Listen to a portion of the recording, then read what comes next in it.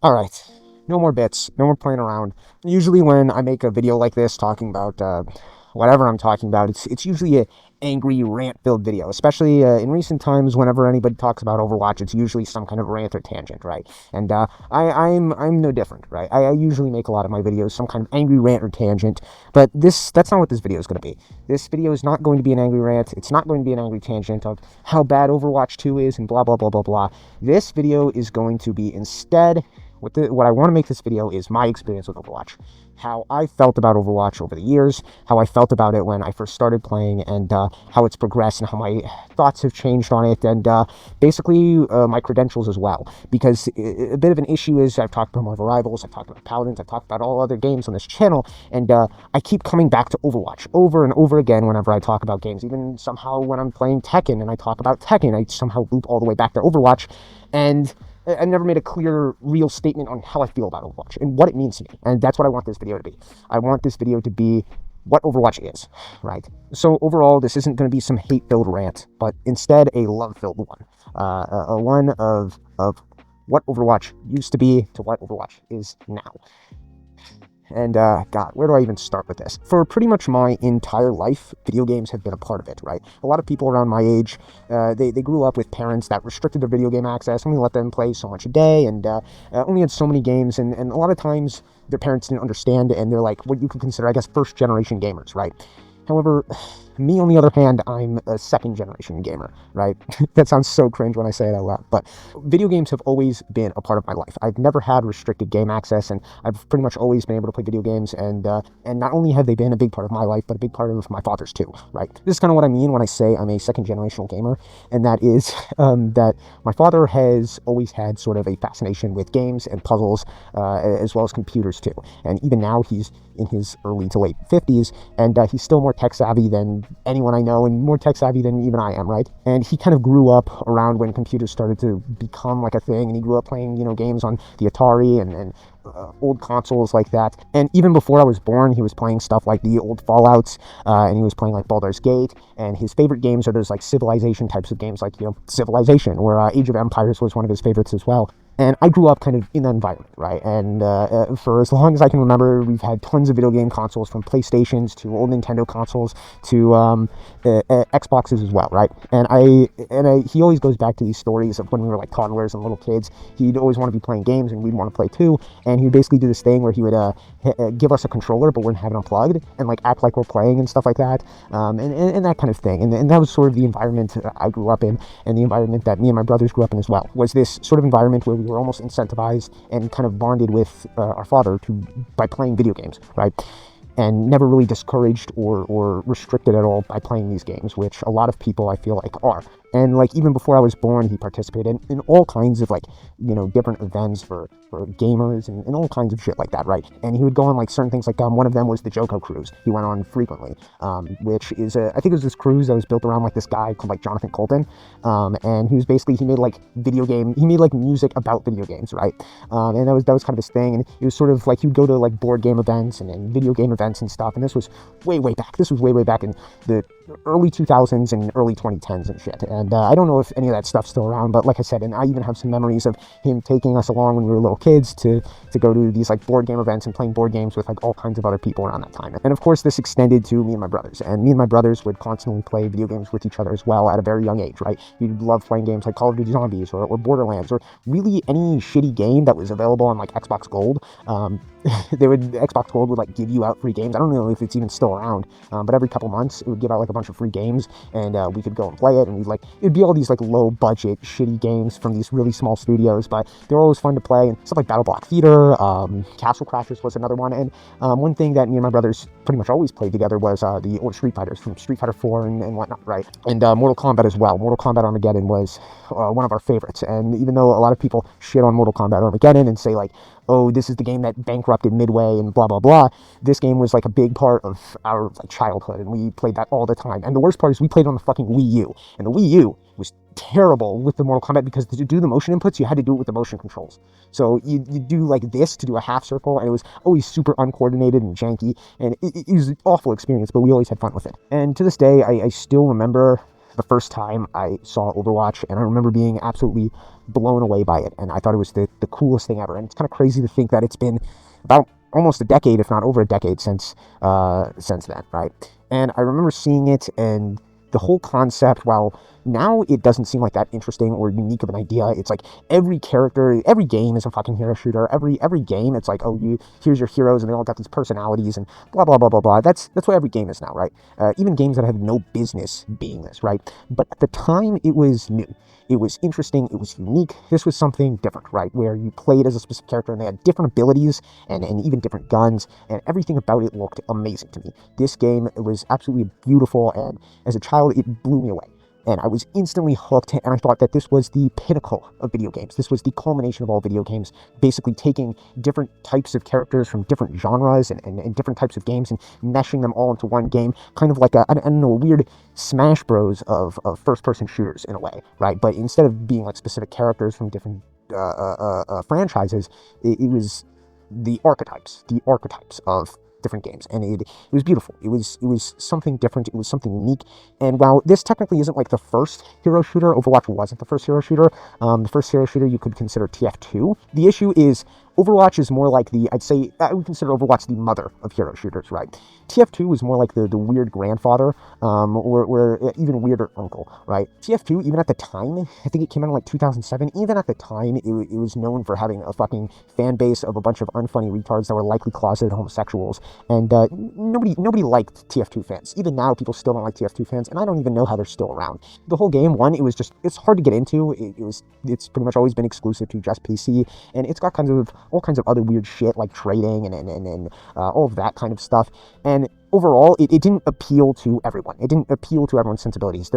All the characters are kind of these soldier-type characters, and there was one major aesthetic, which if you didn't jive with that aesthetic, if you wanted to play something else other than a basically just soldier kind of guy, or if you even just wanted to play a female character, which a lot of people like doing, you can't, right? So if you don't jive with the style that they were going for, then the game's not for you, right? But Overwatch kind of brought this genre to life. Overwatch was the first one I really did, because TF2 also just didn't have a wide variety of characters, period. I don't know how many, I think it's like 10 or 12 characters. I've never really been a TF2 player. But Overwatch is what brought this genre really to life and breathed life into it. And Overwatch is really what, started kind of this whole push to make these hero shooter type games, right? And is as I said, the mother of hero shooters, and it had something for everyone in it. It appealed to everyone. That's what it was. That's what it was about. And there was a character for everyone with great voice acting and amazing character designs. And whatever character you wanted to play, there was someone and something there for you, right? There was a character for everyone, and that's what made it so successful. That's what made it an amazing game, and everything about it was great. And maybe I was looking at it through rose-tinted glasses because I was a kid at the time, but it was something new, and it was something revolutionary. And even to this day, Overwatch still impacts a lot of games, right? But the characters were just absolutely amazing and lovable, and with all their great voice acting and lore, even just so early on, it really brought them to life, and they felt real. They even though this game was only a PvP game with no single player content, these characters still had so much personality and so much story to tell, which was something that really hasn't been seen before, right? Most characters in PvP games at that time, most PvP games didn't have specific characters. You were just random nameless soldiers, games like Call of Duty and whatnot, or Battlefield, right? Or Halo, you're just a guy. And other than playing the story mode, there weren't specific characters, right? And even games that did have specific characters, if they weren't a story-based game, the characters didn't really matter. They were just conduits for abilities and whatnot, kind of like TF2. And as a kid, before this game came out, I already basically fell in love with it, right? I remember looking for any information I could find on the game, watching all kinds of people's gameplay and stuff, and what people thought about it, and I remember being very hyped right before the game's release. And then eventually the game dropped, and I got to play it, and I loved it.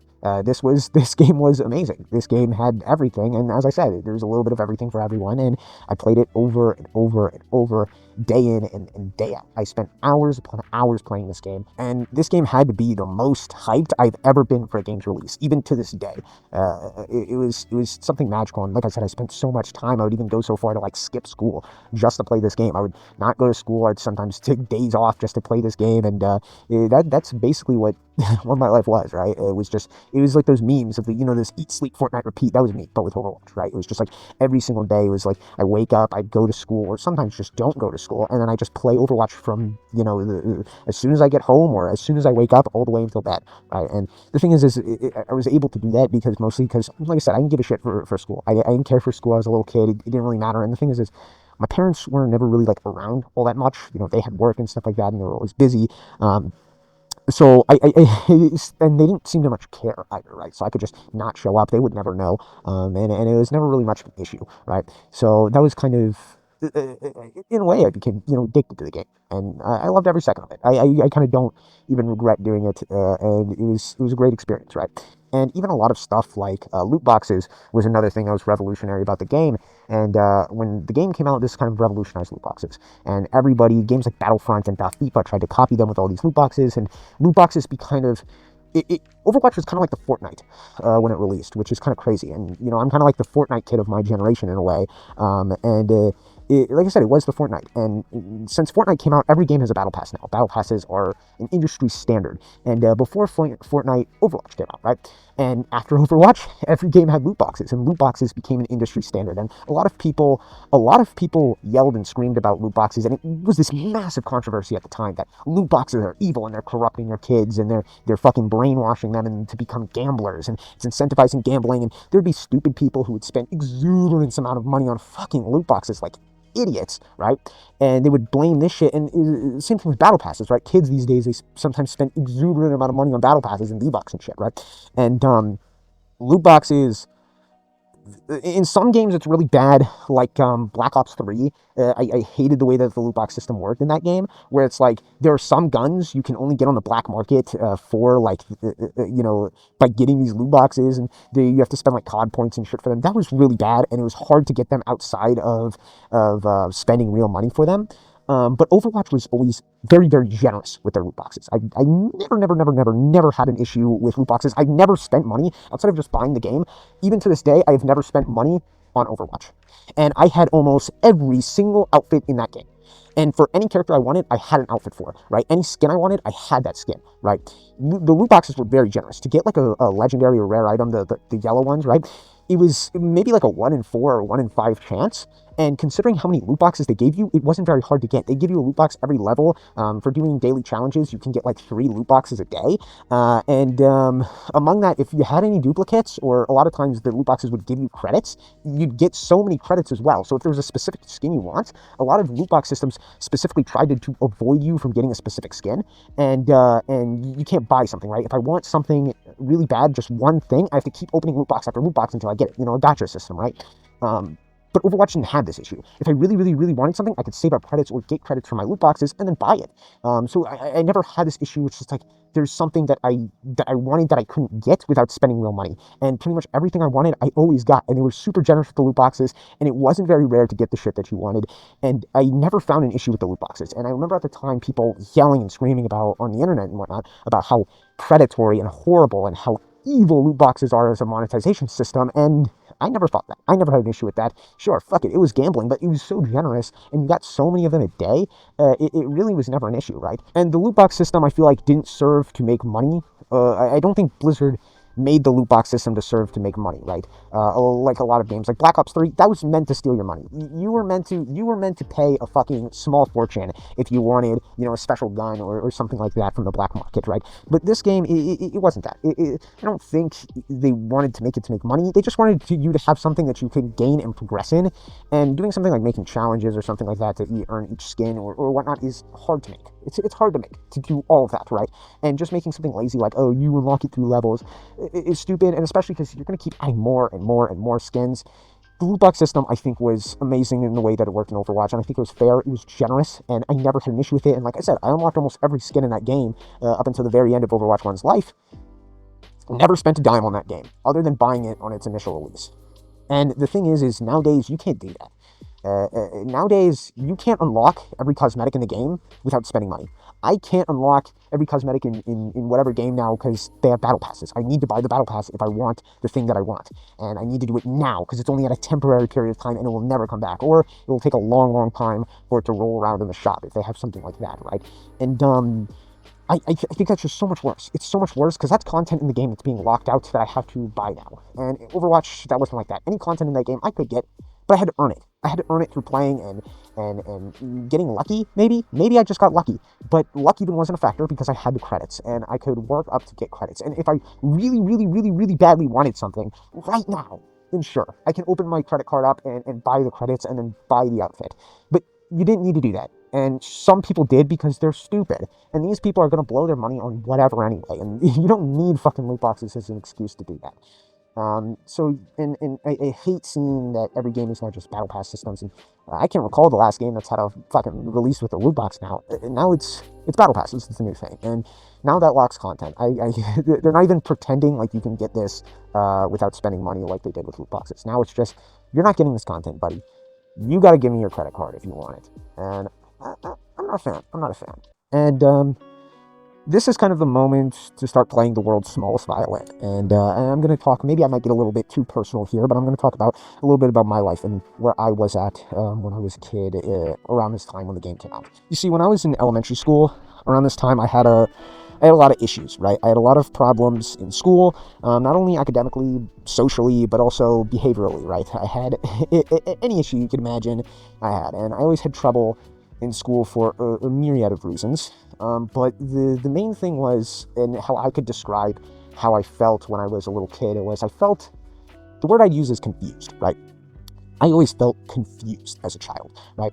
Nothing ever seemed to make sense to me, and I would always ask questions and never really get a clear answer. I'd never have anything to answer that, and I always felt like the world didn't make sense. Why did some people do certain things and some people did others, and why were some people good at things and other people weren't? And I had a lot of insecurities even at that time as a little child, and a lot of issues that I really needed to deal with, therapy and whatnot, that I didn't really get, and the only solution was, oh, take these pills and they'll make you feel happy again, and antidepressants and whatnot, and that didn't really solve anything, you know what I mean? I never got answers, right? And I always felt like as a kid I was worse at everything, and I was just an inferior human. And it was for a lot of reasons. I felt like I was never good at anything. I was born with really bad eyesight. I've pretty much always had really bad eyesight. My mother's legally blind, and that's kind of passed down to me. You might be able to see that I have lenses in this mask in order for me to see. And most people would be like, oh, why have the lens in the mask, even if you have bad eyesight? It's because I literally cannot perform as a normal human being without them. Without my glasses, beyond about 5 feet, everything just starts to become shapes and colors, and I can't make anything out. And with my and also without it, I literally need my glasses to see my monitor that's less than a foot away from me. Right? If I sit right over there, which this is where my PC is, and my monitor, if I sit right here, I can't see. Without my glasses, I can't see my monitor. I can't, I'm literally blind, and I've always been like that. And like I said, technically, I'm not legally blind, but my mother was. That's passed on to me, and I always felt like, why? Why is that fair? How is that fair that I can't see jack shit and other people could, right? And on top of that, I was always smaller and weaker than pretty much everyone else my age. I had a lot of weight issues for a long time. I was extremely underweight, and I never performed well in PE or any athletics. I wasn't even fast. I was always one of the slower kids as well, and like I said, I for a long time, I could never do more than 10 push-ups. Maybe you might think, oh, well, I'm just a nerd. I'm a dork. I'm a bit of a geek, right? I'm a bit of the brainy type, not the brawny type. So what if I can't see? So what if I can't run a fucking mile or do some push-ups? Maybe I got it all going on up here. That was not the case. I was one of the dumbest motherfuckers you could ever meet. And now looking back at it in retrospect, maybe it wasn't a good idea that I was skipping school, and maybe that had something to do with a bit of it, of why I fell behind. But I don't think that was the case. I think I just was a little bit stupid and just didn't know how to learn at the time. And I don't think the teachers did a good job of teaching me either, or found out why, right? Because I wasn't skipping school until Overwatch came out, and I had these problems before Overwatch came out, right? And I had a lot of really bad issues academically because I couldn't read until about the 3rd grade, which a lot of times they expect you to be reading like picture books and shit by 1st or 2nd grade. And like I said, I couldn't read till 3rd grade. I couldn't read a word. I couldn't read a little bit, right? Even up until like 5th and 6th grade, I still couldn't read like actual books, and my vocabulary was very small, and I still had to read picture books and whatnot. And that's kind of what's gravitated me towards comics and manga, as I'm fucking illiterate. Now I can read perfectly fine, and this has been something that also my father has struggled with, and might have been the case, but I've never gotten tested, was my father is dyslexic, and I think maybe some of that has passed on to me, but that's no excuse. I can read now, but like I said, I had a lot of issues at that age with reading for the longest period of time, and it felt like no one was really helping me out. I would be put into like special classes to help me read and whatnot, but it didn't help. I had a lot of trouble doing it, and I always felt behind. I wasn't good at math either. I wasn't good at numbers. I had trouble with, just simple addition and subtraction, and, when they added multiplication and division, that fucked me up. I couldn't do any of that shit, right? And I had terrible grades. I had terrible everything. And like I said, I didn't understand why.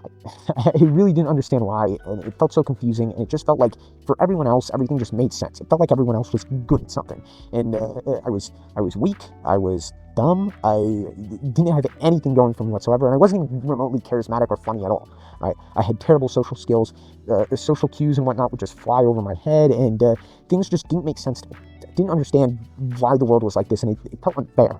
It felt like I was just born an inferior human being, and it caused a lot of issues very young, right? Until I started playing Overwatch, and like I said, when I started playing Overwatch, it kind of served as a sort of retreat for me, you could say, right? It served as a way to kind of run from my problems, I guess, is what a therapist might say. But whenever I played Overwatch or video games, I didn't feel confused. Whenever I was in the real world doing real shit, I didn't understand what was going on, and I had a lot of problems. But when I played Overwatch, I didn't feel that. I felt like I understood everything, and I took to that game like a duck to water. That game was my everything. It was, my life outside of school. When I wasn't playing in school, I was playing video games. I was playing Overwatch, and I understood that game down to a science, down to every detail. And I would watch videos and content creators talking about the game and everything about it. It got so to the point where I knew everything down to, the exact amount of damage that characters did, certain strategies, and literally just everything about the game.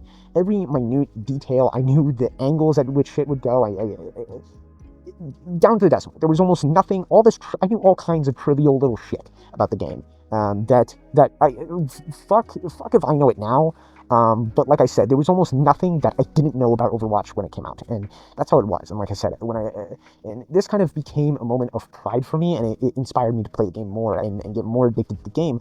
Was this kind of gave me something that I felt like I was good at. For once in my life, I felt like this was my thing. This was who I was. Right? This is what I am.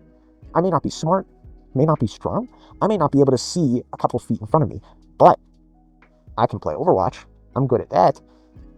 And this kind of was a way for me to socialize with other people, as, anytime anyone had a question or wanted to ask anything about Overwatch, as a lot of kids my age were playing Overwatch at the time as well, they could come to me to ask, and I'd always have an answer. I'd always know everything, and I'd give it down to the exact detail and all of that, right? And I became known as the Overwatch kid, right? People knew me because I knew shit about Overwatch.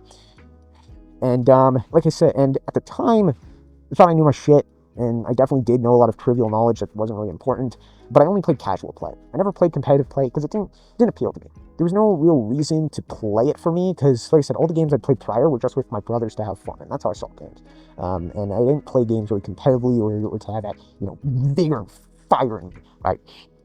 So I never really played competitive. I did like a couple times to get my placements, and I had the season 1 banner as well, the one with the pinwheel fan from Ilios. I had that. And this is kind of a part that pains me a little bit and is going to be a bit of an issue going forward. And that is, I have no proof whatsoever of this account. I have no way to prove that I have ever played the game. There is no proof of it at all. And this hurts me to say, but like I said, at the very end, I was diamond in all roles, as well as I had the season 1 banner as well, right? I have no way to prove this. You just got to believe me on it. I have these ranks. I have Diamond in Street Fighter 5. I have Fujin in Tekken 7 and Tekken God in Tekken 8, which those, in all of those are about top 2%.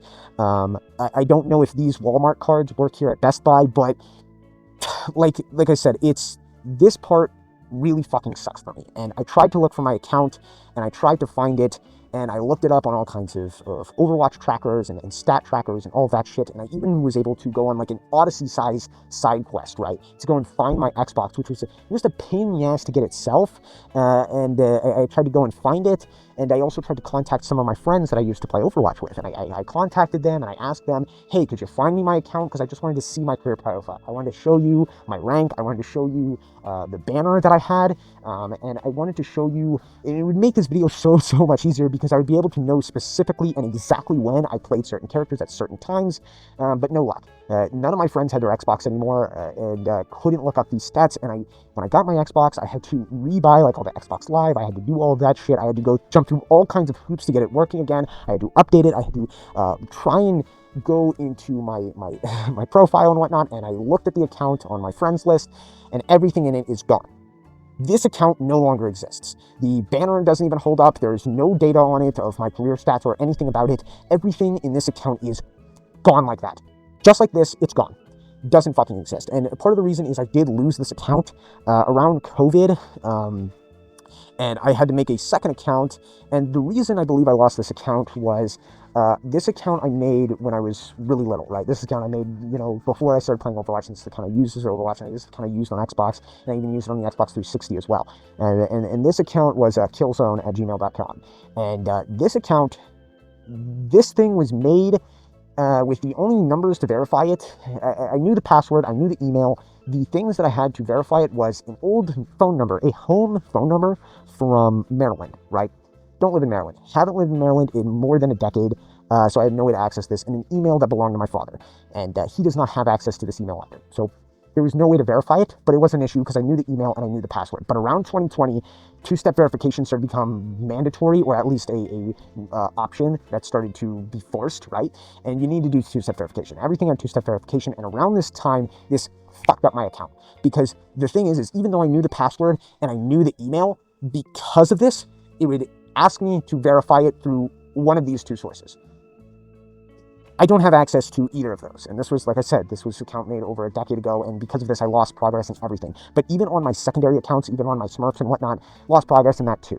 Overwatch 2 did not transfer over any of my shit. I have no way of knowing if I could access it or whatnot. And I even tried to, I thought, you know, oh, that's not that big of a deal, because I must have some game clips or something that should show my account or something, or at the very least just the Overwatch banner. Because if I'd show you that Season 1 banner, then that would provide some bit of proof, a little bit of proof, a little bit of integrity to everything that I'm saying. But no, when I checked back on Xbox, there was a message that said basically that Xbox clips after 90 days are deleted now.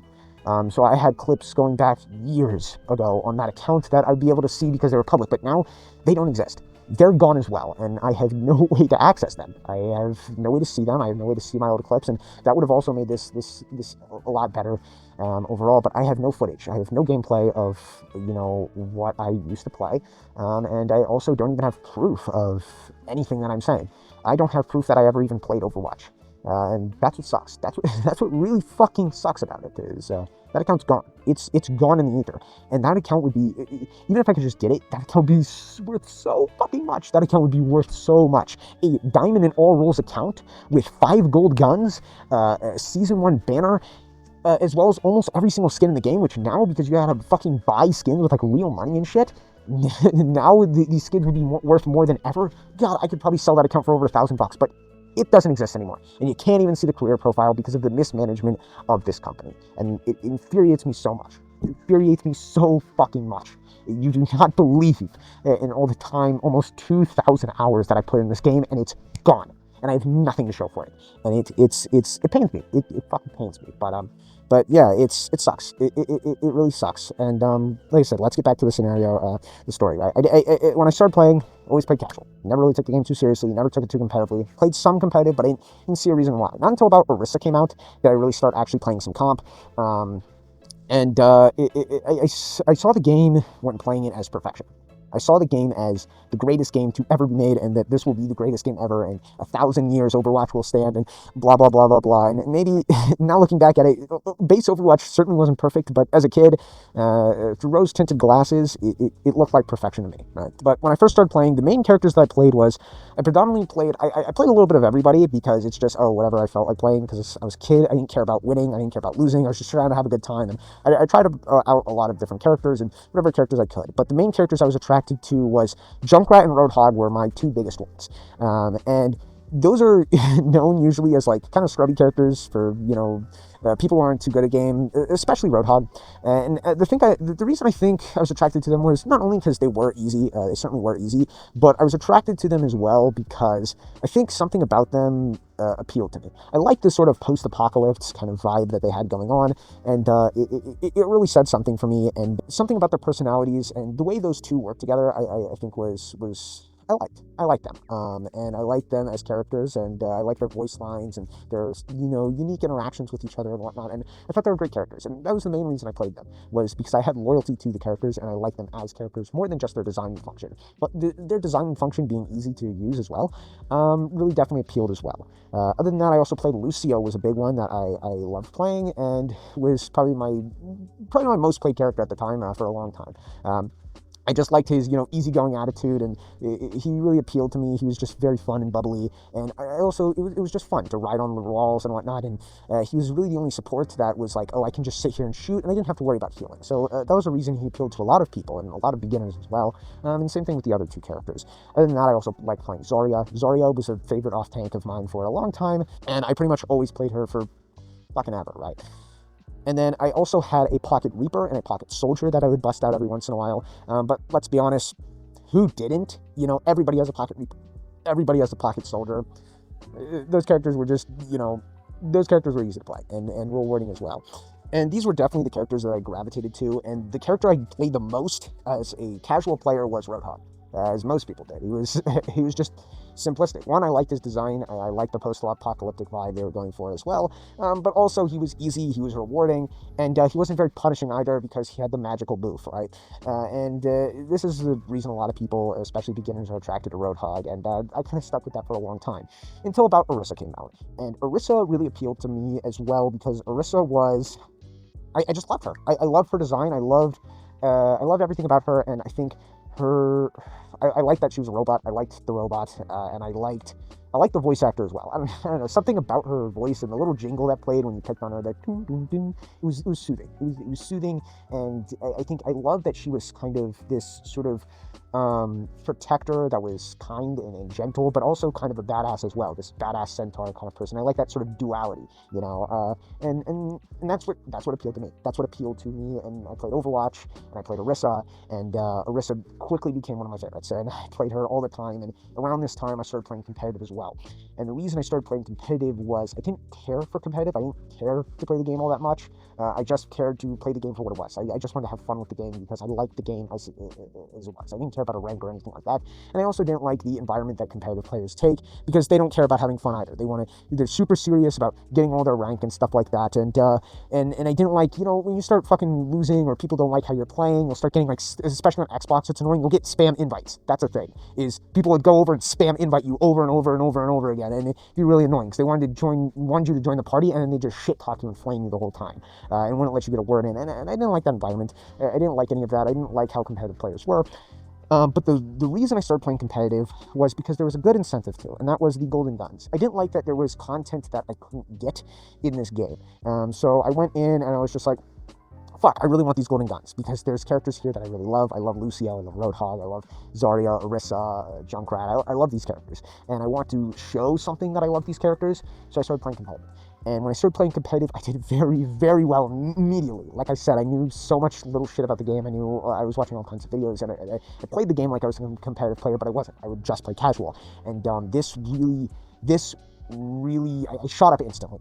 Instantly, I shot up immediately to gold. In my first season of playing, I was gold like that. And I don't know what season this would be. I think Orisa was I want to say season 5 or 6, something along those lines, and that is where I was. And that was the first season I actually really did play competitive.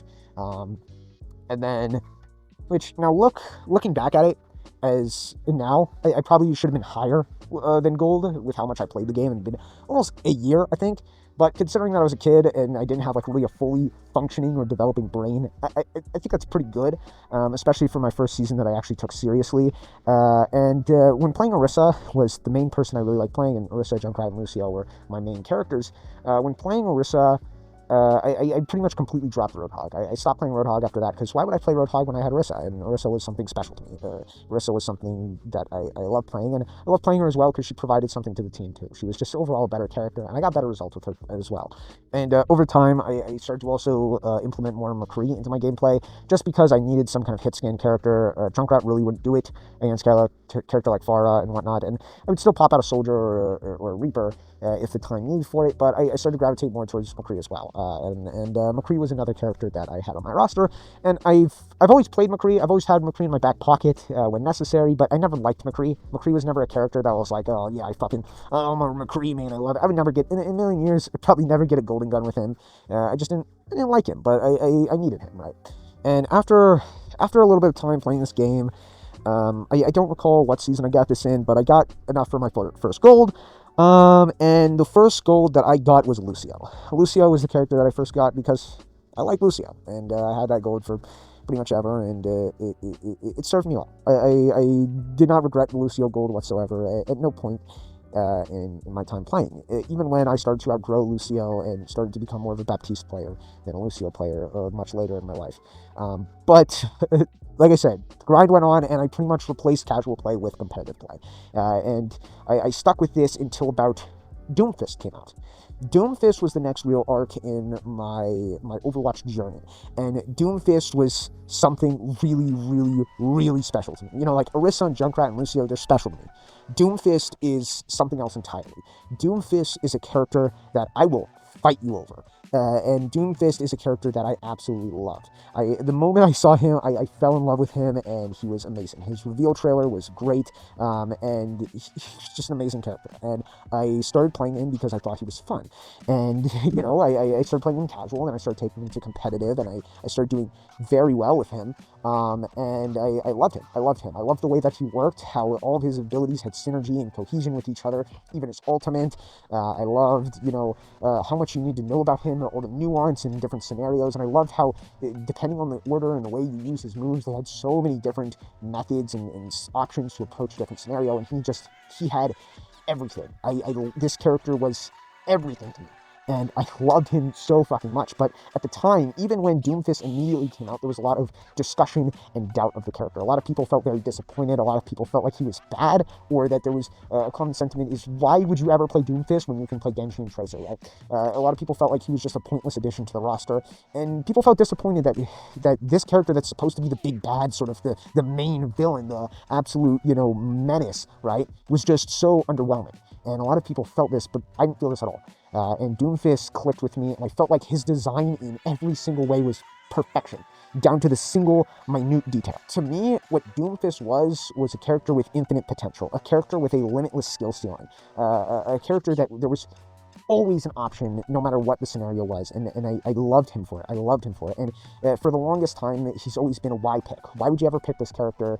And he's always been underwhelming, and people have had doubts. People have forever. He's pretty much always stayed in the same state and had a very, very low play rate for the longest time. But the thing about Doomfist is Doomfist and Doomfist players were extremely loyal. So fucking loyal. And Doomfist was a character, the way I saw him is Doomfist was a character that demanded respect. Any motherfucker who played Doomfist, they always had Doomfist gold, and they were attached to that character like glue. And any Doomfist player was super, super loyal to the character because they loved him for him and the way that he worked. And it was just, he was amazing. He was an amazing character. The way I saw it was his design was perfect, not only in a gameplay perspective, but also to what he was supposed to be as a character. He was a rare character that you wouldn't see every single day. He was something that appeared very rarely, and a very small amount of loyal players played him. And this made him something to be feared. This made him a character that commanded respect, because people who played him specialized in him and knew everything that you could know about the character. And people who played Doomfist weren't just looking for easy wins or looking for plays of the game or whatever. They played him because this is him. And I think making him a very rare character, making him a character that was extremely difficult to perform, because the way that Doomfist worked was he was so hard to perform in a lot of ways, and a lot of people felt by playing him over Genji and Tracer and blah, blah, blah. He was so hard to get to actually work that even if you played a perfect game, and even if you played him as well as you possibly could, and did very, very well, even taking him so hard, he was only, in spending so many hours into him and specializing into him, he was maybe about as good as Genji and Tracer, right? Maybe about as good as Genji and Tracer. And a lot of people just felt, why would you play him?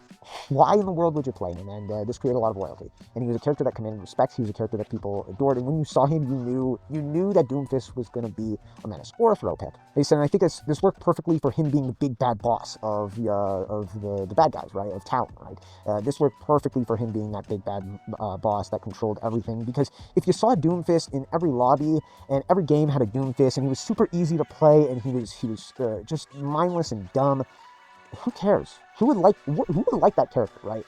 If he was just so common, he wouldn't feel as impactful. But him being so rare and him being so hard to pull off made him a character that commanded respect. Made him a character that was always a menace. And to me, he was really a character with infinite skill ceiling and infinite potential, right? A potential, and that even someone like Brandito, someone who was one of the best Doomfist players at the time, or I don't know if he still is. Like I said, I've fallen off the wagon on Overwatch, but Brandito is known as one of the best Doomfists, right? Even someone like him couldn't reach that height. He was a character that had such a infinite skill ceiling and such a high skill ceiling that even he couldn't perform in at full capability, right? And like I said, character with infinite skill ceiling and infinite potential, where everything about his kit just worked so well and so neatly, and alone his abilities were useless and were unusable, right? If they were slapped on any other character, they wouldn't work. But together, in combination, they were something that could create millions of options and made him extremely strong, right? He didn't just do the same thing over and over again in every scenario. He had to think about what's at play, the characters around him, and what to do in each scenario, and he was amazing. And there were all kinds of specific neat tricks and gimmicks that you could do, like rollouts and whatnot, and there was nothing this character didn't have. I felt like, to me, what Doomfist felt like was, I always had an option. I always had an answer for something, that as long as I was clever enough, as long as I was good enough, as long as I was, quick enough, that there was nothing I couldn't do. There was no scenario I couldn't win, as long as I just played it right. And that's what Doomfist felt like to me. And no other character in not just Overwatch, but any other hero shooter I've played, have I felt like that. Have I felt like, damn, there was something I could have done in that scenario, like, all the time, right? Some characters, sometimes it's like, well, I'm just fucked here. There's nothing I could have done, it's whatever. But Doomfist, it always felt like I had an option. He had, as I said a million times, he had an infinite potential, an infinite skill ceiling. And him being rare, him being kind of an oddity of a character, made him something to be respected, and something to be feared as well. But like I said, Doomfist is my favorite character in Overwatch history, old Doomfist. And even, hell, he was my favorite character in all of hero shooters, and dare I say, he's my favorite character in video game history, period. Doomfist is, I think, the best designed character that has ever existed, not just in Overwatch, not just in Paladins or any other hero shooter, but in video games as an entirety. I can confidently say that Doomfist is the best designed character that has ever existed. And I had so much loyalty with this character, and this was the character that I got to Diamond with. This was the character that I put so many hours into, and it hurts like a motherfucker that, just like my account, this character's gone. He doesn't exist anymore. The Doomfist that I played is... He's not there. I can't play him. Well, my account, on the other hand, it's like, yeah, whatever. It's gone. That sucks. But Doomfist, it's like that. It's gone. Like, I can never go back and play old Doomfist. I can never go back and have fun with that character again, because he doesn't exist. He's nothing. He doesn't. All he is a distant memory, and it hurts so goddamn much. And to see, whenever time I might boot up Overwatch 2 or something like that, or play a little bit of it, I see just all the time, there's a Doomfist in almost every lobby. Doomfist is extremely common and extremely popular, and I think what he's become has become just like any other Overwatch character. He feels so much more limited, and I've tried playing a bit of the new Doomfist, and I don't like it. I can't play it, and it's not my Doomfist. It's not the Doomfist I remember. It's not the character that I used to play. And I think everybody... And like I said, I see him all over the place, and now everybody plays him, and he's super common, and I feel like it diminishes what that character was and what he meant to me. And I just feel like his game plan is, now, given I haven't played that much Overwatch 2, I only have about 50 hours in it, and I only played a couple games of Doomfist and just didn't like it whatsoever. But what he seems like to me is kind of like Winston, where he will just jump onto the enemy team and then just fuck around a bit, get a damage, and maybe get a kill, and then, like, you know, use the block and shit, wait for his abilities to go off cooldown, and then jump away and get out of the way. Like, he kind of feels like an alternative version of Winston to me now, and I don't like it. That's not what Doomfist was. That's not what he is to me. And everything, all the uniqueness about him is gone. He feels limited. He feels like how all the other characters were, and he doesn't feel like a character with infinite potential. He doesn't feel like a character where his tools and his kit is unique and work together. And he just is what he is. And I hate every time I see Doomfist. It annoys me, and I just can't play him. And it sucks that the character that I spent so many hours into, just like my account that I spent so many hours into, so much time into, is just gone. Doesn't exist, you know. And I don't know. I don't fucking know, man. And I don't know what this company's doing, where it's going, and like a game like Street Fighter V or Tekken 8. Yeah, those games suck dick and balls, right? And yeah, it's just like the whole game's different, and it's like, wow, this game fucking sucks. But the thing is I can always go back and play Street Fighter V. I can go back and play Tekken 7. I can go back and play the older versions of those games and still have a good time. But this game, it's like, I can't go back and play old Doomfist. I can't play that character. That character doesn't exist anymore, and no one can play him anymore. He's gone. And it hurts. It hurts. And I feel the same way with Orisa as well. I loved Orisa for what she was, and now she's not the same character. She has none of the same abilities, and I guess she still has Fortify, but it's not the same character anymore. She's not my Orisa. And that character's gone too, and doesn't exist either. And it's a shame that I feel this way, because, as I said, Doomfist, in my opinion, is the greatest character to ever exist in all video games. He's the greatest character to exist design-wise, and I think he was amazing in so many ways, and I don't think Blizzard knew what they had with this character or what they actually created. And just because, oh, he has a low play rate, we have to change him because people didn't like him, and we couldn't make him as good as Genji or Tracer and competitively viable, so we're gonna have to completely remove the character, and now it's just a new fucking character, and he's just Winston too. Doing that shit it's a slap in the face. It's a slap in the face to all the people who were so loyal to Doomfist. And he said he was a character with a lot of loyalty. You couldn't find a Doomfist player who didn't have Doomfist gold. You just couldn't. You simply couldn't.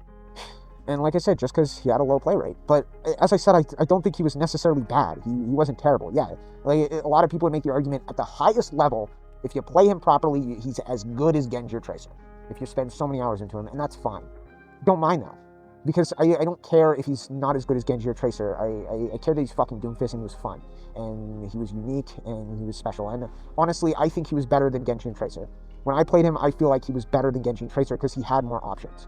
He had an infinite amount of options. As I said, he has infinite potential. And seeing him gone is just, it hurts. It fucking hurts every time I boot up that game and I see half the characters that I fucking play, I can't play anymore. But overall, I definitely still played more Junkrat than I did Doomfist. Junkrat, I think, stayed as my most played character throughout my entire career, up until very, very late when I just didn't give a shit and I was just playing Doomfist because I just wanted to have fun with the game. But for the most part, I played more Junkrat because he was more consistent, right? Doomfist, if you just had a bad game and just weren't playing well that day, or like I said, there's a lot of CC on the enemy team, Doomfist just like doesn't work very well, and Junkrat's a lot easier to get consistent damage off. But on a good day, if I was playing well, you could do some real fucking damage with Doomfist. But I kept grinding the game. I kept playing the game more and more and more with the same schedule. Sometimes I'd skip school, play every single day. And then around about a year before, like around Moira came out, I'd say, I started to fall off the game a little bit. I just play it on and off. And I was around Platinum at this time. I was like, mid-highish Platinum. And like I said, I started to play other games too at the same time, and just doing more other stuff, and became less and less addicted, just because I'd played the game so much. But I wanted to get that flashy diamond, and around a little bit before Brigitte came out, I got 2 diamond, and this was I don't remember what season this was. I think it was the season before Brigitte, and at that point when I got to diamond, I stopped playing. That was pretty much it. That was the end of my Overwatch, and that's what I did with Tekken. That's what I did with Street Fighter. The moment I got to Diamond, boom, uninstall. I'm done with that game. I'm out. I'm going on to the next thing. And in Overwatch, it just kind of got dull for me. It got a bit dull because I just played it so much. It wasn't anything necessarily wrong with the game. The game didn't do anything too bad. Around this time, there was a lot of goats. Like I said, goats was pretty bad for a while, and that's the reason they added roll queue. I don't like that. I really don't like that, and I feel like this was a bandage for, you know, this was just stupid. It was stupid. It was stupid to just not balance their tanks because they just didn't know how to do it, and then just, like, you know, patch it up and be like, okay, well, we're just going to ban you from playing what characters you want, and now you're going to have to go through roll queue. But like I said, I pretty much stopped playing before roll queue was implemented. And then the only real issue I started to have with the game around this time was, I think they started nerfing shields, right? Base launch, I believe, I want to say Reinhardt had 2,500 shield on his shield, and then Orisa had like a 6-second cooldown with, I want to say it was 1,200, but I know for the majority of the time she was around, it was about 800 HP on her shield. And like I said, it had a really quick cooldown. It was like 6 seconds or something like that. So she could, as long as you wouldn't destroy her shield, she pretty much always had a shield up. And that was the way that Orisa worked. And they started nerfing shields. I'm not sure when it was. I think it was 2017 or early 2018, something like that. I think it was around Moira's time, right? And the nerfing shields, I think, was a problem. At the time, I didn't see it as that big of an issue. It's like, okay, 2,500 to 2,000, it's not that big of a deal. But I really, really genuinely believe that the nerfing of shields is what has caused the downfall of Overwatch, and what has gravitated to Overwatch becoming the game that it is today, and has made Overwatch unplayable. And every issue, and I mean this, I fucking mean this, and this is serious. I believe that 90% of the issues with the gameplay in this game is directly due to the nerfing of shields. Listen, almost every issue, from goats to the damage in the game to the game being a fucking mess, every issue is directly due to the nerfing of shields. And every time I say this, people look at me like I have 3 fucking heads, right? And I've been flamed online for saying this and shit like that, and people come up with some other excuse. I mean it. This is not nerfing of shields. The nerfing of shields, I think, was really, really bad. And it's gotten worse as time progressed. And now it's like Reinhardt's is 1,200, which is like, what the fuck is this shit? And Orisa's is like 400. Brigitte, I think, is 150, I want to say. I know for a time it was 200 at like the end of Overwatch's life, which is like, what the fuck? Like, what? This shit is like, I might as well be blocking the bullets with a wet napkin, dude. It's horrible. It's terrible, right? This is the point where I kind of have to explain some shit. And sort of what Overwatch was and how the Overwatch worked from my perspective, and the way that my brain processed Overwatch and the way that Overwatch worked. The way that I saw Overwatch and the way that I saw Shields was that Shields were the line that divided one team from another, right? And between those dividing lines between one team and, you know, Team A and Team B, between those was where the real fight happened.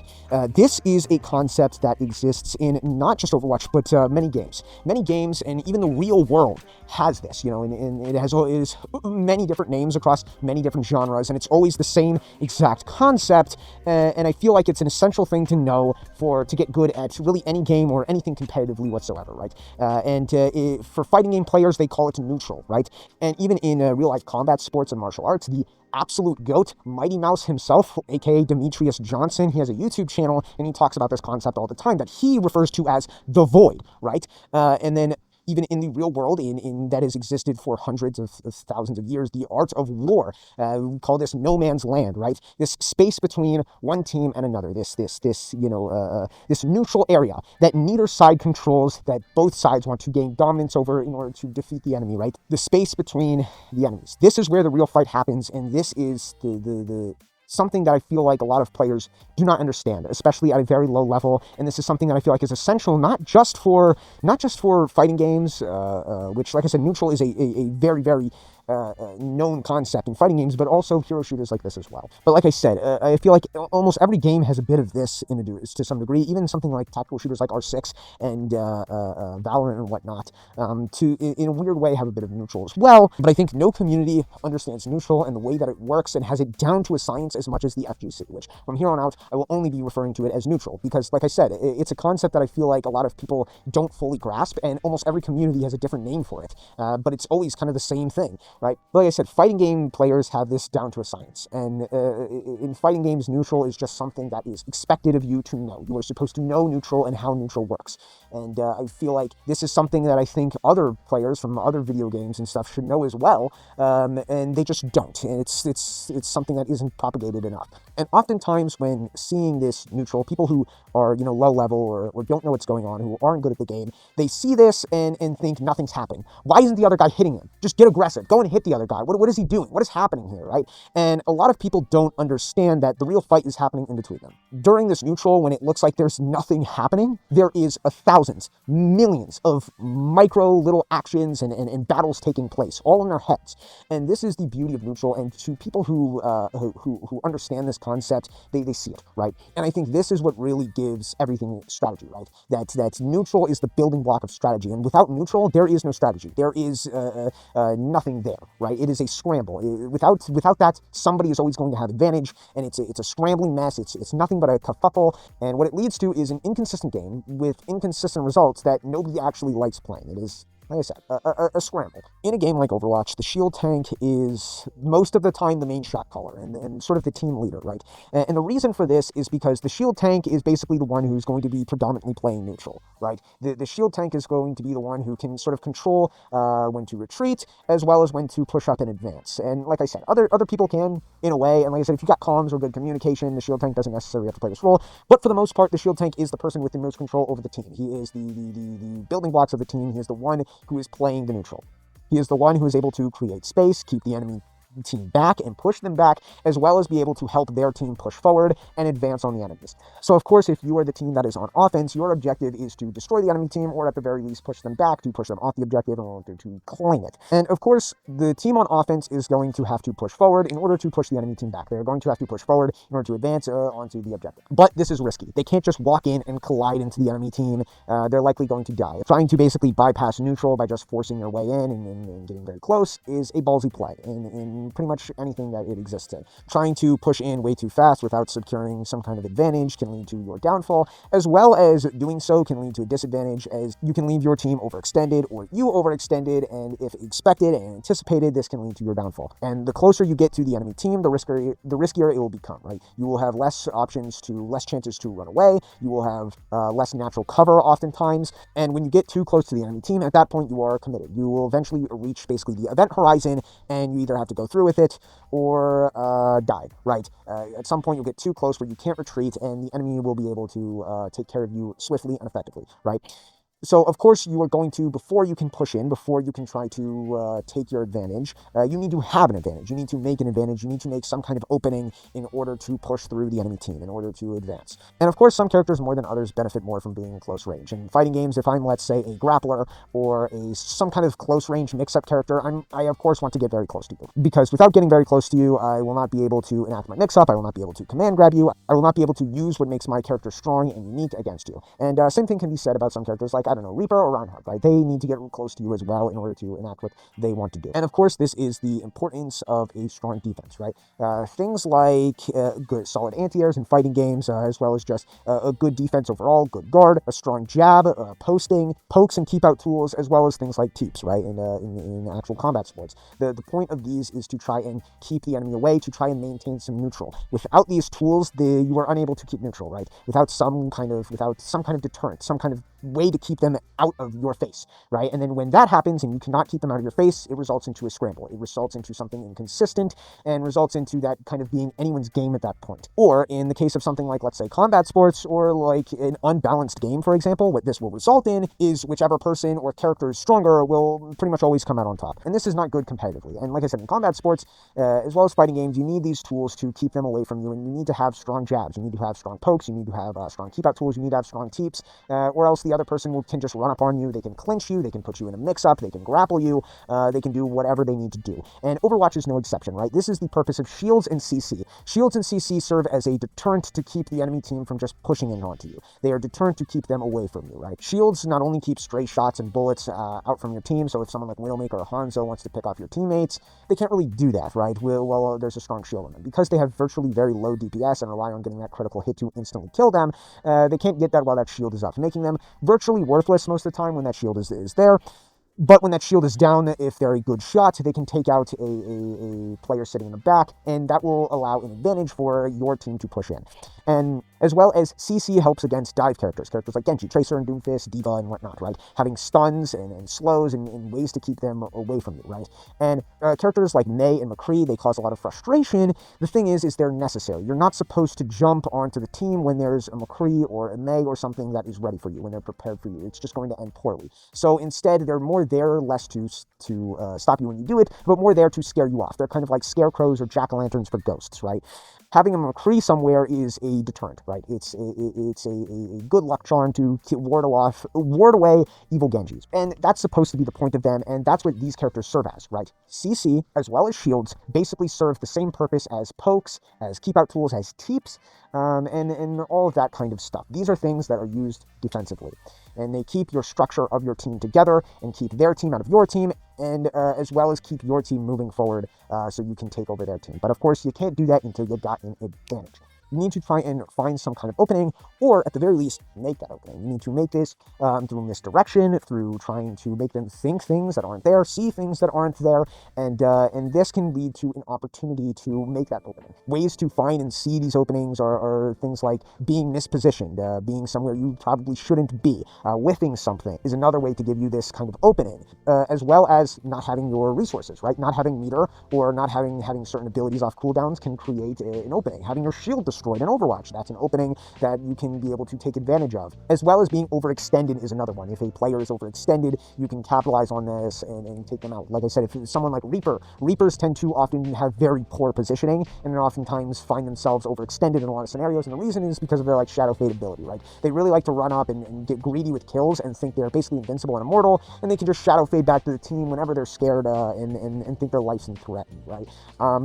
However, this does not work all the time, because a lot of times they'll overextend themselves way too far and aren't able to run back to their team in time and are able to be taken out, right? It's very common seen with Reaper, and other players will do it too, right? So if someone is overextended, you can sometimes capitalize on this as well. And same thing with fighting games. Sometimes a fighting game player might be overextended. They might be getting too greedy. They might really want to have some kind of advantage, or even a fighter in real martial arts. They might be getting too greedy. They might be getting frustrated and getting way too aggressive and making careless decisions and careless mistakes that lead to an opening, lead to them being overextended. And then, of course, overextended leads to being mispositioned, and that leads to an opening. And not all openings are created equal. Some openings, it's like, yeah, this guy's fucked. He just put himself in this position, and he's doomed. He's essentially doomed, right? And some openings are a bit more minor. Some openings, it's like, oh, I might be able to capitalize on this, but this is a risk. And of course, because of this, you're going to have to measure risk and reward. What do I get if this goes completely south and is terrible and bad? What happens to me at that scenario, and can I come back from this? Versus, if this goes completely my way, 100%, and works out perfectly, what is my reward for doing this? And you must compare and contrast those two, and also measure the probability of these things becoming, of the good outcome and the probability of the bad outcome. And being willing to take this risk and trying to find a consistent, clear, concise judgments based on what you have versus what your enemies have, and being able to measure this risk and reward. In something like Overwatch, if it's a 6v6 and both teams are butting heads, the risk reward on just pushing yourself in and trying to force a scramble is a bad idea, right? It's likely not going to end well, and it could really be anyone's game. But if you were able to, let's say somebody gets a pick off and they're down a player and it's a 6v5, now you have an advantage. The likelihood of you being able to come out on top is much higher. As well as you must also weigh what characters do they have, what characters did you take out, how good is that player, right? If you took out someone like the Reinhardt, the main tank, the frontline tank, that's a massive, massive advantage, and you can pretty much always push in without any issues, right? But if you take off someone like the DPS, that's like a Torbjorn, and he hasn't been doing anything except for sitting in his fucking, just throwing turrets around and emoting, and just holding left trigger because he's your 6-year-old cousin, right? That's not that big of an advantage. And it varies as well. Sometimes taking out a DPS that is an absolute menace and is demolishing your team is very, very rewarding. And it's all about measuring risk-reward. Can I take this option? Can I not? And knowing when to back out, knowing when to quit, and putting yourself in the proper situations, in the proper places at the proper time. And like I said, measuring risk and reward. And when you are able to get a bit of an advantage, one advantage can lead to another advantage. Something like in a fighting game, getting a whiff punish can result in you getting corner carry, pushing them into a position, and then maybe getting Oki, allowing you to apply another mix-up and being close range, having more and more advantage, right? This can be a very good thing. Same thing with Overwatch. If you take one person out, then this can allow you to have more advantage. This can allow you to push in, take up space at the very least, or maybe get another kill, and can allow you to win the game, and can allow you to win the team fight. It is a domino effect, a cascading error, right? One advantage can lead to another advantage that can lead to another one, and can result in a victory. And a final way to create this advantage is also ultimates in the context of Overwatch, or something like meter in like a fighting game, right? These things can create another advantage, but of course must be used wisely, because a lot of times you only have one shot at them, and we'll have to wait for a while for them to come back, right? And these ultimates can make a very, very significant advantage and allow you to basically win a team fight, or at least prevent a push from an enemy. And the thing is the human brain can only process so much at a time, right? And we are only capable of doing so many things at a time and thinking about so many things. When you think about, you've ever heard of the game Manual Samuel, right? The whole point is you got to do everything manually, and that's the difficulty of the game. And just walking and blinking and breathing is a challenge, right? That's the whole idea of the game, is that you're doing everything manually. And the reason because of this, that it is difficult, is because there's only so much that we are capable of doing at a time. There's only so much our brain can process at a time and think about at a time, right?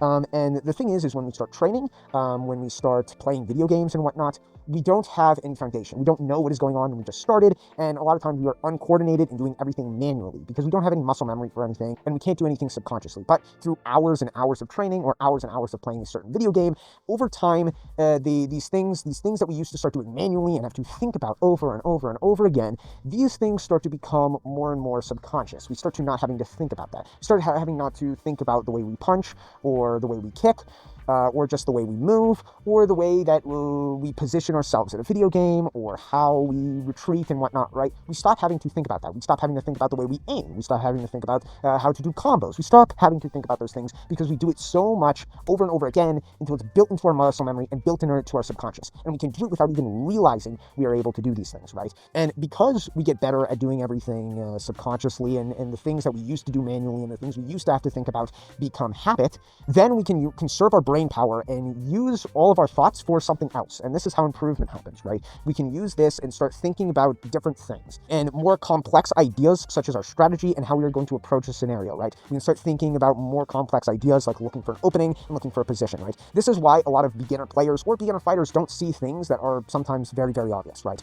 The reason that they might not see certain things is because they are already so focused on just where are they supposed to be? How are they supposed to do this? What are my abilities? When should I use my abilities? When shouldn't I use my abilities? And they're so focused on just trying to figure out the fundamentals and how the game even functions in the first place, or how to even move around. Some people who aren't used to playing video games have trouble just moving around, or even moving their hands in a coordinated fashion. Like I said, a lot of times you'll see like people's girlfriends like, oh, my girlfriend played this video game for the first time, or my mom or my grandma played this video game for the first time. This is the first time playing it. And a lot of times they nothing is muscle memory to them. A lot of times they don't even feel natural holding a controller, and oftentimes we'll have to look at the buttons or the keys or whatever, right, in order to try and figure out what to do, because these actions are not manual to them, or these actions are not subconscious to them. These actions are manual, and they have to do them manually, and they are thinking about this rather than the actual strategy of the game. And as you get better and progress, and these things start to become subconscious things that you do without even thinking of them, just like breathing or blinking, right? Because they've done it so many times, it starts to allow you to use your brain to look for openings and think of more complex strategy. And eventually, even, you will be able to do these things without thinking as well. A lot of times, if you get really good at something, you will eventually be able to look for openings, position, shimmy, do all kinds of advanced level things, as well as measuring risk reward, measuring distance between the enemy without even thinking about it, just doing it automatically. And of course, this is what habits are. This is how we form habits, and this is just how overall the human brain functions. And a lot of times when we are unchallenged, when we can easily resolve a situation, we resort to doing the things that we are used to doing, and we'll do the same things over and over again, subconsciously, without thinking, and without a thought going through our mind. But then, if we start to get very good at the game and start doing everything subconsciously and start making strategies subconsciously, then we come to a point where we find someone who is our equal. We find someone who is as good as us and is of around the same caliber. And when we enter a confrontation with this person, like I said, in a fight, or like a fighting game, or even in like Overwatch, right? When we enter a confrontation with this person, then we will realize, oh shit, this guy's pretty good, right? And because of this will make it where I cannot just do subconscious actions. I cannot just do the same thing that I am normally doing, right? And because of this, one of these people will likely come out on top. And whoever the loser is going to have to think about what they were doing and think about their strategy. This will make it where these subconscious actions that we were doing, right? These things that were not manual, we will have to take a step back and rewire those, rework those, and not do the same thing that we were doing. Because if we keep doing the same thing that we were doing the same outcome over and over and over again, doing the same habits, then we will keep likely getting the same result, and we will keep losing. So we have to change that up. And this is where we have to basically change up our strategy. We have to think about our actions and think about our next play. All right, I cannot do the thing that I like doing. I'm going to have to take this in a different perspective. And of course, you will have to adapt to what they are doing, right? Because guess what? They also have habits, and they also have a lot of things that they like doing subconsciously, and you must exploit that. Or there are any flaws in their game plan. What do they like doing? What do they prefer getting, right? And you can exploit this as well. If there's a certain move they like doing, or a certain thing that they do at a certain time, this can lead to a position in order to be exploited, and this can give you an advantage. And you must look for that and be able to analyze that and find that in the moment. And then, of course, you are going to be able to counteract this option, and this will make them think about their choices, right? If they are doing something that is frequently being countered or doing something that is too predictable, they have to think about that. They'd have to think about what they were doing and then think, okay, I'm just doing this because I'm autopiloting, which is like what I like to call it. I'm autopiloting, right? Oh, this is just an autopiloted action that I'm doing over and over again because I've conditioned myself to do this because it has got me to where I am and it has become a habit for me. So then they will have to think about that and rewire their brain, right? Be like, okay, I can't do that. I can't just use this move that I like doing over and over and over again, right? Because if I do, then they will respond back and punish me for doing so. And this causes them to switch it up and try to counter your play style by changing the way that they think. And then, of course, if you want to get the advantage on them, then you will have to change the way that you think and counter their play style. And then it goes back and forth, and this leads to mind games. This leads to more things happening, and this leads to a lot of depth and nuance in a fight, where both of you guys are in each other's heads, both of you guys think you're in each other's heads, and you have to use misdirection and think and change up strategies and change up your rhythm. Rhythm is basically what this is, right? In a lot of fighting type things and martial arts based things and combat sports based things, a lot of people like to talk rhythm. But what exactly does that mean? To some people, that's like fucking spiritual mumbo jumbo that doesn't really make any sense. But basically what rhythm is what I just explained. Rhythm is essentially layers upon layers upon layers of subconscious habits that you have built over time. It is the way that you breathe. It is the way that you step. It is the way that your footwork moves subconsciously without you thinking of it. And because of this gives you certain times that you like to defend, certain times that you like to attack, certain times that you like to throw certain moves based on your spacing, how tired you are, as well as overall the way you move and the way that you have built your strategy, essentially, what you're looking for, what you want, right? And this is essentially what rhythm is, and it works for video games and fighting games as well. Given certain characters, certain people who play certain characters, they like specific things. They like to do specific things, and they like to mash or press a button or go for certain things at certain times. And because of this, you can kind of learn this a little bit, and over a long period of time, you can know sort of when certain players, depending on who they are, like to do certain things. And the more complex the character is, and the more options that character has, the more complex often the player's rhythms are with them, because they have different variations and different ways to approach a scenario. Well, casting a large variety of different players who can play the same character, right? But when you have very one-dimensional characters that really only do one thing, they will constantly basically have the same rhythm. A lot of players will feel like they are the same person when they are playing the exact same character, right? And they are completely different people. And this works for Overwatch as well. You will start to kind of get a rhythm and a sense of when do Reinhardts like to drop their shield, right? When do certain players like to push in? When do certain players like to move back? When can I find this opening? And a lot of times you can find an opening and create an opening by measuring someone's rhythm, because nothing lasts forever, and everything is limited as well, right? Reinhardt doesn't have infinite shield. He can't always keep his shield up, and there's a point that he's going to drop his shield to attack or let it regenerate. And that is when we need to know rhythm, and at that point, this allows us to create some kind of opening, and this goes for all characters. And this is an important part of being able to find an advantage as well, is rhythm. Sometimes you might have to take a calculated guess and assume, when is this guy going to push? And a lot of times, and this really comes down to hours and hours of playing, as well as perception, and just overall being a perceptive person to know when they like to press a button and know when they like to do certain things. This is very, very important, especially for something like fighting games. In my favorite fighting game, which is Tekken, I play this character called Brian Fury. And Brian Fury essentially works off counter hits. That is the way that he functions. What he wants to do is hit you when you press a button. And because of this, if he hits you when you press a button, he often gets a massive reward, getting a launch or basically a full combo. Because of this, knowing the enemy's rhythm and when they like to press a button is very, very, very valuable for a character like Brian Fury. This makes it where oftentimes I familiarize myself with when does a player like to press a button? When is a player likely going to press a button? And because because of this, I can approach different, depending on the kinds of players that I'm fighting or who I am fighting, I am able to make calculated guesses based on it. The way that I fight an Oscar player and when I like to press a button against an Oscar player is going to be very, very different than when I'm going to likely press a button against someone like a Kazuya player, right? And because of this, the more familiar you are with a character or a certain matchup or the kinds of people who like to play the character, it is very easy to find a rhythm. The character that I find the most success with when trying to find when they like to mash and when to get a counter hit is Brian Fury, the same character that I play. And the reason that I find so much success with getting counter hits on a Brian Fury is because I play Brian as well. Because I am familiar with Brian's rhythm and I am familiar what Brian players like to press and when they like to do certain actions and what things they like to do. Because I'm familiar with his risk reward and he's the character that I have the most experience in. And Overwatch is no different. I know a good time when Reinhardt is likely going to drop his shield or when a character is likely going to do certain actions. And the reason because of this is, like I said, just experience as well as being perceptive. But if the enemy player is aware that you are measuring their rhythm, they are aware that you are hitting them in the same places over and over again and getting the same counter hits or exploiting the same times that you like to do certain things. Like I said, like a Genji player might double jump or whatnot, and this can allow them to have a predictable nature, right? When is Pharah going to fly up and down? When is McCree going to roll? All these kinds of things, and these can, how they strafe as well. Certain characters like Tracer like to strafe a lot, right? And this leaves a layer of predictableness, right? You need to predict when are they going to move to the left, when are they going to move to the right, and all of this is due to rhythm, and some players find these habits more than others, right?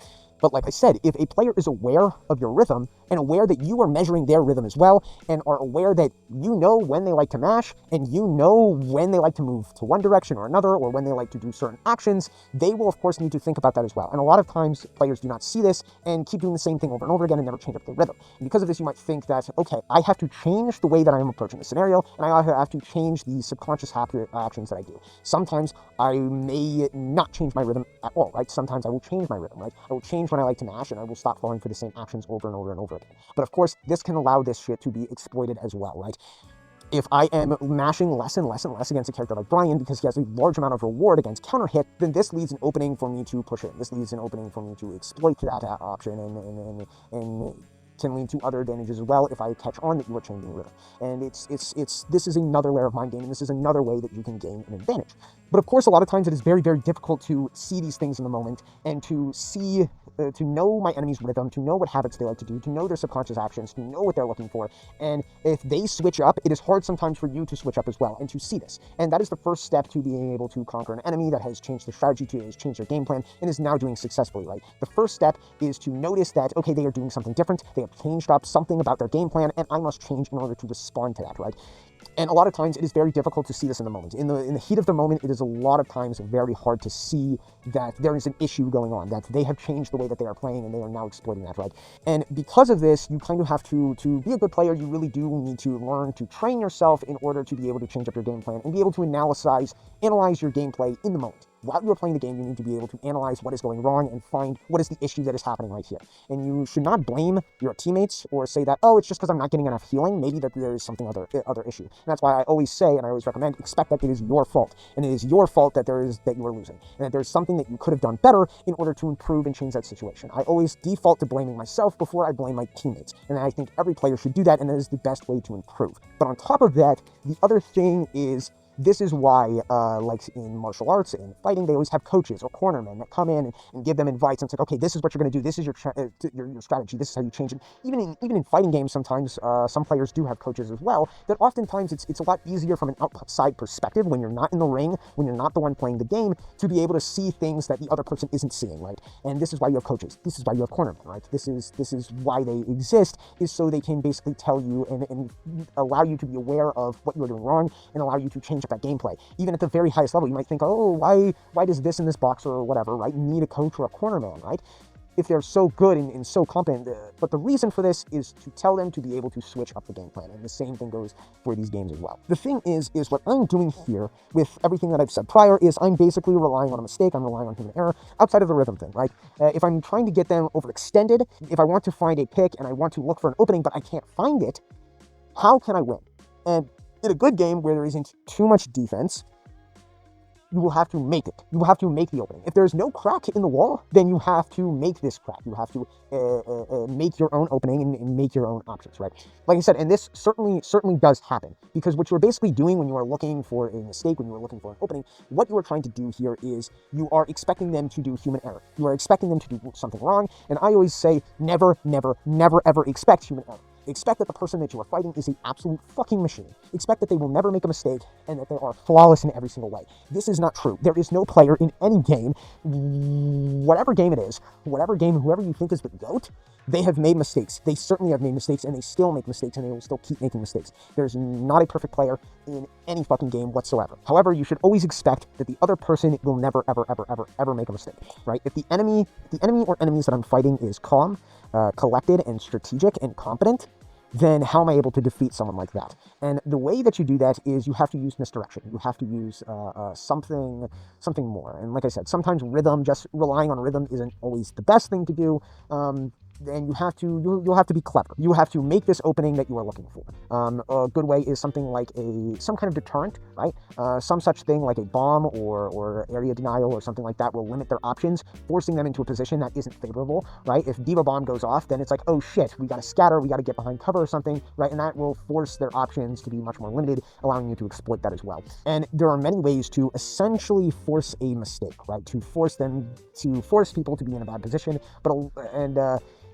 but in something like Overwatch, in a hero shooter, this requires coordination, this requires some teamwork, and this requires some competency, which if anyone knows anything about hero shooters, that's way too much to be expected. The first way that you can kind of force some kind of opening, force some kind of advantage, right? Force some kind of mistake or being overextended is to move backwards, is to retreat almost, but not retreat. I shouldn't have said retreat, but to move backwards, right? To slowly inch a little bit backwards. This allows you to be able to force them into a position where they may make a mistake. Moving backwards is an inherently strong thing in anything, right?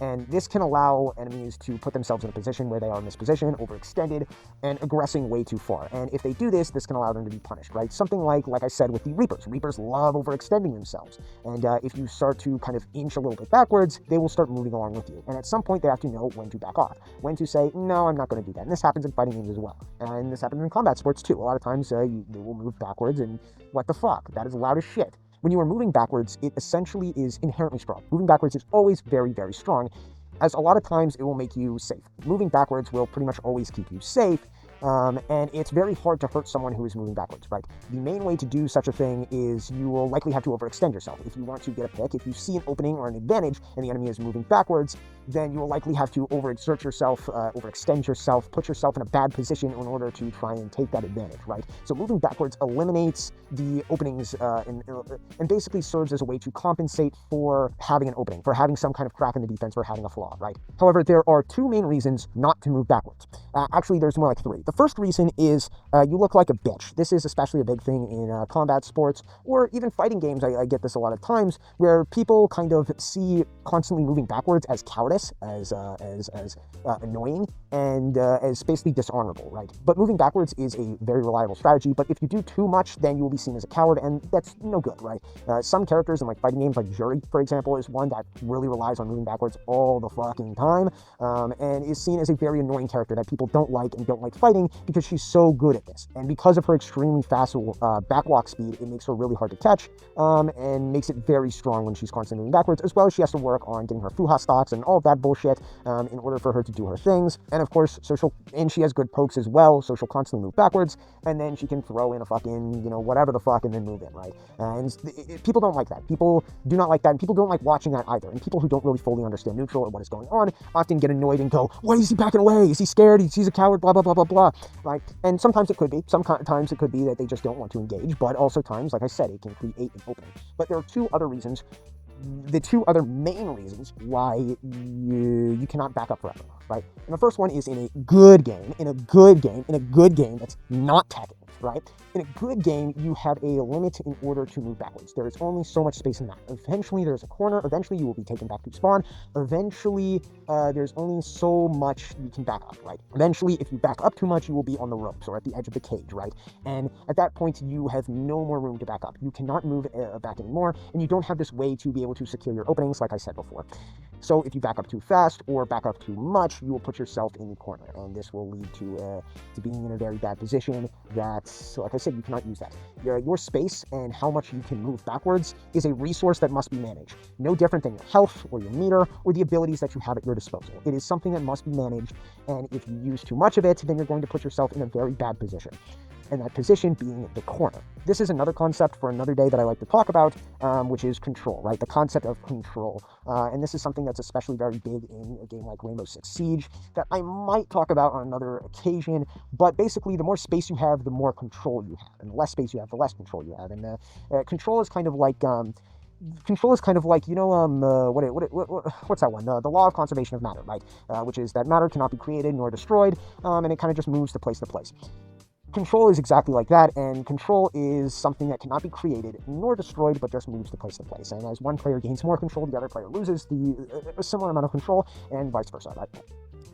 Control isn't really relevant, but space is part of control, and the more space you give up, you are giving your enemy more control, you are giving your enemy more options, and you are allowing them to as well back up too.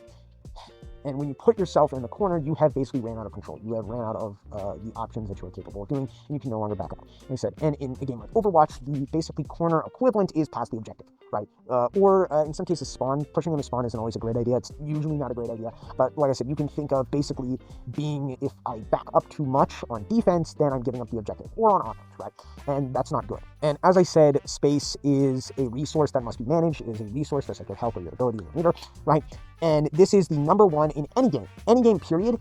The lack of understanding of space control and poor space in space mismanagement is the number one downfall I see in any game, right? Low-level players have no space control whatsoever, and it's very common in fighting games. They will constantly just fold backwards all the way up into the corner, and like I said, in tactical shooters like Rainbow Six or Overwatch, there's no space control either, right? People do not care to keep or maintain space and will constantly just back up at the slightest resistance, right? And you can't do that because when you end up...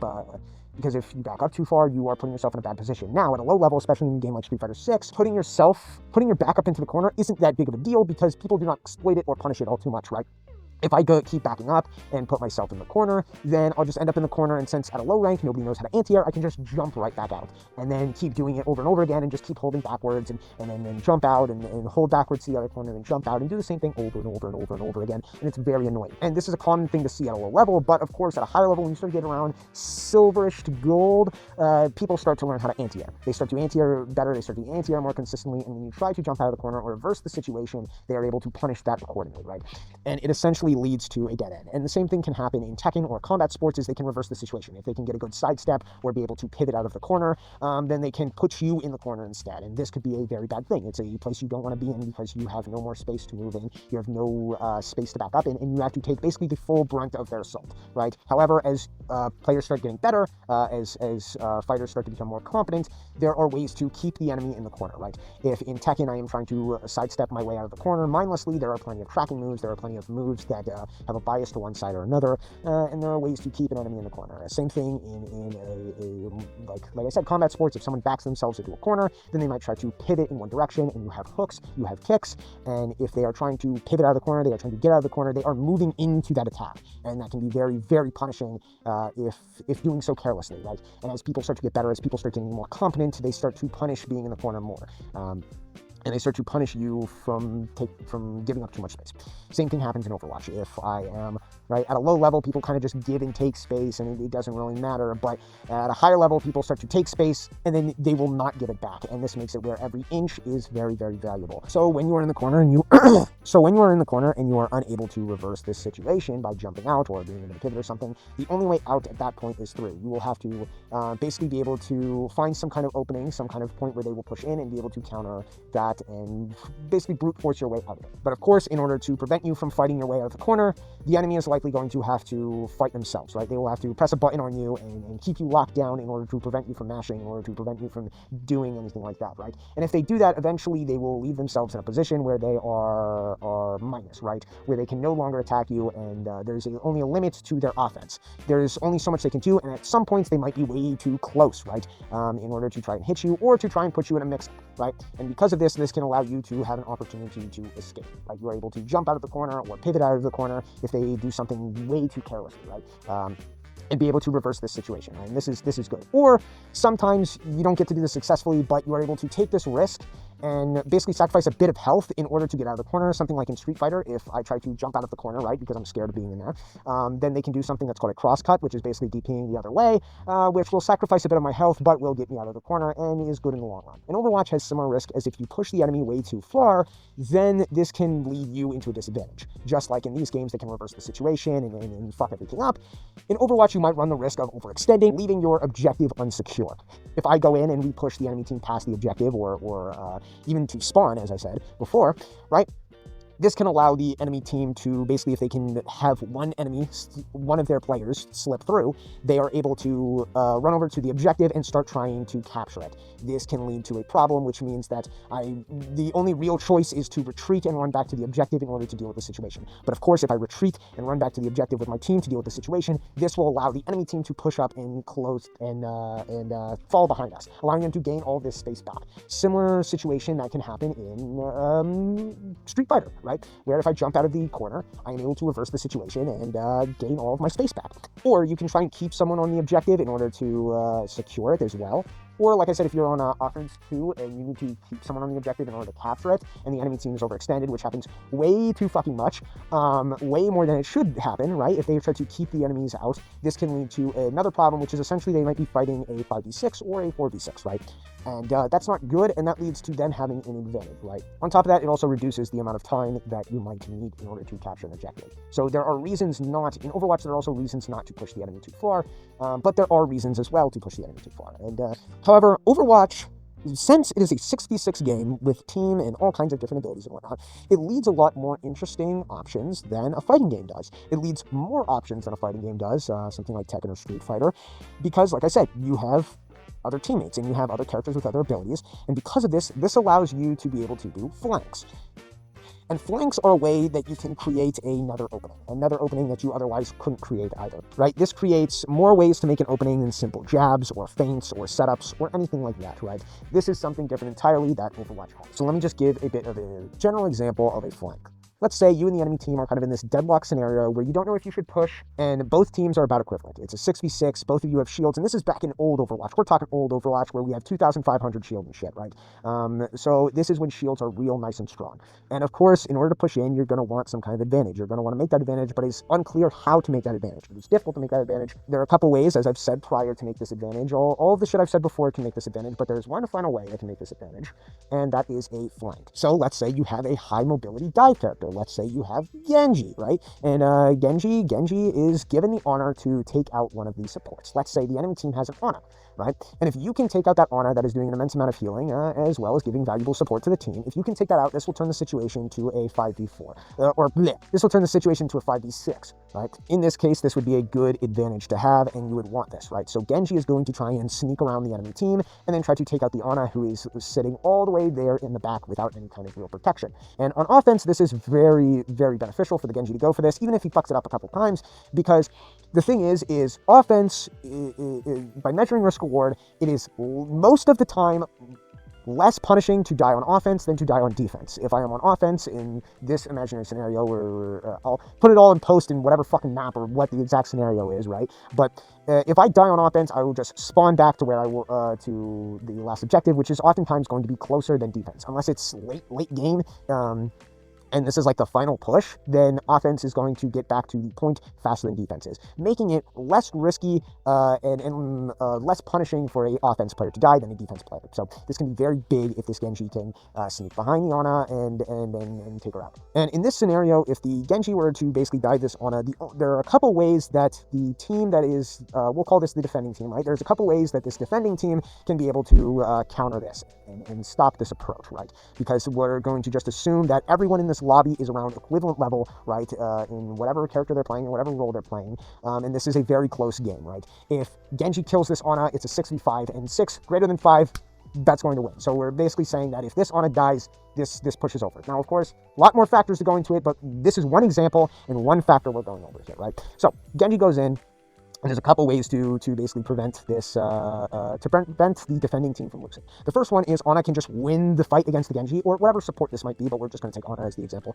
She can just win the fight against the Genji. This is this is something that cannot be expected, right? On average, a DPS is going to be a support every single time, right? This is not within question. The DPS are clearly made to be stronger than the support. The Ana does have a win condition, which is her sleep dart. If she can manage to get the sleep dart, then Genji is basically instantly dead, because she can grenade, melee, all that shit. Like, shoot, grenade, melee, is I believe what you do, and, you know, your test is over, right?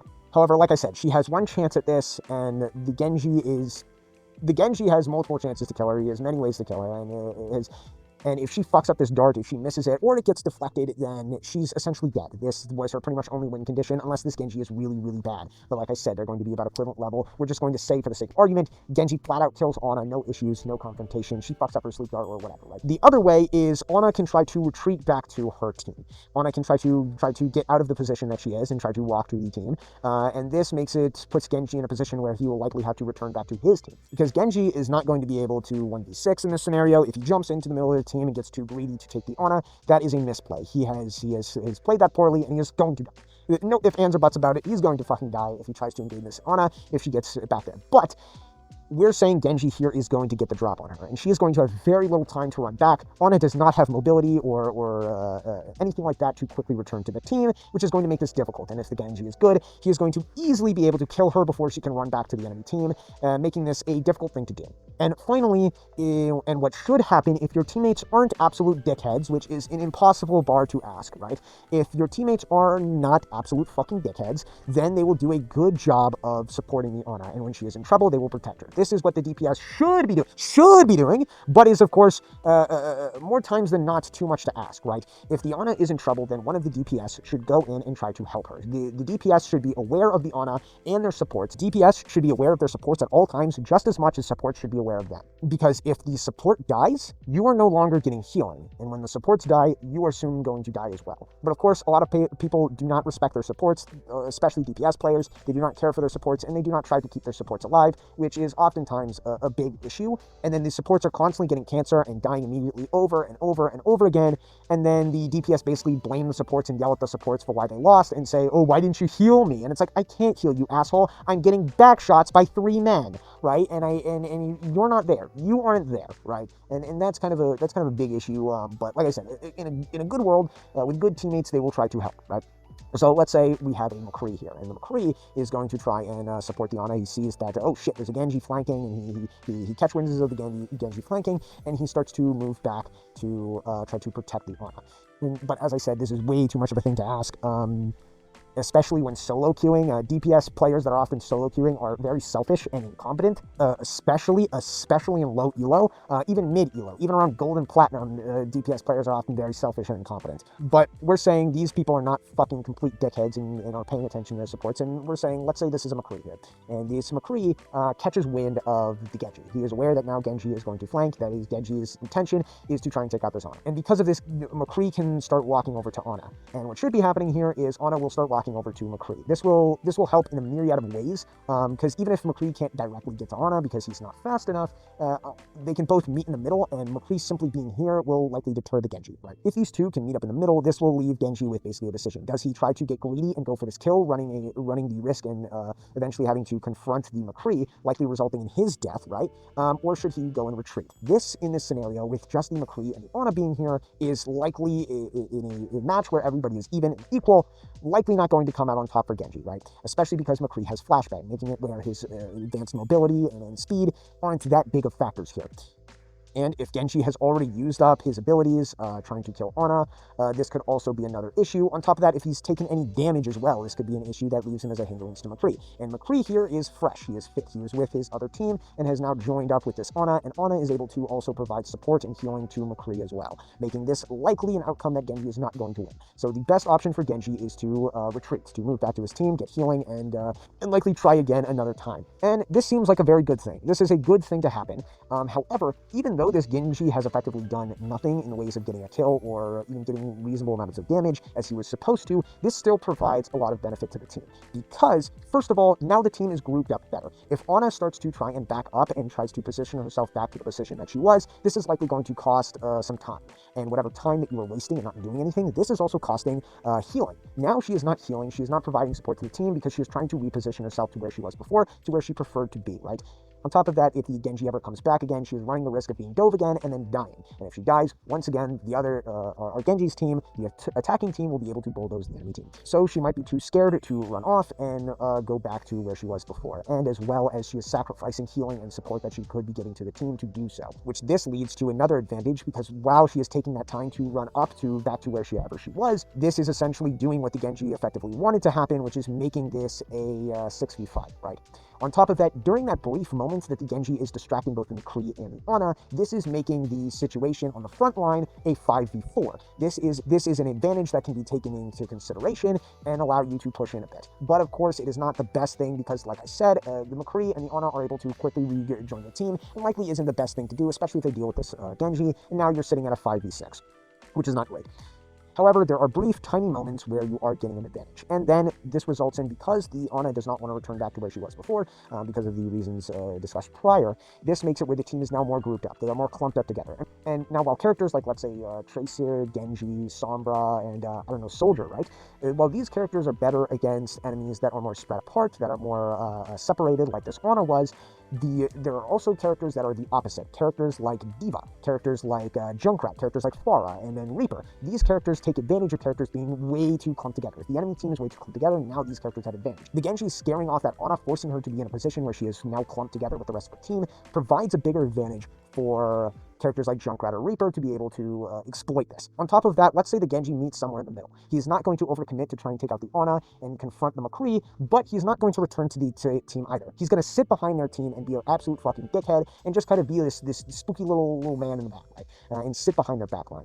This brings a bit of value and runs the risk of either having a tiny bit of value and can be something that's valuable for the team, or something that does absolutely nothing for the team, and the Genji's going to end up getting reported for doing this, right? But what this essentially does is this makes it where any stragglers or anyone who tries to retreat or back up can be taken out by the Genji. So if, like I said, that Ana wants to reposition back to where she was and that Genji was actually just sitting back there the whole time, then this can be a bad thing, resulting in not only the Ana wasting her time to try and reposition, but also dying after that, having to take the time to respawn and walk back, leading to a big advantage. But also, just Genji being back there and being annoying is going to have to, basically like some kind of rodent or rat creature, someone's going to have to go in and try to get rid of him if they don't want him removing their option to scatter, to position into other places and be separated, or if they don't like Genji just basically being behind their team and just being annoying and throwing little shit at them, right? So someone is going to have to go in and try to clear out that Genji. And of course, the more people that you send over to try and clear out that Genji, the more likelihood that you are going to be able to remove that Genji. If you send one person to go and clear out that Genji, then this leaves about a 50-50 chance that one of these people are going to die, depending on the character that they are playing and what's going on, if they're equivalent skill level, right? And when you send someone back there to try and deal with this Genji, then you are basically separating your team. You are now turning the scenario, if you send one person, right? Like I said, this runs the risk of either one of them dying, and this will give an advantage to the other team, right? Whichever person kills the other one here, this will give an advantage to the other one, turning the situation to a 6v5, right? But in the meantime, when both of those guys are gone, this is right now a 5v5. So if you want to be able to consistently get rid of that Genji and to kill him, or at least force him to run back to his team, you need to send more than one person, right? So if you send two people, a support, a DPS, or two DPS, or whatever it might be, if you send more than one person, this will increase the odds of being able to take out that Genji, but this also reduces the amount of numbers you have on the front line, and this makes this frontline fight harder to win as well, turning the situation into a 5v4, or even less than that, right? Depending on how many people get distracted by this Genji. However, if the Genji ends up just not having a big impact and doing nothing and is too scared to return to his team without getting some kind of reward, but it's also too scared to die or really do anything whatsoever, and he just kind of hangs back, waiting for someone to do something and someone to position themselves poorly, then basically this Genji is providing nothing for the team. And right now the frontline fight is at a 5v6, leaving a disadvantage for the offense. This is not a good thing, and the Genji is likely going to fucking get spam invited and reported for doing something along this line. But even if the Genji is apparently doing nothing, he's not getting any kills, he's not getting any damage, he's just kind of sitting behind the team, being overall just annoying, but not really having any real major impact, this also does have a bit of value to the team. And the value is they cannot separate. They are now limited in their actions, and they cannot retreat, or they can retreat, but they have to retreat as a whole, right? They cannot separate, as I've said before, and this makes it, as I said before, close range heroes have an advantage now. But the thing is these heroes that, like, let's say if the offense team also has a Junkrat, they're going to have to be able to see this advantage. They're going to have to be aware that there is an advantage here that they can exploit, and that is that the team is grouped up, and they will have to act accordingly based on this, right? But of course, if, let's say, this, Junkrat that they have does not see this advantage, does not see this opening, does not see the value that this Genji has given them, even though it's a small value, it's still a value nonetheless. If he does not see this, then he has both wasted the Genji's potential as well as his potential to exploit this, right? And the Genji has effectively wasted his time overall, and his outcome should be he should return to his team and then try to hold off. However, there is one more way to kind of prevent a situation like this in the first place, and probably the safest option if you know that a Genji or something like this is going to dive your Ana in this example, right? And that is to hang back with the Ana, hang back with the support, and be protecting them the entire time. However, this does have some drawbacks. So if, let's say, I'm McCree, right? I was the one playing McCree the whole time. You didn't know, but I'm the McCree, okay? And I'm keen to this Genji. This has been a habit. He's been known to do this throughout the priorness of the game, right? He's been known to do this previously in the match.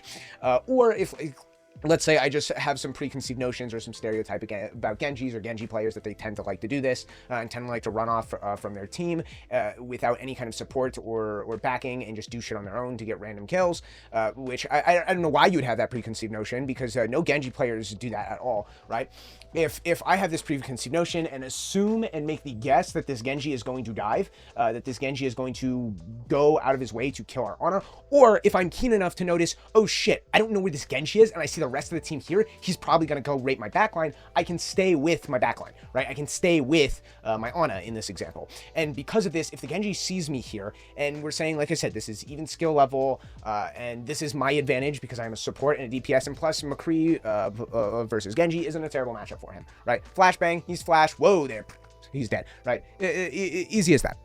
So in this scenario, I can hang back with my Ana. If he attempts to dive, he's dead, right? And while this is good and secures my backline from getting destroyed and allows my Ana to do what they want without clumping up, right? If my Ana prefers to be back here in this position and can get better healing and a better line of sight of all of our allies as well as our enemies from this position, right? This is a good thing, okay? And I can stay here and benefit our Ana by staying here. However, this has its own drawbacks. If I'm, like I said, playing McCree, I am hindering my own character. I am making my own character weaker because I'm essentially making two of my abilities not usable. If that Genji never comes, or that Genji doesn't decide to go through with that flank, and I just stand there back there with my Ana, and all I can do is pretty much my primary fire and my roll as a quick reload, then this is essentially making both my fan useless as well as my flashbang. So half of my kit has zero purpose whatsoever.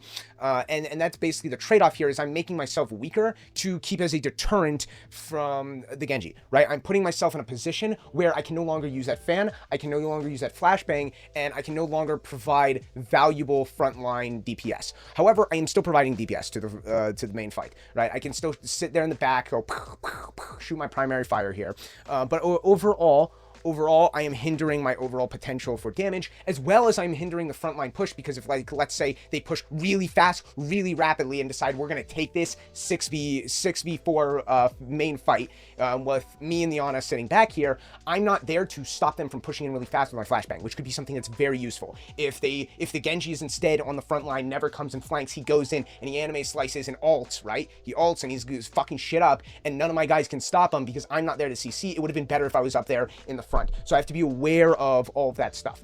And it has to be a calculated play, and you kind of have to it's a mind game there. It's a mind game there, and you gotta kind of have to think about it. But like I said, if I'm just there, even if I deter him, even if he was going to flank, dive the Ana and sees, oh, there's a McCree there, that's probably not worth it, and then he runs back to his team, there's some value in that, because I basically just wasted that Genji's time. While I'm still sitting there doing DPS, and the Ana's still there healing, that Genji wasted his time running around the map to be like, okay, I'm gonna flank, and then be like, I actually don't want to do that. So he wastes his time running back, and that puts his whole team at a disadvantage, and he ended up getting nothing from that, right? But like I said, if he never decides to flank there in the first place, I'm putting myself at a disadvantage and hindering the amount of potential DPS I could be doing in the main fight. And this is the way I understood that Overwatch happened. This is the way that I understood that Overwatch worked. Everything that I've explained for the last 30 or 40 minutes, this is how I thought that Overwatch functioned, and this is the way that flank functions as well. And the thing is this is one minor example that includes 3 characters, right? Being the McCree, Genji, and the Ana. But the thing is, and just with this one little example, there are hundreds and different outcomes and different possibilities that can happen just with this one little scenario. And this isn't including all the other characters, this isn't including all the other things and whatever else can happen. There is so many more scenarios that can happen with this that aren't being stated here, right? And while this might be the little mind games and overall what is happening between just these 3 characters, every single character is having a different interaction with different mind games and different things that they must think about at the same time. There are hundreds of thousands of little interactions like this all over the game, and this is just a brief moment in time, a brief existence on a one map and one scenario that could be possible, right?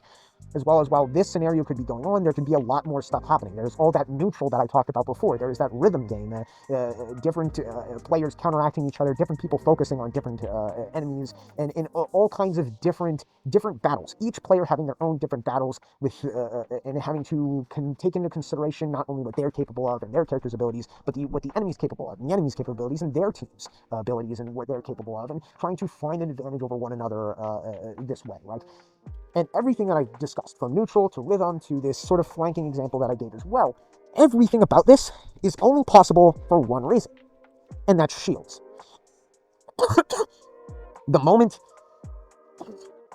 all of these mind games, all of the depth that this game provides, everything here is only possible because shields allows it to.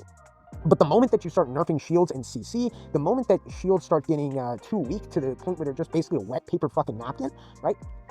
The moment that shields are around 1,600 or 1,200 or whatever, right? Whatever state the game is in, right? The moment that shields are too weak, all of this goes away. This whole scenario doesn't fucking matter anymore, right?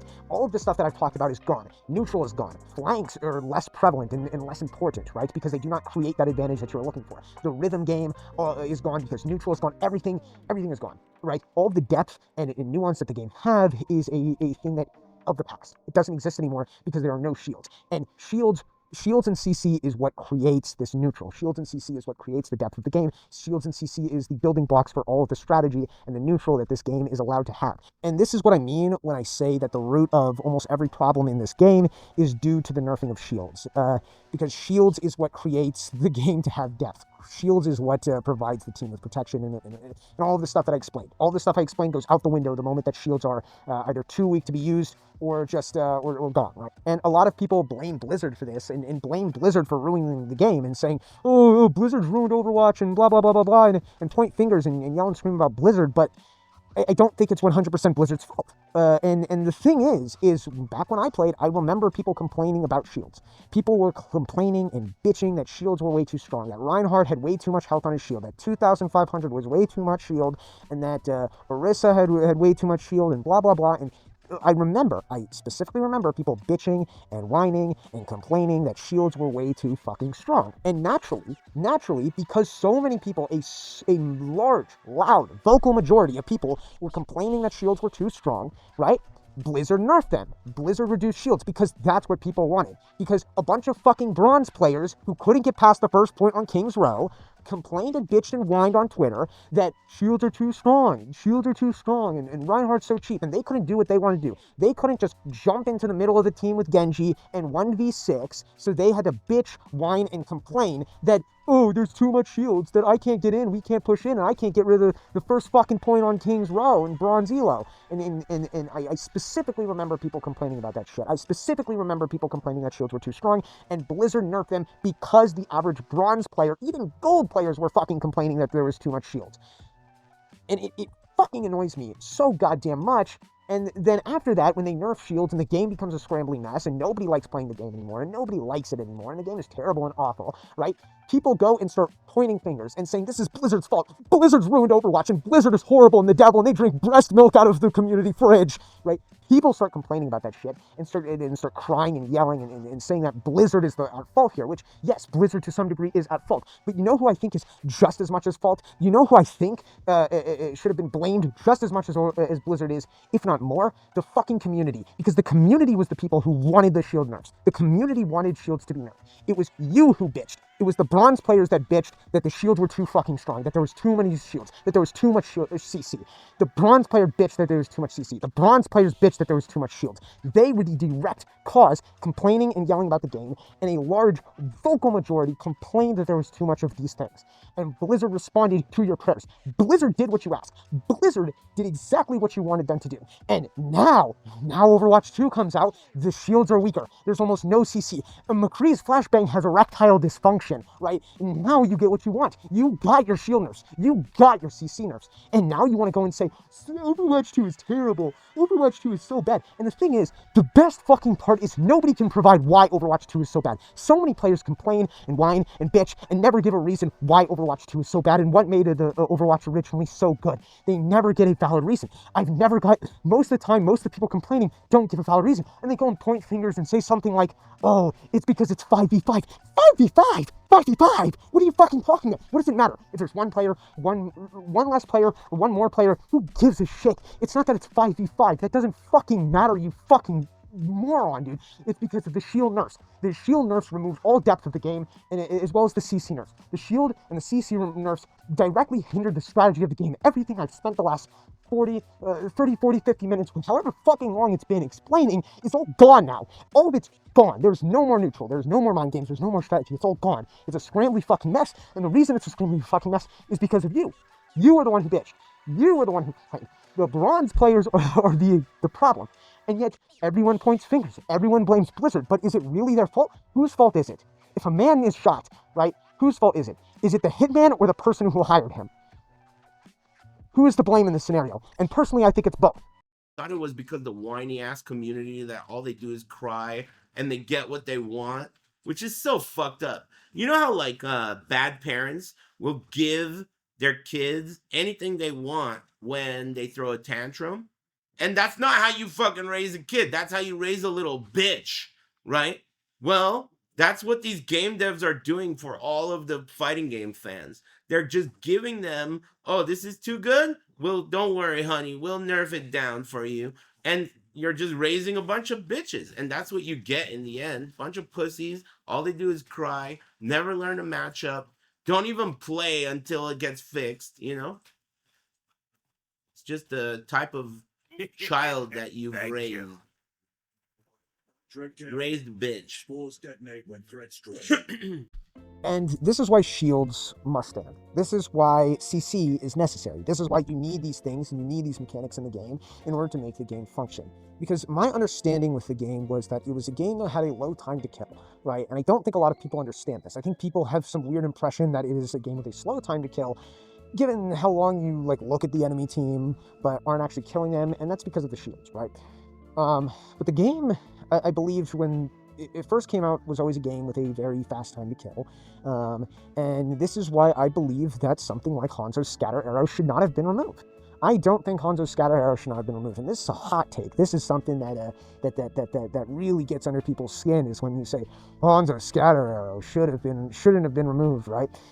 And the thing is no one can really provide a really good reason for it. Just like no one could really provide a good reason for why Overwatch 2 was bad, right? And I think it's because people don't understand. The reason everyone gives is, it wasn't fair because you could instant kill Roadhogs, right? Because the idea behind Scatter Arrow, and what Scatter Arrow was and what it was supposed to be, A scatter arrow is supposed to be basically like a grenade, right?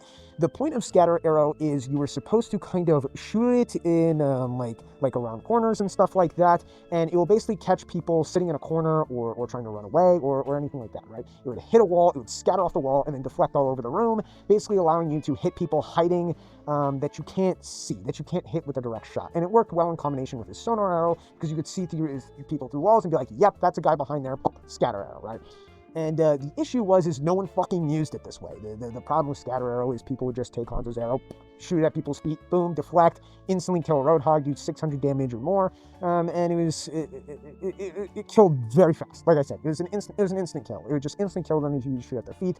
And the issue is people didn't like Hanzo instantly killing them like that, right? People didn't like his instant kill potential. So of course they tried to balance this, and they tried to nerf it and nerf it and nerf it and then buff it, and they kind of had all these issues with trying to make it work in a way where you could use it as intended, but also you didn't just instantly kill a motherfucker when you shot at the floor. And they really couldn't. They were constantly changing it and messing with it and never really could find a happy medium, because if it was too strong, then people wouldn't use scatter arrow as intended and just shoot it at their feet and instantly kill a motherfucker. Or if it was too weak, then, you know, if you use it as intended, it didn't do anything, right? It did almost little to no damage, and it's just like, well, what the fuck are we doing with this, right? And then that, of course, incentivized more for people to use it by shooting it at their feet, because, hey, it might do a bit of damage. It does quite a decent amount of damage when you shoot it at their feet, but doesn't do any damage when shooting in, like, as intended. Why not just shoot it at their feet at that point? And they never really could find a solution, so they decided this is too hard to do, and they just removed scatter arrow entirely, and basically replaced it with storm arrow. And storm arrow, I don't hate storm arrow. I don't think it's a bad design. It's not terrible with his kit, and it certainly does work. It does give Hanzo some value that he didn't otherwise have. But the thing is I feel like scatter arrow was intended to be used with his other ability, which was the sonar arrow, and to remove that kind of is just like, whatever. And I didn't find an issue with scatter arrow. I never found an issue with scatter arrow, because the way I saw the game was, this is a game that has a low time to kill. And that if you were not behind the cover of your shields, if you were not behind your tank, if you were not behind your team, and you were in the line of sight of an enemy, you can expect to die, right? That's kind of the way that I believe the game worked, and that's the way that my brain worked when approaching the game. And Hanzo was nothing unique. Hanzo killing you instantly was nothing that hadn't been seen, though. Like, it was not something that was just some fucking, like, Hanzo's the only person who can kill you instantly. And it's like, no, okay, if Roadhog hooks you, you instantly die. If Doomfist lines you up with the wall, you instantly die. If Junkrat or Reaper are in your general vicinity, you instantly die. If McCree flashbangs you, you instantly die. If Hanzo or, what's her name, Widowmaker are able to shoot you in the head, you instantly die. You know, if Bastion just looks at you in turret form, if he's in turret form and he just so looks at you, you instantly die, right? And there are a lot of characters that were like this. A lot of characters killed you really fast, and even characters that didn't instantly kill you just killed you really fast, right? Characters like Tracer, Genji, or Soldier 76, right? They killed you so fast, you might as well have instantly died. And that's how the game was early on, and it was a game with a very fast time to kill, and that was the point. That's what it should have been, and that's what it was, right? If Mei froze you, that's another one. If Mei froze you, you instantly died, right? That was it, right? And the way to prevent instantly dying is don't be in that scenario to begin with. If I don't want to instantly die by any of these enemies, I should not be where they want me to be to instantly die.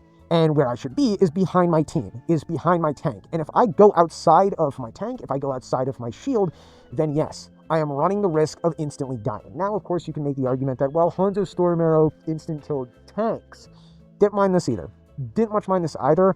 I think, yeah, maybe being able to, like, instantly kill, like, a Reinhardt or something is not very cool. But like I said, at a point, it was balanced to where, yeah, it would still instantly kill fucking normal guys, but it wouldn't instantly kill tanks, and that was fine. That was fine, and I didn't much mind Scatter Arrow as it was, and I think him having this instant kill potential with Scatter Arrow was fine. And it also gave the move more depth than just using it as intended, than just being able to use it to shoot around corners, essentially, and also allowing it to be used for this purpose as well. And even though it wasn't intended to have multiple uses, this is fun. The best thing in video games actually aren't intended. Rocket jumping, not an intended mechanic. combos when they first happened in Street Fighter, not an intended mechanic, right? A lot of things that are often very good for video games as a whole are oftentimes not an intended thing. Wave dashing, not an intended thing for Smashy Bros. In my experience, oftentimes the best thing in video games are things that weren't intended, that the community found this is pretty good, and the game is kind of evolved around that, right? And that creates a lot of depth and nuance with the game as well, because not only could you use whatever it was for its intended use, but also use it for an unintended use too. And the game being a game with a fast time to kill, that basically you can expect to die if you were not underneath a shield. Hanzo's scatter arrow didn't really stand out. Like I said, there were so many things that were like this, and like I said, so many DPS just instantly killed you if they just looked at you sideways, right? One thing like I like to consider is Soldier 76. So in a game like Rainbow Six Siege is a game that's known for having a very fast time to kill. If there's a difference between offense and defense, because offense have like assault rifles and whatnot, and defense tend to have smaller SMGs, and generally offense is going to kill you in 3 to 4 hits with their gun. And defense, on the other hand, is going to kill you somewhere between 4 and 5 hits with their gun, right? And hitting someone with a headshot is an instant kill, no exceptions. And that's the way that Rainbow Six works. And generally, the average is 4 shots with a gun is going to kill pretty much anyone. There are some, minor differences, penetration and armor rating and blah blah blah blah blah, but that doesn't matter. Generally, 4 hits. Shot is death in Rainbow Six Siege, right? And during Overwatch life, there's always been 3 things that Blizzard has never been able to leave alone. 3 things that they constantly change, and every time you come back to the game, every season, it's fucking different. There are 3 things that Overwatch could never leave alone. And those things are 1, D.Va's defense matrix, 2, Soldier 76's overall damage, and 3, Symmetra as a character, right? These 3 things, they never could figure out, and had to change every single fucking season, I swear to God, right? And they've been kind of infamous for constantly changing. And Soldier 76's damage, he probably has the most inconsistent damage out of any character in the game, I want to say. It's constantly, he does very low damage, he does very good damage. It's like, it's whatever, right? It's hard to keep track of how much damage Soldier 76 does, but for the most part, for a long time, Soldier 76 does about 50 damage. This makes it where Soldier 76, if he shot you 4 to 5 times with his assault rifle, you'd instantly die. This is the same exact amount as Rainbow Six Siege, right? A game that has a fast time to kill. And this isn't even including his Helix rocket, which you were essentially dead if you got hit with that, right? But like I said, he's a character with a very, very fast time to kill, and I think people didn't understand this. Soldier had the same time to kill as a character from Rainbow Six Siege, which is infamous for being a game that has a fast time to kill. And like I said, Soldier wasn't even a character who killed you particularly fast. He did decent, consistent damage. There were a lot of characters that killed a lot faster than Soldier 76. A lot of characters that killed you instantly under the right circumstances. Characters like Roadhog, characters like Reaper, characters like Junkrat, characters like McCree, characters like Doomfist, characters like Hanzo, right?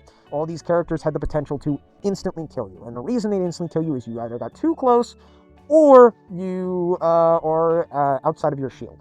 And that's what I believe. That's my belief, is that the shields is a core important part of the game. And in a scenario where, like I said, oh yeah, Hanzo instantly kills Roadhog, but guess what Roadhog does? He instantly kills Hanzo. So in that scenario, if let's say we have Roadhog and Hanzo, and neither of them have a team, neither of them have a shield, and they're both in the same spot at the same time, and they're both staring at each other, whoever's going to die in that scenario is whoever's slower. At that point, it's a standoff.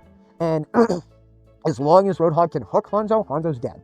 As long as Hanzo can shoot the storm arrow or the scatter arrow at his feet, Roadhog's dead. And that's the way that I saw the game. That's my belief. And I think it's stupid. It is kind of stupid that that there was this weird bias to Hanzo's scatter arrow over everything else. And nerfing this shit was dumb. It was dumb and ridiculous. And like I said, after Hanzo's scatter arrow was removed, I can't recall exactly when this was. Oh, God. I think it's 2017, 2018, a year or two within the game's life was when Hanzo's scatter arrow was removed. Of course, when they started nerfing shields and trying to make them weaker, this, of course, caused a problem. Now you don't have protection from things like Hanzo's scatter arrow. Now you don't have as much protection from shit that would instantly kill you, which the game is supposed to have. The game is built around you instantly dying if you are not under a shield. But since there's less shield, this leaves a problem. Now the game is just people instantly fucking dying. So of course they have to nerf all of the damage. And we talked about this before, but in a game like Paladins is balanced around the fact that there's tank, DPS, and support, just like Overwatch is. And the tank class, the tank role, is taken more of a support role. They are more there for their utility, for their crowd and space control ability, and their shields, right? That's the position that they tank, and they do less damage on average than DPS. They don't do as much damage as DPS. Now there are of course exceptions like off tanks, characters like Ruckus and Rom, as well as some characters like that do good damage and also provide some of these things like CC and shields. But also have other limiting factors such as Terminus, which Terminus is basically like, you can think of him as the equivalent to Reinhardt. He does good damage and does have CC and does have a shield, but the problem with Terminus is he is melee only, so he has the limiting factor if he has to get close to you, right? And Overwatch on the game's release was like this as well. Tank did not do as much damage as DPS. DPS did far, far more damage than Tank did, and because of this, there was a reason to play the DPS over the Tank, right? But when they start nerfing DPS's damage, Tank starts becoming stronger. The reason they start becoming stronger is power creep, right? They see it as, oh, DPS do too much damage because we have less shields, and the tanks do fine amount of damage, because now the tanks do about the same amount of damage as the DPS. This is a fucking problem, and the reason this is a fucking problem is now tanks don't do less damage than the DPS, so why would you ever play a DPS over a tank, when the tank is basically just a stronger form of DPS, when they are just DPS with more health? And this is what spun into Goats. Goats is the big bad boogeyman of the fucking Overwatch, right? And instead of nerfing the damage of the tanks, making tanks more geared towards a support and utility role like Paladins does, they instead decide, fuck it, we just don't like this, and we're just gonna add role queue because we can't figure out how to balance it, right? And this is a problem, right? Another thing is that, especially now, I feel like the tanks have been very sloppily designed, just overall. Previously, tanks are designed in a special way, right? Tanks are specifically geared and designed differently than DPS are, and they're usually geared more towards close range. Look at the base roster for the tanks. Pretty much every single one of them needs to be point blank to function, other than like Zarya had the longest range on base roster for tanks, right? And Zarya's range still wasn't like that fucking profound. She was no sniper by any means. Tanks were specifically designed differently than DPS were, with a different angle that their abilities were supposed to be taken, as well as just generally geared towards being closer range, right? And especially because they are geared towards being closer range, that's why they often need a lot of that extra health. And I feel like now, like when I look at some of these newer tank type characters, like Junker Queen is one that really triggers me. Junker Queen, she could easily be a DPS in my eyes. Literally, I think there's nothing about her that screams tank. She does nothing that's really tank-like. She's, I guess, an off-tank, kind of like Roadhog or something like that. But I think she's even worse than Roadhog and seems less tank-like than Roadhog is, if you catch my drift, right? Tanks are geared to be designed in a very specific way. And the thing is that's why they need that health. Like I said, they're usually more close range orientated. That's why they need that health, because they're going to be up in your face. Reinhardt's going to be up in his face swinging his hammer. Winston's going to be up in your face jumping on you and electrocuting you, right? Diva's going to be up in your face flying onto you with micro missiles and either shooting or using your defense matrix, right? A lot of these characters are going to be geared more towards a very close range, right?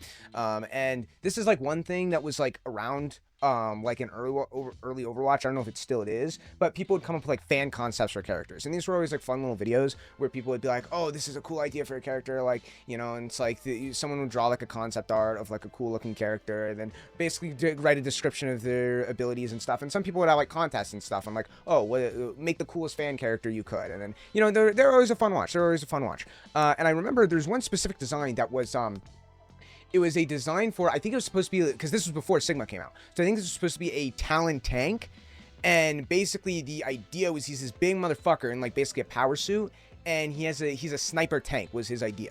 So he was gonna have a railgun was the gun. He was gonna have a big ass railgun, and he's essentially supposed to be a sniper tank. Thing is at the moment of seeing that, I was like, there's no fucking way anything like that should be put in Overwatch. There's no way this would ever fly in Overwatch, right?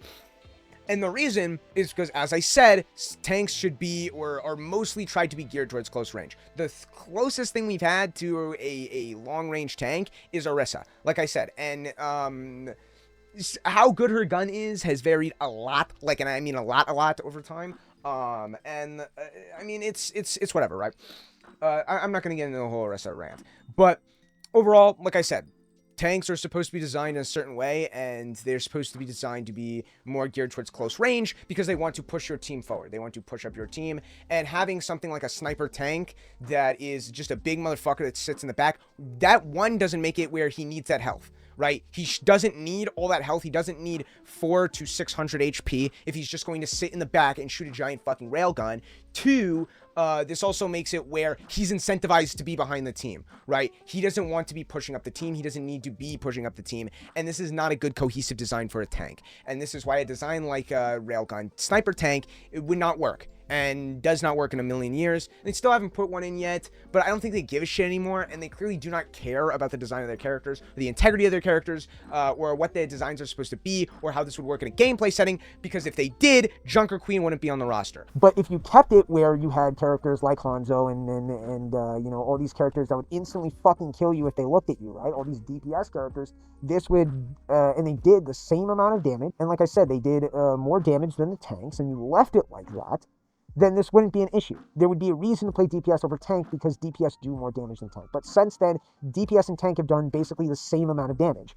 And this is a massive, massive problem. Even now in Overwatch 2, tank is so fucking strong. Tank is so much stronger than DPS, and every time I queue into a game for Overwatch 2, the highest damage and highest eliminations always goes to tank.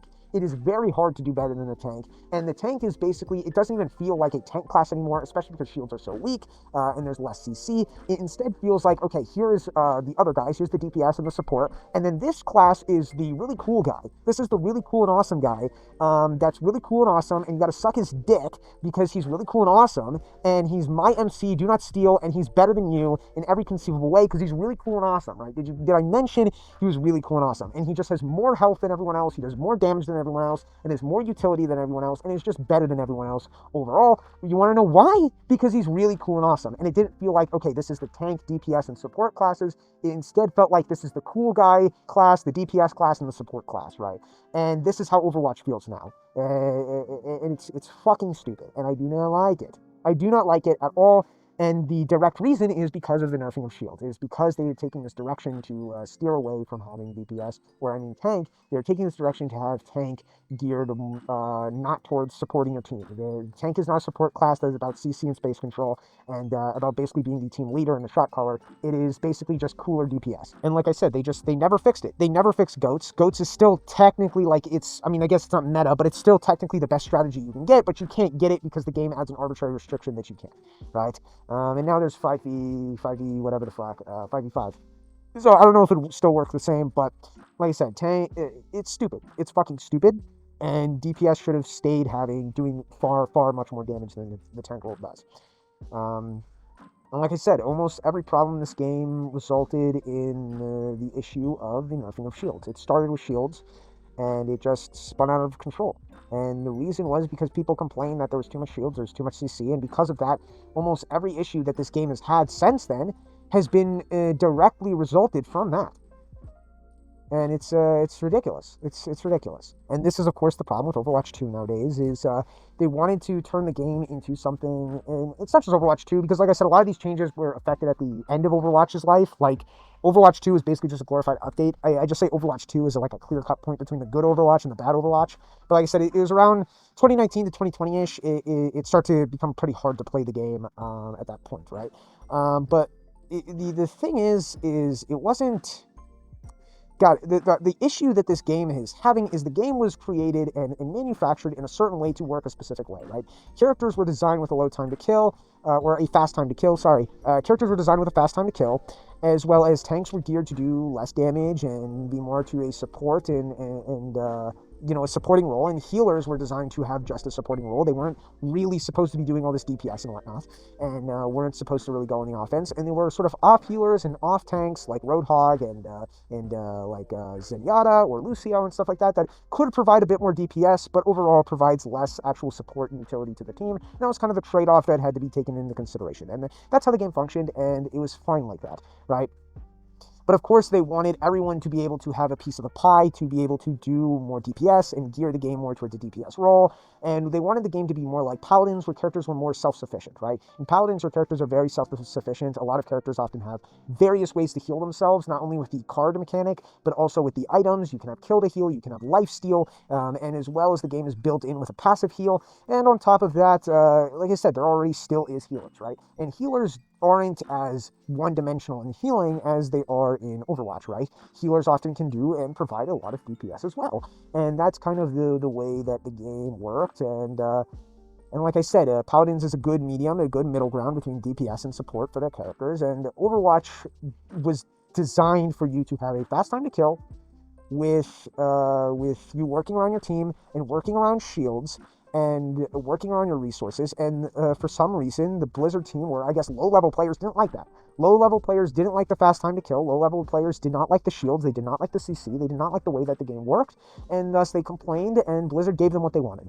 And because of this, they tried to turn the game into a game with a slow time to kill, and with less shields and more emphasis on being self-sufficient, and a game where you can actually carry without having to work with your team, kind of like R6 or CSGO or Call of Duty or something like that, where it's like, I don't have to work with my team at all. As long as I'm good, I can carry, which Overwatch was not that kind of game. I had to be a good teammate. I had to be a reliable teammate. And while I could carry and I could be better than people in my lobby, there was a lot less potential to carry, and it was more important to be a good teammate than a good player, right? And they tried to change that. They tried to change that, and this is what has directly caused Overwatch 2. This is what has directly caused the problem, right?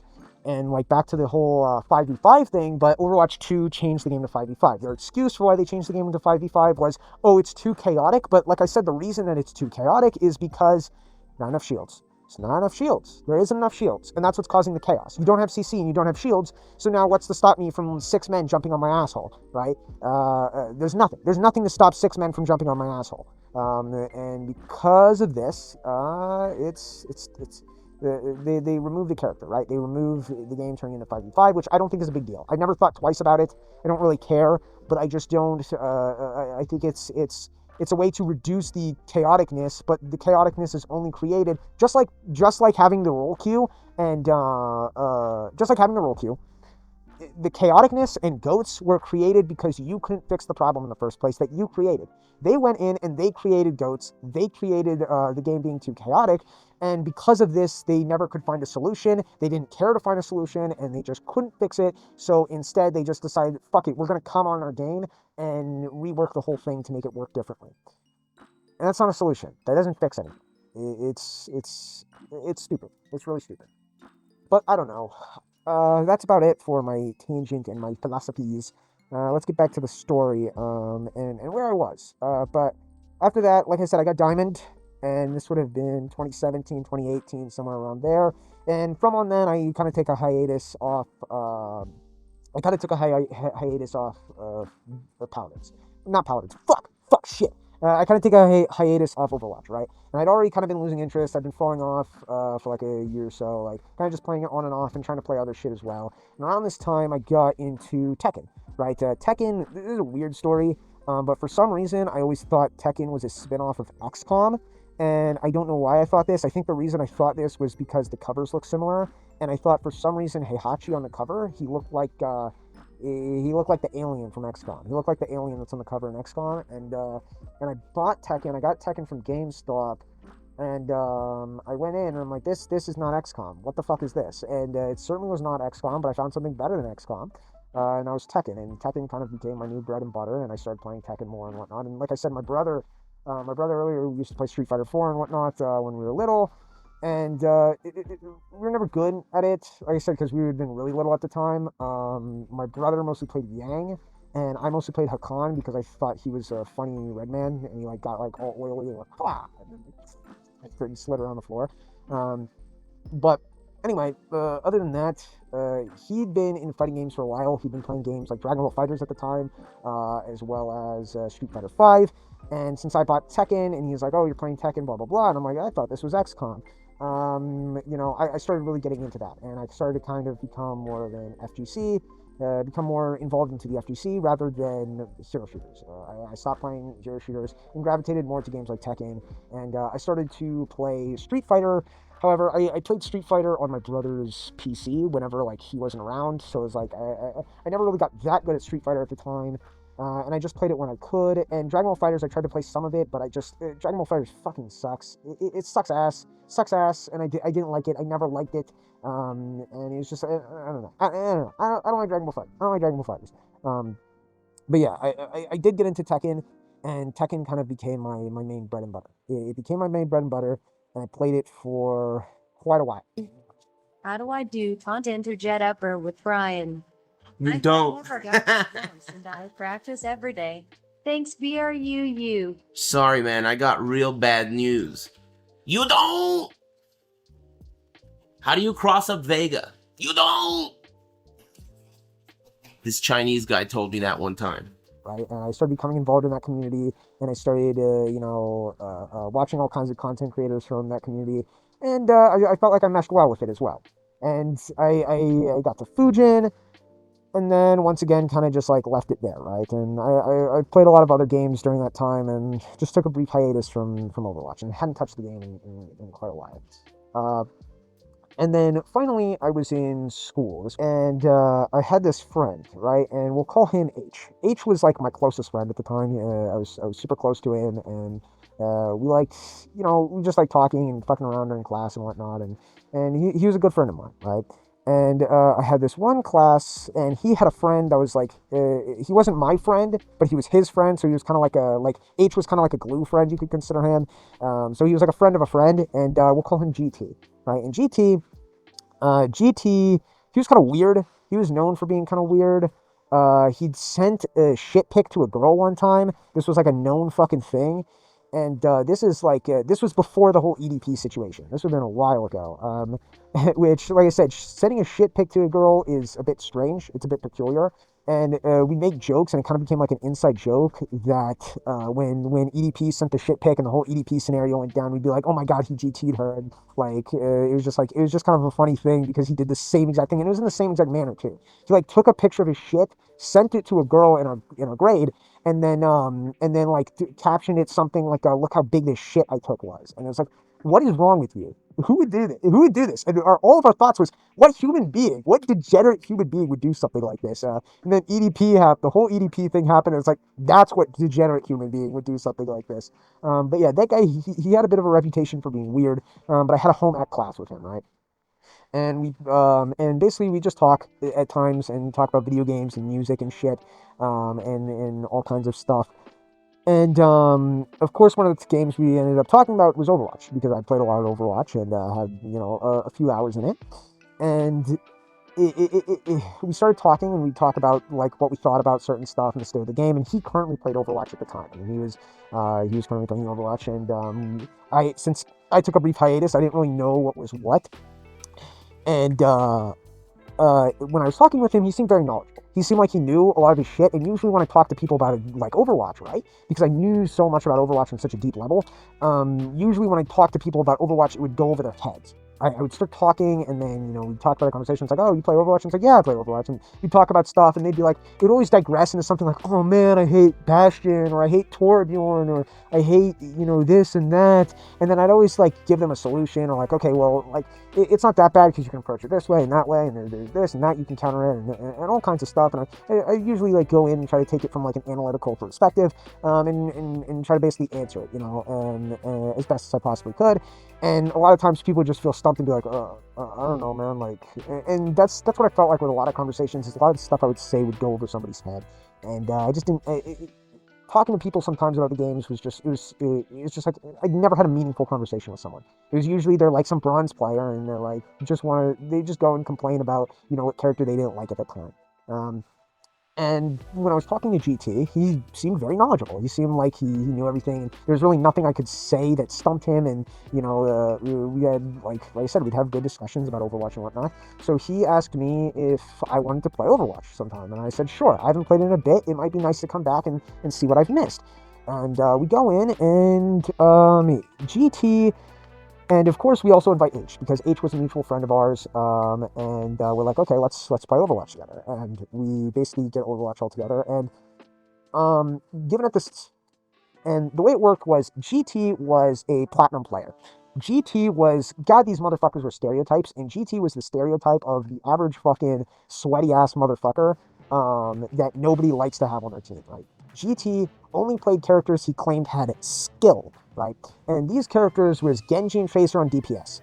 He would not play any other character on DPS. He refused to play any other character on DPS.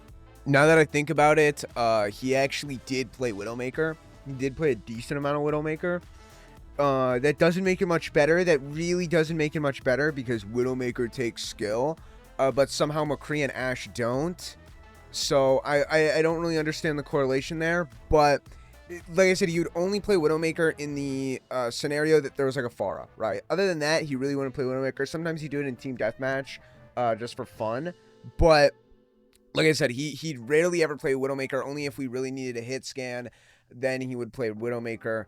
But like, he just wouldn't play anyone else. He'd do shit like he'd select Widowmaker, and then he'd have like men jumping on his cock, like he'd have like something like, I don't know, a Genji or a Tracer on him at all times, right? Or like a Winston or some shit. And then he'll sit there and bitch and whine and complain that he can't do anything about that. And he's like, oh, someone protect me and shit, and like just be a little bitch. And it's like, motherfucker, you are the one playing Widowmaker. Like, that's what you sign up for when you click on Widowmaker. People are gonna jump on you. People are gonna dive you. People are gonna jump on your cock. So it's like, I don't know, that's what you sign up for with Widowmaker. You're supposed to just grapple away at that point. Like, it's whatever, right? And you'll suggest something like, oh, play fucking McCree or Ashe or something who can work better at a close range, or do something about that, right? And then he's just like, no, I'm not gonna do that, you know? And it's just like, fine. Like, since McCree and Ashe take no skill, and Widowmaker is the only skilled hit scan character in the game, then, you know, you dug your own grave. You reap what you sow. You wanted to play fucking Widowmaker, and this is what you signed up for. Prepare to take back shots all fucking day, if that's what you fucking want. But I don't want to hear you bitch. But he'd do that shit. If you suggested that he played any other character on DPS, he would not do that, because they didn't take skill. And the only characters that took skill on DPS were apparently Genji and Tracer, according to him. On support, he would only play Ana. He never would play anyone else, because all the other characters did not take skill, according to him. There were no other characters in that game that had any skill related to them on the support class except for Ana. He did play Zenyatta a couple times in unranked matches and quick play, but other than that, he would not play fucking anyone else except for Ana in competitive play. And then for tank, he only played Winston and D.Va. You want to know why he only played Winston and D.Va? It's because all the other tanks did not require any sort of skill whatsoever.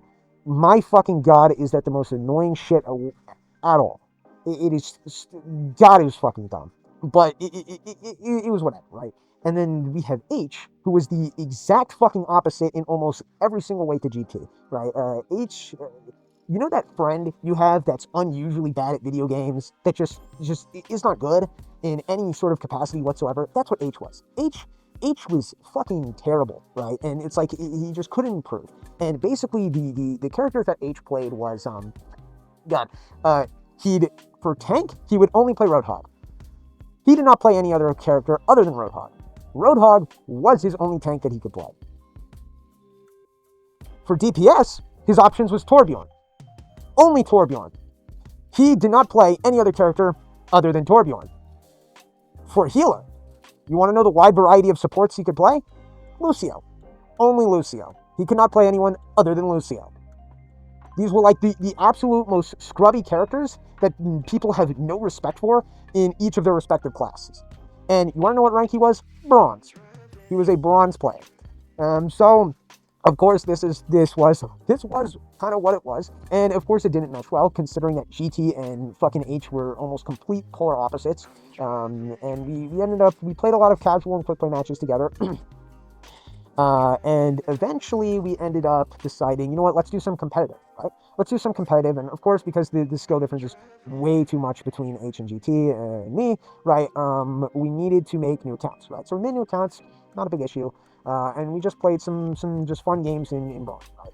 And most of it was we just played the game, and me and GT would just fuck around and talk and whatnot, and had a good time, right? And this was, like I said, this was what we did for a while. And then at certain points when we could ditch H, we would go in, and me and him would be able to play in our elo. And at the time, I went in, and I was washed as a motherfucker, and I'd been super rusty because I hadn't played for like a year or two.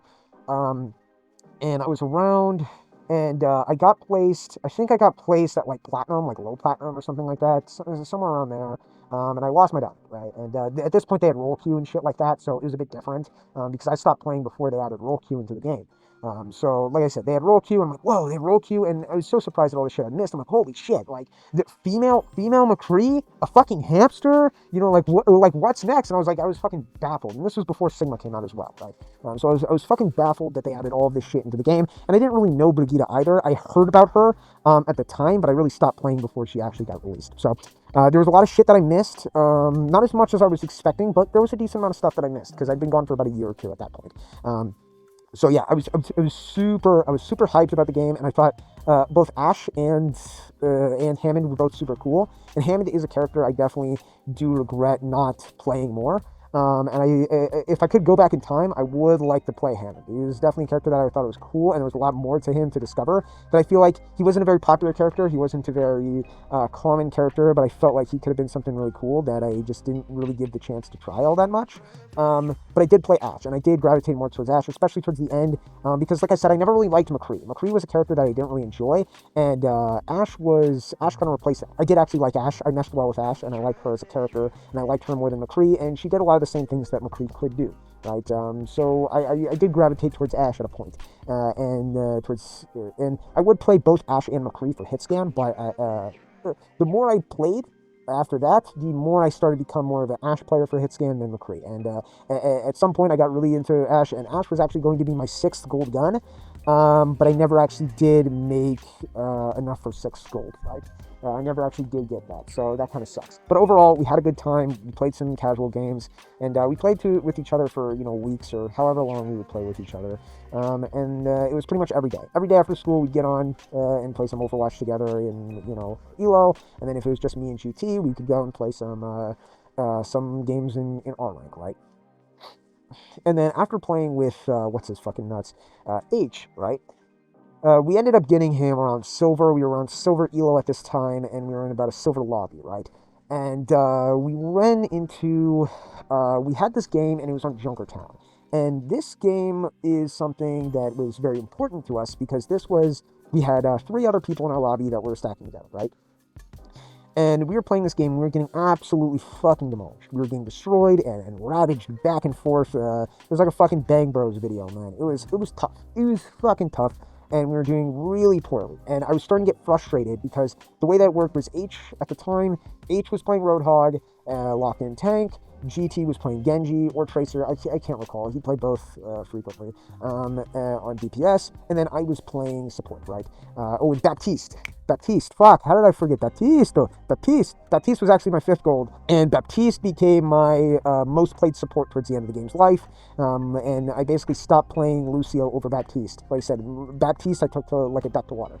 And like I said, I started playing Baptiste, and I almost completely dropped Lucio after I started playing this stuff. And I found Baptiste to be an amazing character, and I loved the character, and he was my favorite support, and I still love him to this day. But yeah, I was playing Baptiste, and we were out there on Junkertown, and we had the 3 other people. And I was starting to get frustrated because the 3 other people kept doing just stupid shit, constantly being like way too aggressive, running around and running behind all those like corners and flanks and going for just stupid flanks, all 3 of them, and then just dying. And the other DPS was they had a Ana, a Soldier, and a Sigma. That was the other people on our team. And they were just doing a fucking terrible job, and we were getting absolute back shots. We started on defense, and we were getting fucking demolished, and I was just getting super frustrated. I was getting super frustrated at them, and I was starting to get tilted, and I'm like, these guys are so fucking dumb. They're fucking up our push. Why did he do that? What is this Soldier doing? And the Soldier kept running behind the entire team and then trying to flank and then just fucking unloading, and then he would just die immediately. And it's like, what are you doing? And it's like, you're fucking idiots, blah blah blah blah blah. And I was getting really tilted, right? And I was like, this Ana isn't healing, this Ana isn't helping me, like this Ana isn't helping the team, and he just keeps fucking running off. And like I said, it was an uncoordinated mess, and we were having a lot of issues. And I was getting really tilted and really angry in our party. And then GT suggests, why not just invite them, right? Why not just invite them? And I said, no, don't invite them to the party, because I didn't like doing that. I didn't like being toxic. I didn't like, doing that spam invite shit and being like, fucking join so I can dox you and shit. And just like talking, just so you can talk shit. Because I was just like, it's whatever. There's no reason to invite a bunch of players and yell at them just because they're bad. Let's just, whatever, GG, go next. These players are retarded, and then move on with their lives, right? And that was kind of what I thought, and I just said, don't invite them, don't harass them, just let them do their thing, and we can continue. But like I said, I was having trouble trying to fucking heal them and do other things because they just wouldn't group up. They wouldn't stay with us, and they were just doing their own thing and constantly dying, and it was frustrating, right? And then GT said, you know what, I'm just going to invite them anyway. And he went in and he invited all 3 of the other players on our team, and they joined. And then they were super chill, right? They didn't talk shit at all. They didn't do anything, and GT didn't talk shit at all. And basically, what GT did was he went in and explained basically all of my frustrations and how I felt about their gameplay, but in a nice way, right? More than I could, because I was in a tilted, bad fucking mood, right? So he was explaining all this shit and being like, you know, could we group up more, and giving call outs and stuff like that. And then they started giving stuff back, you know, being like, okay, and then started giving out call outs and stuff. And then we started working together as a team, and it started to work very, very, very well. And we started to get results. We started to push the enemy team back, and what was a completely demolished losing game, we were starting to work together and work as one and be very cohesive as a team. And eventually, after all that time, we ended up winning. Because we actually communicated with each other, we gave call outs and we helped each other. And the whole time I was just kind of like, I didn't say anything. I didn't want to say anything because I was angry at these people, and I was acting like a little bitch, and I was being all tilted and bitchy and just being like, I don't want to do that. I don't want to talk to these people. They're fucking bad at the game, blah, blah, blah, blah, blah. And overall, the whole game, I just kept my mouth shut and stayed quiet. And at the very end, when we got the victory, we actually won. And like I said, we demolished the enemy team by actually coordinating and talking with each other and using teamwork and explaining our issues in a civilized fucking manner, which is rarer than you'd expect. And like I said, we won. And one of them asks the Ana, who we referred to as MA. The Ana went in and said, hey, you guys want to queue up for another one together? And everyone in the party said yes, except for me. It was all just yes, like a bunch of audible yeses, and I went, no, I don't want to, I don't want to. And I was acting like a bitch. I'm like, no, I just want to queue with my friends. All I want to do is play with my friends. I don't give a shit. I don't want to play with these guys because they fucking pissed me off, right? And I was acting like a bitch. There was no excuse for it. And they were super chill guys that really had no problems. But we started queuing and we started winning game after game the entire night. And then eventually we had a good time. And pretty much, I don't think we lost a single game that night that we were playing together, 6-stacking. And we actually surprisingly worked very well together. And I went in and and at the very end of the day, when everyone was getting off, and said, okay, I think it's time for bed. Like, it's late. We went in, exchanged, like friend requests, right? So we sent each other a bunch of friend requests, and it's like, okay, let's play some other time and whatnot. And it's like, all right, that's the end of that. And after some time passed, we went and played together, and we started doing this frequently. And these 3 players, where the first one we'll call S, right? And S, or actually no. And the first one we'll call MA, right? MA is the one I discussed before, and MA played, the reason I call them MA and the reason I call everybody what they are is because of the characters that they play, right? It's just the first initial of the whatever characters they play, and I'm calling this one MA because the main characters he played were May and Ana. He would play other characters as well, but it was mostly May and Ana. Whenever he played DPS, he preferred to play May, and whenever he played support, he played Ana. And he played... And I think he was about gold at the time that we met. And like I said, he played a wide variety of characters. He would play a couple characters, but like I said, May and Ana were his most played. And overall, he was a pretty chill dude. He never really got tilted or frustrated with the game. And he just liked playing Overwatch for Overwatch. And he just overall had a swell attitude, right? And then his friend was like the fucking opposite, right? And his friend we'll call 76. And this guy... I don't know what it was, but it always seemed like he was angry at something. I don't think he was like necessarily angry or tilted, but it was just like his tone. He always had like a negative tone. He always sounded like this. He's like, and it's like, and like he always sounded like very commanding, and like he always had a chip on his shoulder, basically. Even though I don't think he was angry most of the time, I just think he just had a bad tone and wasn't really like properly taught manners. But he would only play Soldier 76. He was a Soldier 76 one trick. He wouldn't play any other character except for Soldier 76.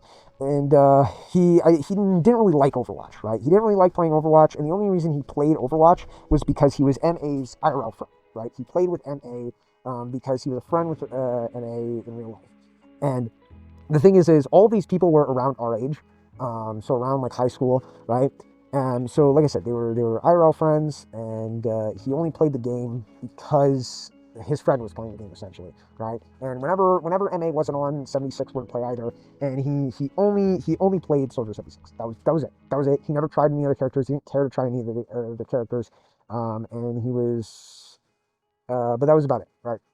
The second person or the third person is S, and S was someone that MA met over Overwatch, right? And S was, I think he did play McCree before Sigma, because this is when Sigma came out, right? And he was the one playing Sigma. And he had, I believe he had McCree Gold. And he was about Silver when we first met, and for the most of the time, whenever we played with each other, he only played Sigma. Sigma was his only character, the character he played more than any other character. But he would, if we ever offered to, like if we ever asked, he would offer to switch characters. He would switch to other roles. He would switch to support, and he'd mostly play Mercy, or he'd switch to DPS, and he would play, DPS, and he would play McCree. He wasn't very good at either of them. He wasn't very good at DPS or Mercy, and I don't think he liked playing those roles either. I think he definitely did like playing Sigma, and he liked playing tank. But he would play them anyway just because I think he was just a nice guy and he didn't want to cause any issues. If somebody wanted to play tank over him, he would offer to switch the roles, right? But for the most part, he only played Sigma, and whenever we played together, he would mostly play Sigma, right? And the thing about this guy, though, is he was not an IRL friend, and he was actually from the UK, right? He was a British person from the UK, and like I said, he was a pretty chill dude. And this kind of was our six stack for a while, was us six here, right? However, there's two other people that were kind of interchangeable as well, that were also friends of MA. So the first one was, we'll call her M. Oh yes, her, the mythical gamer girl, right? And given that this was a gamer girl, there were two characters that she played in one role. What do you think that was? This isn't a trick question. She would only play Mercy and Moira. That was it. No other characters, just Mercy and Moira, predominantly Moira. She played Moira more than anyone else, but did play Mercy. And given that S was not S, the other one, fucking GT. Given that GT was a fucking weirdo, he was kind of a toxic asshole at times and would be toxic to people if they just weren't playing well or whatever, right? But GT would never, there was one person he would never ever be toxic to or talk shit to, and that was M. And the reason it was M was because he was, at the time, and the reason I accidentally called him S, at the time, this was when simp became like the fucking thing to say. And everyone was just calling each other simps, right? It was just simp. And simp became the hot new word, right? And he was what we would describe as a simp, right? This guy would fucking, God, man, this guy would do anything for a crumb of pussy, dude. It was crazy how much he would switch up when there was a girl around. He was like, think of him like Sanji. You know Sanji from One Piece? That was him. He was basically the Sanji of our group.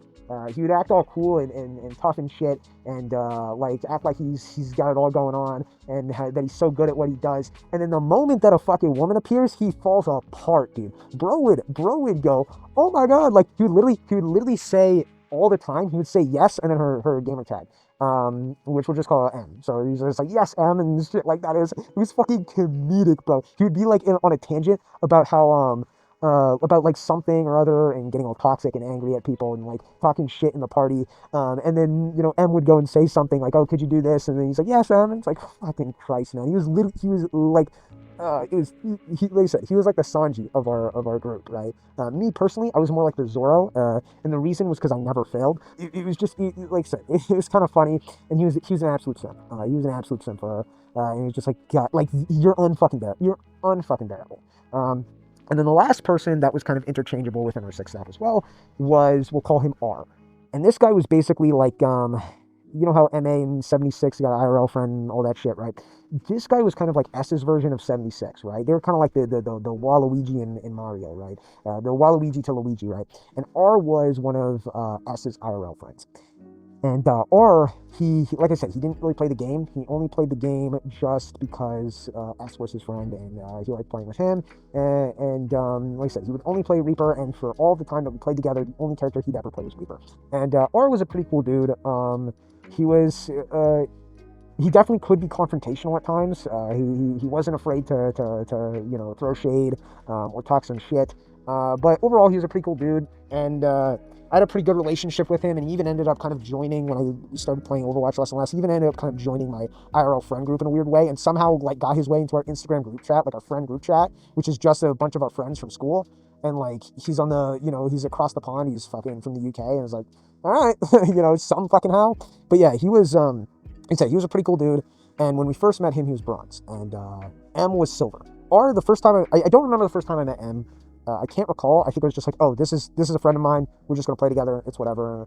And it was just like, okay, fine. But R, I do actually remember the very first time I played with R, and this was a game on Lijiang Tower, and we were in a silver lobby, and this was the first time he got on, and I think it was me, H, S, GT, and then R, right? So MA and 76 were not on, right? It was just S wanted to play with us, and his friend was on, and then we'd play the 5 of us, right? And the way it went down was I was actually playing DPS at the time, right? So I went in and I queued a DPS, and we were playing the game, and we were on Lijiang Tower, and I was playing Junkrat initially, because I think they had a McCree and a May, I do believe was their 2 other DPS. And McCree and May often give Doomfist a lot of cancer. I don't like playing that matchup, and it's difficult to make something work with both of those characters on screen. So we were basically doing our thing, and I was playing Junkrat, and it wasn't a fucking completely getting demolished like the game we had on Junkertown, but it was a tough game, and it was very close, and we did end up losing the first round, right? And the whole time, I remember the moment we got in, because we were all like silver at this time. I remember the moment we got in, H immediately starts talking shit to R and being like, dude, you're bronze. And it's like, motherfucker, H is the last motherfucker on planet Earth to be talking shit about somebody's rank. And this was just like, oh, dude, it was so cringe to listen to this, because it's like, you're bronze, and it's like I said, he got carried to silver, and he was unusually bad at video games, and as I said, he's the last motherfucker on Earth to be talking shit about someone's rank. But yeah, R basically fired back with like, oh, I didn't even play this game, man. I didn't even play this game, bruv. Like, I'll just play this game and play with my friends. Like, I didn't even play this game. And then that was kind of the end of that, and it was just like, and then we were playing, and overall, like I said, I was playing Junkrat, Reaper. Was our team, and I was going in, I was doing my thing, and we weren't doing so hot. We lost the first match, or the first round, and we go in the next round, and we were on the first round that we lost was the, it doesn't fucking matter, I don't care, I don't remember. But yeah, we lost the first round, and I was just like, fuck, and then we were halfway through the second round, and we were losing, and I'm just like, you know what, fuck it, like, we're losing, I'm switching characters, and I switched to Doomfist. And then this was like, because like I said, a lot of people viewed Doomfist as a throw pick. A lot of people viewed him as a character that was unreliable, as a character that wasn't very good. And a lot of people saw him as a throw pick. And I pulled out the Doomfist, and then R kind of went like, what are you doing? You throwing, man? You throwing? Like, don't throw my game, man. And then I was just like, I didn't say anything. I didn't give a shit to say anything. I'm just going to let my actions speak for me, right? Because I knew I was about to fuck some kids, man. I was about to fuck kids like EDP, dude. And GT defended me on it. And he said something like, just watch, like, let him cook, basically. Let him cook wasn't a term, really, at that time, but he was basically, like, let him cook, right?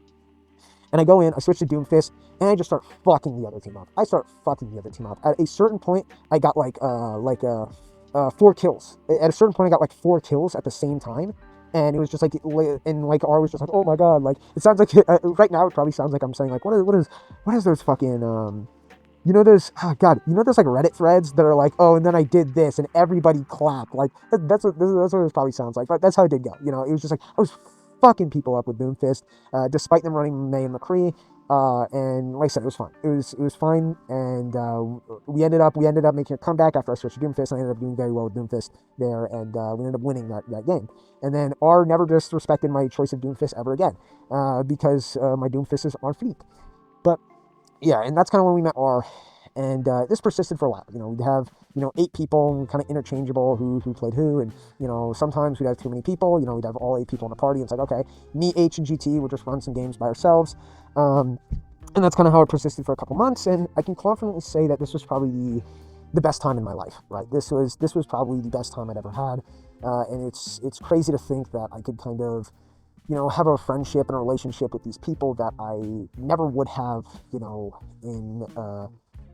I never would have normally, right? People from across the other side of the world and other states and whatnot, and it was truly something else that I was able to have that opportunity, and Overwatch served as a conduit to provide that community for me, and to provide me with friends that I got to share something with and play the game with and enjoy this game with. And like I said, we had a good time up until about at one point, MA was talking about how he was going to sell his Xbox to buy a PC. And eventually he did. He did sell his Xbox to buy a PC. He would join sometimes the Xbox app just to like backseat basically. But overall, he stopped playing with us. And oftentimes, like I said, we were like, why would you do that? Like, come on, man. Like, think about the kids, man. Think about the kids. Like, well, come on. Like, we have a good thing going here. Why fuck it up? Why sell it? And it's like, he didn't really care. He was just like, oh, I just want to switch to PC. I don't care for my Xbox. I don't need it. And he kind of like outgrew it, I guess, right?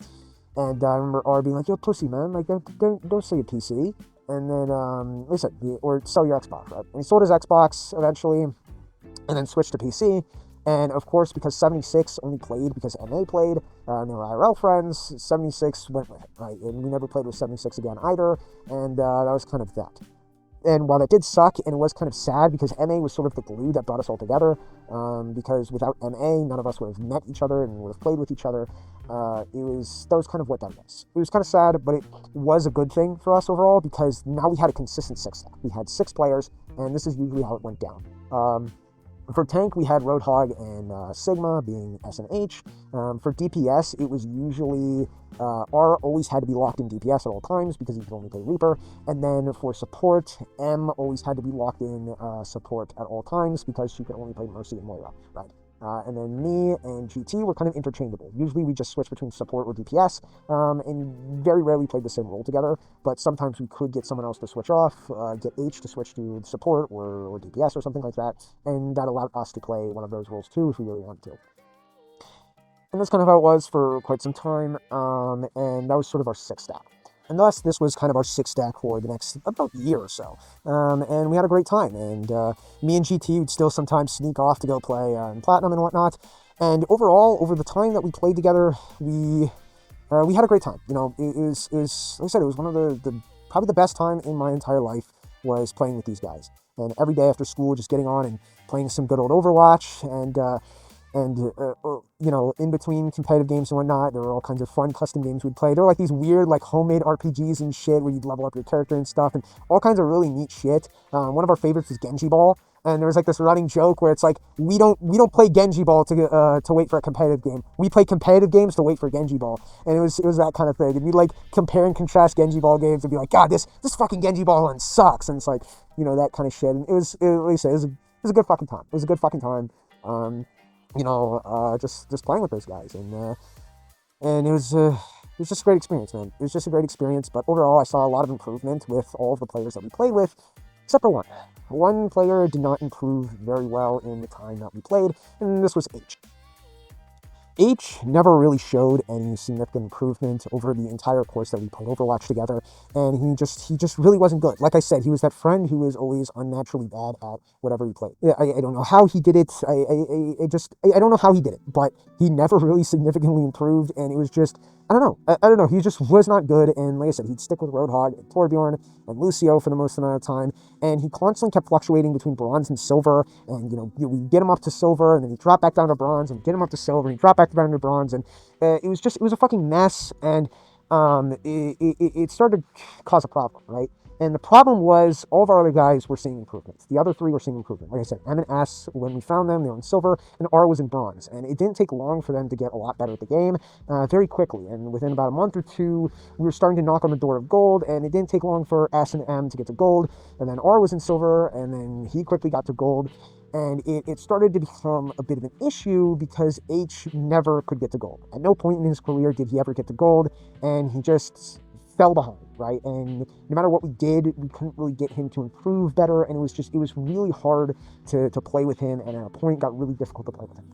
I don't know exactly what it was, but like I said, he was just that friend who was unnaturally bad at video games. It didn't matter what was going on, he just couldn't seem to improve, and never really got any better than how we found him, right?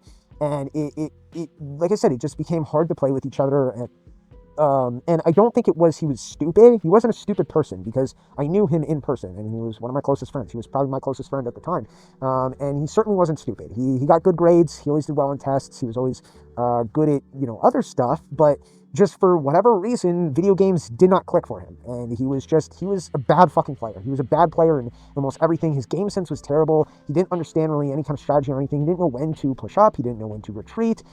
He gets spooked off by the most random shit. It'd be something like a Sombra pulls up on him and he goes, "Huh," and then fucking runs away from him. And then and other times he would just fucking walk straight up to the middle of the entire team and just die immediately. Sometimes he'd get spooked off by the most random shit. Other times he would just push up on the most random shit. And like I said, he didn't know when to do things or how to do things. He had poor positioning, and he never showed any real improvements over the entire course that we played with each other. And usually I like to give low-level players the benefit of the doubt, bad players the benefit of the doubt, and say, you know, a lot of times it's like, okay, some people don't play the game as much as others. You know, the bronze player that goes in and starts playing the game and, you know, has a fucking 9 to 5 and like a wife and kids and shit, and, you know, only plays like 2 or 3 hours a day at the most, you know, that person has an excuse to be bad, you know, like they have a life, and I can assume that sometimes, right? I can assume that some people who are at low ranks have a fucking life, and they have other shit, other responsibilities, other things that they need to do, but this guy, there's no excuse. There's no excuse for how bad he was, because he played just as much as any of us did, right? He had just as much experience as any of us did, and he played together with us, and on top of that, he had anything you could ever ask for. He could have, he had everything that a coach or any person could recommend, right? He essentially had almost 2 diamond coaches that would give him free coaching daily and was trying to help him out to rank up. And both had played different characters with different philosophies and ideologies on how to play characters and different approaches with how to play the game. On top of that, he also had people to compare himself to, which is often something that's very highly recommended within like coaching and stuff like that, and whatever it is to have someone to compare yourself to, right? A rival per se, right? Someone that you can play alongside of and improve with. And like I said, he had R. R started out in bronze when we carried him up to silver, right? And he was, like I said, he would not have made silver without us. I'm gonna be blunt here, but like I said, he had R, and not to mention N and H or M and S as well, and he could have played. Like I said, he had those people to compare himself to and to improve along with, and he simply didn't. He simply didn't for whatever fucking reason, and it got difficult to play with him. It got very difficult to play with him at certain times, and he just, I don't know what it was. I don't know what it was, but he was just unnaturally bad at video games and just couldn't improve. And it wasn't just an Overwatch thing. We also played other video games with him at sometimes. Like I remember Hyperscape came out. We played that with him, and God, he was fucking terrible at Hyperscape and really any other game. And there's this one real core memory of mine, and this kind of became a long-running joke within our 6 stack. And basically what this was we were playing on Numbani, right? And we were doing offense. And what we were doing essentially was we essentially first pushed up the middle, like most people do, you know, go along the bus and all that. And that push got fucked up. We lost that push and had to respawn, all that shit. And that it is what it is. It happens, you know.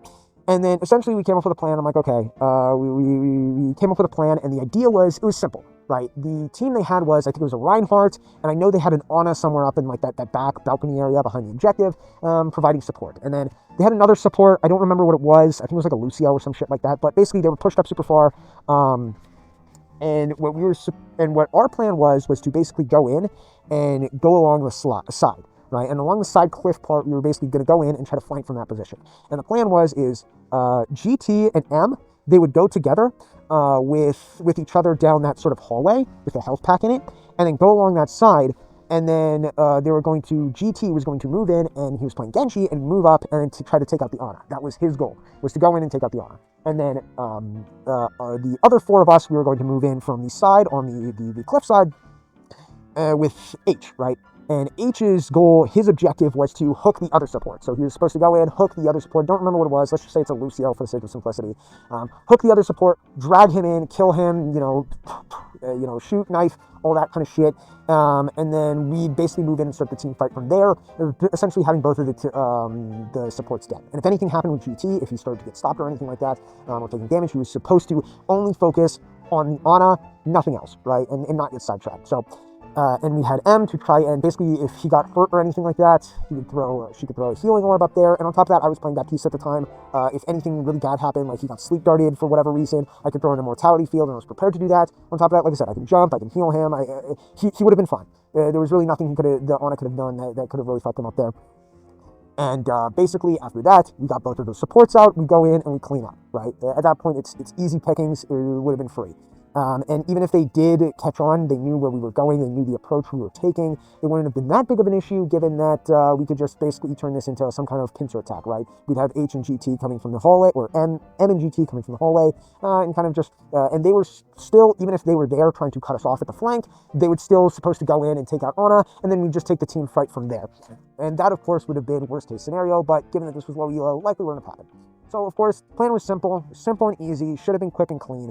And we were walking along the cliffside, and we were walking along with H, and H was taking the lead because he was the person in front, because he was going to go and immediately, he was going to take the first action, right? Because the first thing he was supposed to do was boom, hook the Lucio, and then it's easy pickings. He walks in, and we're walking along the side of the cliff, and then he just keeps walking. He keeps walking, and then he falls off the fucking cliff. He just falls off. He just walks off the side of the cliff. And he's dead. Roadhog falls off the cliff and goes, oh! And then now we're all sitting there, and we see the kill feed, and we're like, what the actual fuck, dude? And this has completely fucked up our entire push. Now what do? Do we retreat and waste more time, another probably 30 seconds, to wait for his fat ass to get back here, and then try again? Or do we just fight the 5v6? And since we don't have him to hook the Lucio, we're running Sigma and Reaper as our other two options, right? We don't have him to hook the Lucio. This might turn into a scramble. It might be bad, right? So our only option, if we really, really wanted to get that Lucio out, is we could have Sigma throw the rock, and then hopefully R would be able to take him out. But of course, we wanted GT to just take a beeline straight to Ana and take her out as soon as possible as well. So we didn't want GT to get sidetracked with Lucio. And if Lucio was too far up, this could have been a very big issue, because R might not be able to get to him in time or get to him safely to kill him, even if he does get hit with a rock. So what do we do in this scenario? And this fucked up the whole thing, and he had one job, and that was just run in, hook the Lucio, that was it. He could jump off the cliff afterwards, it didn't matter. As long as he hooked that Lucio, we would have been golden. But that's not what happened. That's not what happened. He just walked straight off the cliff. And we were all just kind of like, oh my fucking god, what do we do from here? And I don't remember how that game turned out. I don't remember if we won or lost, but this kind of became a long-running joke where whenever we devise a plan or say we were going to do something, we'd be like, don't fall off a cliff, right? And that was kind of it. We'd always end it with don't fall off a cliff. Like, we'd be like, hey, could you go and get that fucking whatever that is? Like, could you go dive that Ana and don't fall off a cliff? And we'd say shit like that, right? Where I know I'd be playing Doomfist, and I'm be like, okay, I'm going to jump in and I'm going to dive their supports or whatever and use all my abilities and then come back with my ult and I won't fall off a cliff. Right, and that was kind of a long-running joke that we make, basically always poking jabs at him falling off that cliff, and we really never let it die. And he probably didn't appreciate it, but it was kind of funny, and it did fuck up our entire push. So which is just like, how does that happen? How does that happen? You just fall off a cliff. You didn't get booped. There was nothing there. The enemies weren't there. They didn't know we were coming from that direction. He just was walking, and he just kept walking, and he fell off the cliff. And it's like, how does that fucking I don't know how that happens. I don't know how that happens. But like I said, there's just some people in this world, man. Some people in this world, man. And like I said, me and GT, when we played together with H, we tried to give him advice, we tried to give him tips, we tried to help him out as much as possible, say, hey, you're doing this wrong, you could be doing this more, that kind of thing. And he seemed like he wanted to learn for a time, at the very least. It seemed like he was trying to listen and trying to take in our advice, but he just wouldn't do it, right? He might do it for a little bit, like we'd be like, in this scenario, you should do this and that. He might do it once or twice, but then it wouldn't really stick with him, right? He wouldn't keep doing it, and whatever we told him would just, kind of just, after a while, would just shrug off, and he'd go back into the same bad habits that he was used to doing. And we didn't, and like I said, he tried to listen for a while, but he never asked questions. He never really questioned whatever we told him. He just took everything at face value. It was never like, why should I do this or whatever. And at some point, we kept telling him the same things over and over again, giving him the same tips over and over again, and trying to give him the same advice. Because of this, he started to get frustrated with us. But of course, we started to get frustrated with him, especially because, like I said, it started getting harder and harder to play with him. And at a certain point, we had to basically 5-stack with him because he was too low ranked to play with us, right? Because we were sitting in gold and he was out down in bronze. So it's like, what do we do now? Do we make another Smurf for him and try to start all over again and try to pull him back out of bronze when he just can't get out of it? And it just became really frustrating, and he started to get frustrated as well. And it started off small, right? We'd try to give him advice, and sometimes he'd get irritated with all the advice and what we were trying to tell him. But like I said, overall, he seemed to be mostly receptive to it and seemed to take that advice, but we'd say the same things over and over again and try to beat the same shit into his head over and over again. But he just wouldn't really absorb what we were trying to tell him. And it got to the point where he would do this fucking thing, and it was annoying as shit, that when he started getting frustrated when we were trying to tell him something, the first thing he would start doing if he was annoyed is he'd just go, whatever, like that, right? He'd just go, whatever, and then just kind of blow it off. and not listen to us. But then if you start getting more frustrated, or you kept trying to talk, or start talking too long about something, or like, okay, you should be doing this for this reason, blah blah blah blah blah, and you start talking, right? And he would start to get also, he would do this, he would then start doing this thing where you go, like really loudly, and just do that the whole time you're talking and just not listening, and just going, And then if he got really fucking annoyed, like you're like, dude, you're not listening to me, like actually listen, or he got really fucking annoyed. This was kind of like the final level, you know.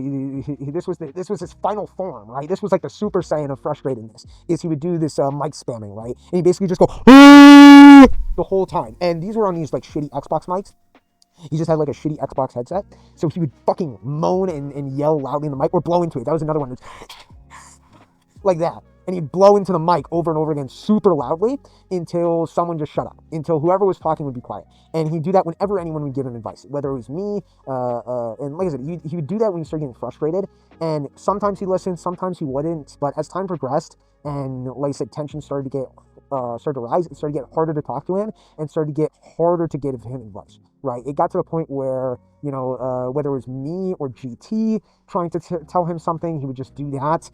And even, like I said, sometimes even R would try to tell him something, or S, and try to like give him advice and tell him like, you should be doing this and whatnot. And he would just start doing these like weird baby tactics, basically, right? And not listening. But like I said, at a point he was listening, but as you know, it got harder to play with him, it got harder to communicate with him as well, and it got hard to try and get him to improve. And it got to the point where, and with some people it was worse than others. It was really bad with GT, and at some points he just wouldn't talk to GT at all, and would just like instantly, the moment GT opened his fucking mouth, he would start doing that shit, and like mic spamming and whatnot. But he was more susceptible when talking to me, and the less people who were in the party, it was easier to talk to him, right? And like I said, as we started to progress in our ranks, and as we were like kind of in that gold area and couldn't play with him, I didn't want to leave him behind, right? I didn't want to just leave him to be in bronze and stuff, because I liked six-staffing with each other. I liked playing all of us together, all six of us, you know, working as a team. I liked playing as friends, you know, having our whole team together. And that was the most fun I'd had. That was the most fun I'd had playing this game, and I wanted to do that for a long time, right? And I liked seeing how they progressed. I liked seeing how my teammates got better, and liked watching them play. And a part of me kind of felt like I was like a tour guide in a way, and I climbed a mountain, right? A part of me, I felt like I climbed a mountain and reached Diamond, and that's where I was, right? And I did this, and now I'm going back down the mountain, and I want to basically take my friends and have them climb the mountain with me as well, right? And I want to see them improve, and I want to get better with them as well, and I wanted to basically take them to the top of that mountain, and I wanted to take them to Diamond as well. And H was no exception for this. I didn't want to leave him behind. I didn't want to, just because our team was gold, I didn't want to leave him in the dust. I didn't want to leave him in bronze, because I didn't want to lose a person, right? But the thing is no matter how much I tried, he couldn't get off the fucking trail. He couldn't even get to the mountain in the first place. And it fucking sucked. It fucking sucked, and I put so much time and effort to try and help him improve. I even tried to basically get him to switch characters. Like, I got him to start playing Junkrat, was one thing, because I had a lot of experience in Junkrat, and Junkrat's a character with a pretty low skill floor, as well as a pretty high skill ceiling, and a lot of versatility and options with that character. So I got him to start playing Junkrat, and he started playing Junkrat over Torbjorn, and he seemed to be pretty receptive to that change as well. And it was very easy to tell him what I knew, because I played Junkrat as well, and Junkrat was my most played character. So it got very, very easy to you know, coach him basically on how to play Junkrat, and some tips and tricks on how Junkrat works. But overall, it got hard to play, and we made new accounts just to play with him. But I feel like this kind of caused some frustration with our other players, right? I feel like, you know, R, S, and M, they felt like they were already past this step. They were already past bronze and silver, and they didn't want to go back, right? And they wanted to play in gold, they wanted to improve, and they wanted to rank up, and I understood that, but I didn't want to leave H behind. No man left behind, you know, that kind of thing. But they were kind of frustrated, but the person who surprisingly took this the hardest and really, really did not like to be playing in this rank was GT. GT fucking hated playing in these bronze ranks, especially because he mainly wanted to duo with me. He didn't really care to play with all six of us and whatnot, and he wanted to duo with me because he wanted to get to Diamond, because he'd never been to Diamond before, and I understood that, and personally, I didn't give a shit about my rank. I didn't care, and I hadn't gotten to Diamond at this point either, and I don't care about getting Diamond again. It's whatever. Who gives a shit, right? Because the way I saw it is like, hey, I got Diamond before. If I really cared to do it, I could get Diamond again. So I wanted to, and GT just wanted to play with me. But I was like, hey, hold off. I don't want to play until we can get our stack up here, right? Until we can get our stack to plat, and then we can go on and get to diamond. And that's what I wanted. I wanted us to leave on a high note. I wanted us to be a team that went all the way from the bottom to the top, right? Or I know a lot of people are going to be up my ass and be, yeah, diamond's not the top, but you get what I mean. Diamond's a decent rank, and I wanted to get our 6 stack up there, and I wanted to be kind of a success story. And that's what I wanted more than anything. And, you know, sometimes I would play with GT, but it was just, he got frustrated that I wasn't playing with him all the time and that we weren't grinding the diamond and whatnot. And eventually we, like I said, we went back down to bronze and we're playing some games with H, and some games we'd play back in gold without H. But it was frustrating because, like I said, nobody liked playing in those elos. And GT especially hated it. GT fucking hated it, and all he would do is be a toxic asshole the entire time we would play in bronze. Whenever we would play in bronze, all he'd do was shit talk the enemy team, shit talk our team. He was just constantly in a bad mood, and he would just be like, "Oh, these players are so bad," and you know, making all this like shit. And we'd be stomping the enemy team or something like that, and he'd be like, "God, these guys are just so bad." And then he'd turn this into like some weird, he'd always turn this into like some weird fucking jab at somebody, especially H. So he'd be like, "God, these players are so bad. How are you stuck in this rank?" And he'd do like shit like that, right? Basically saying like, "How is anyone bronze? God, you have to be so bad to be in bronze." And he would just do that kind of shit, and he was just overall unnecessarily mean, and he constantly did that, right? And he would just flame literally anyone who'd die, he'd flame me, right? He would go out and be like, I'd die, I'd get jumped by like 3 or 4 guys, I'd die in a scenario, or maybe I'd just get pulled up by a fucking Reaper and get blown out, get my back blown out in the fucking, and it's just like, it is what it is, right? I just mispositioned or whatever, right? And then he would go and be like, "God, how are you platinum or diamond or whatever," right? He would just be like, "God, how are you this rank?" And blah, blah, blah. And he'd basically diminish and discredit my rank anytime I would die in these bronze elos. And it's like, "God, you're struggling with bronze players. How are you diamond?" And it's just like, God, like, don't fucking do that. Don't fucking talk shit, whatever, but don't fucking discredit my rank because I just got fucking my back blown out by like 6 guys, dude. Like, it's such a dick thing to do. And I tried not to get defensive about it. I didn't take it too personally. And the reason was because I knew he wasn't frustrated at me. He didn't really mean any of these things. And he wasn't even frustrated at H or our team necessarily. I think he was just frustrated that he was playing in the lobby, right? He was frustrated that he was playing in bronze and didn't want to be here, right? He was like a kid that got forced to be taken to church or whatever, right? So he's just in a bad fucking mood. And he just didn't want to do this, and he felt like this was a waste of his time. And I can understand that. I can understand that, especially because I knew how bad he wanted to get the diamond, and he wanted to be playing with me, and it was whatever it was. But like I said, I didn't want to leave our team behind. And at the very least, I wanted to wait for our 5 stack to catch up, and I wanted H to catch up with us. But it was difficult to try and get him to progress anywhere. But overall, it was hard to give him advice, especially at this point, because there was already a lot of frustration and toxicity going around, not only from GT and even some from R as well. There was a bit of toxicity being thrown around. But M and S never really had an issue. They were never really being toxic. I don't recall that ever happening. But it was kind of frustrating, right? And H as well was getting frustrated. And like I said before, it was hard to give him advice too. And I think the more people who were in the party, the harder it was to give advice. If all 6 of us were playing in these lobbies, it was almost impossible to talk to him. Anytime you started talking to him and giving advice, he'd instantly just start going to mic spamming, right? And it was frustrating. It was frustrating to talk to him. And I can understand it because like that's a thing in like fighting games as well, is not to give unsolicited advice. A lot of people often see that as rude, as mean, and that you just shouldn't do that unless they ask for it. And that's a common thing. It's like, oh, if you're kicking someone's ass in a fighting game, then you say like, "Hey, do you want any tips to deal with that or anything?" And they'll either say yes or no or whatever. So yeah, you don't want to give unsolicited advice, right? That's a common thing, not to be an asshole, because some people can take that the wrong way. And even if you are just trying to be helpful, some people can take that as you're trying to basically discredit or diminish them, especially if they know exactly what they're doing wrong. Because sometimes people know what they're doing wrong, they just aren't changing it up because they don't really care, or maybe aren't reacting to it or aren't seeing it because they're not too familiar with it. So a lot of times people know exactly what the issue is, and they don't want to hear that shit. They don't want to hear that, and like I said, you'll just be like, "Oh, you know, you can just duck that," and then it's like, "Well, I fucking know." It's just like, shut the fuck up, you know. And people do get frustrated at that, and I do understand that. And I think he definitely felt that way a little bit too. But like I said, GT definitely would give advice, and he'd be condescending about it. But I'd try to explain things as best as possible.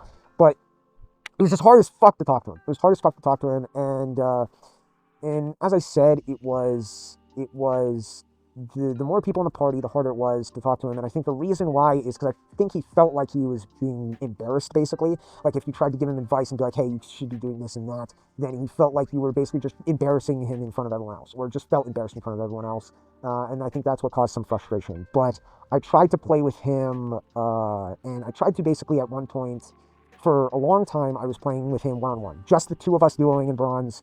No funny shit, nothing like that. We were just, no party or anything, just the two of us. And at that point, it was easy to talk to him. We didn't really have any issues, and he didn't have any issues with me. And it never really resorted to him mic spamming or doing the shit or anything like that. And he seemed, when it was just me and him one-on-one, he seemed very receptive to all the things I was saying and any advice that I would give him. But like I said before, yeah, he'd seem receptive, he'd seem like he was kind of understanding it, but he just wouldn't. It wouldn't absorb. He might do it for a little bit, but it wouldn't collect into his mind as something that he should always be doing, right? Anytime I'd give him any tips. And it was just, it was, I kind of had to make a choice whether, do I want to play with H and try to get him up to gold? Do I want to play with GT and try to get to diamond with him? Or should we focus on trying to play with with the rest of the guys out in gold, right? I kind of had to make a choice, and as they were starting to get closer to plat, we started to be able to play with the other three, but I still couldn't play with H, right? And I didn't want to leave him behind, as I said before. So it was just an issue. It was just an issue up until about, at one point, and this I think was really the beginning of the end, was we got to a point where we had enough competitive points to buy golden guns. And at this point, I'd already have like, he said, I don't know if I had Baptiste gold yet, but the golds that I had was Junkrat, Doomfist, Lucio, and Orisa gold. And Baptiste gold was the last one I got. I'm not sure if I had it at this specific point though, and it's not really relevant either. But we started getting golds, and we were able to get gold guns. Now, some of us already had gold guns and whatnot, but for like some people, like R never had a gold gun, and it was a very easy decision because he only played one fucking character, so he got Reaper gold. But H kind of had an issue. H only played 4 characters. He only played 4 characters, and that was Roadhog, Junkrat, Torbjorn, and Lucio. And this is kind of what, I think this was really the beginning of the end of our 6-stack, and kind of what became the issue was he had to choose which one of those characters that he wanted to get the gold rep for. And GT, as I said before, any characters that he claimed didn't have skill, he did not appreciate.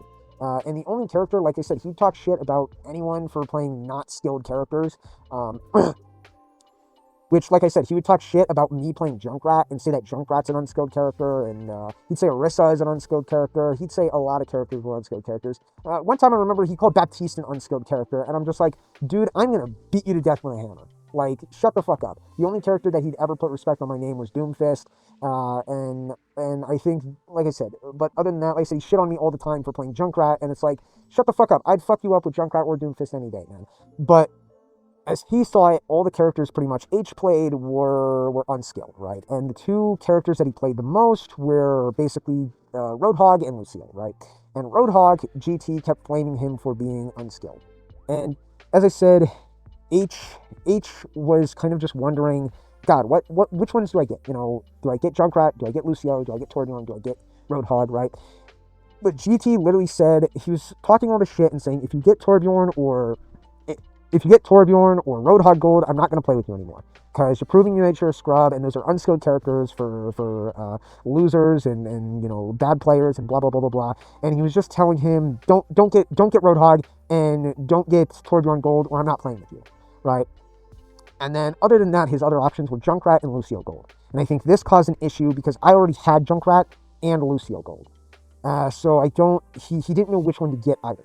And this was a big issue, was for a while, he was sitting on top of his competitive points, not spending them on anything, and he was pondering which one he'd get, because if he got either Roadhog or Torbjorn gold, he felt like GT was just going to shit-talk him and be an asshole about his gold guns and, talk shit about him getting Roadhog gold or whatever. And it is what it is, right? And like I said, he would do that. And GT was literally saying, if you get those characters, I'm not going to play with you. And that's what he was going to say. But at this point, GT already didn't want to play with H because he was in fucking bronze, right?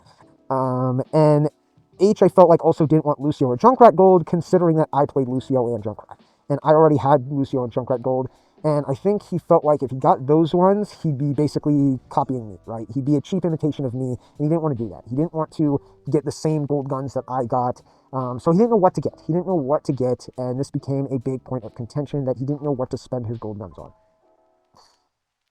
And I told him at one point, because he asked me this, who should I get for gold? And I told him it doesn't fucking matter, get whoever you want, right? I told him to likely get Roadhog gold, because Roadhog was the character that he was playing the most at the time, and Roadhog was a character that he found fun and enjoyable. He'd constantly be playing Roadhog, and I think he liked Roadhog more than any other character.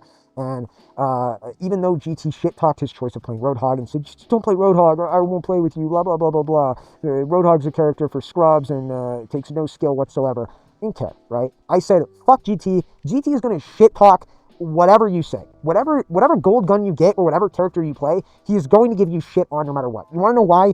It's because GT is a fucking asshole. And you should not give a shit about what his opinion is, right? He shit-talks me and gives me shit for playing Junkrat.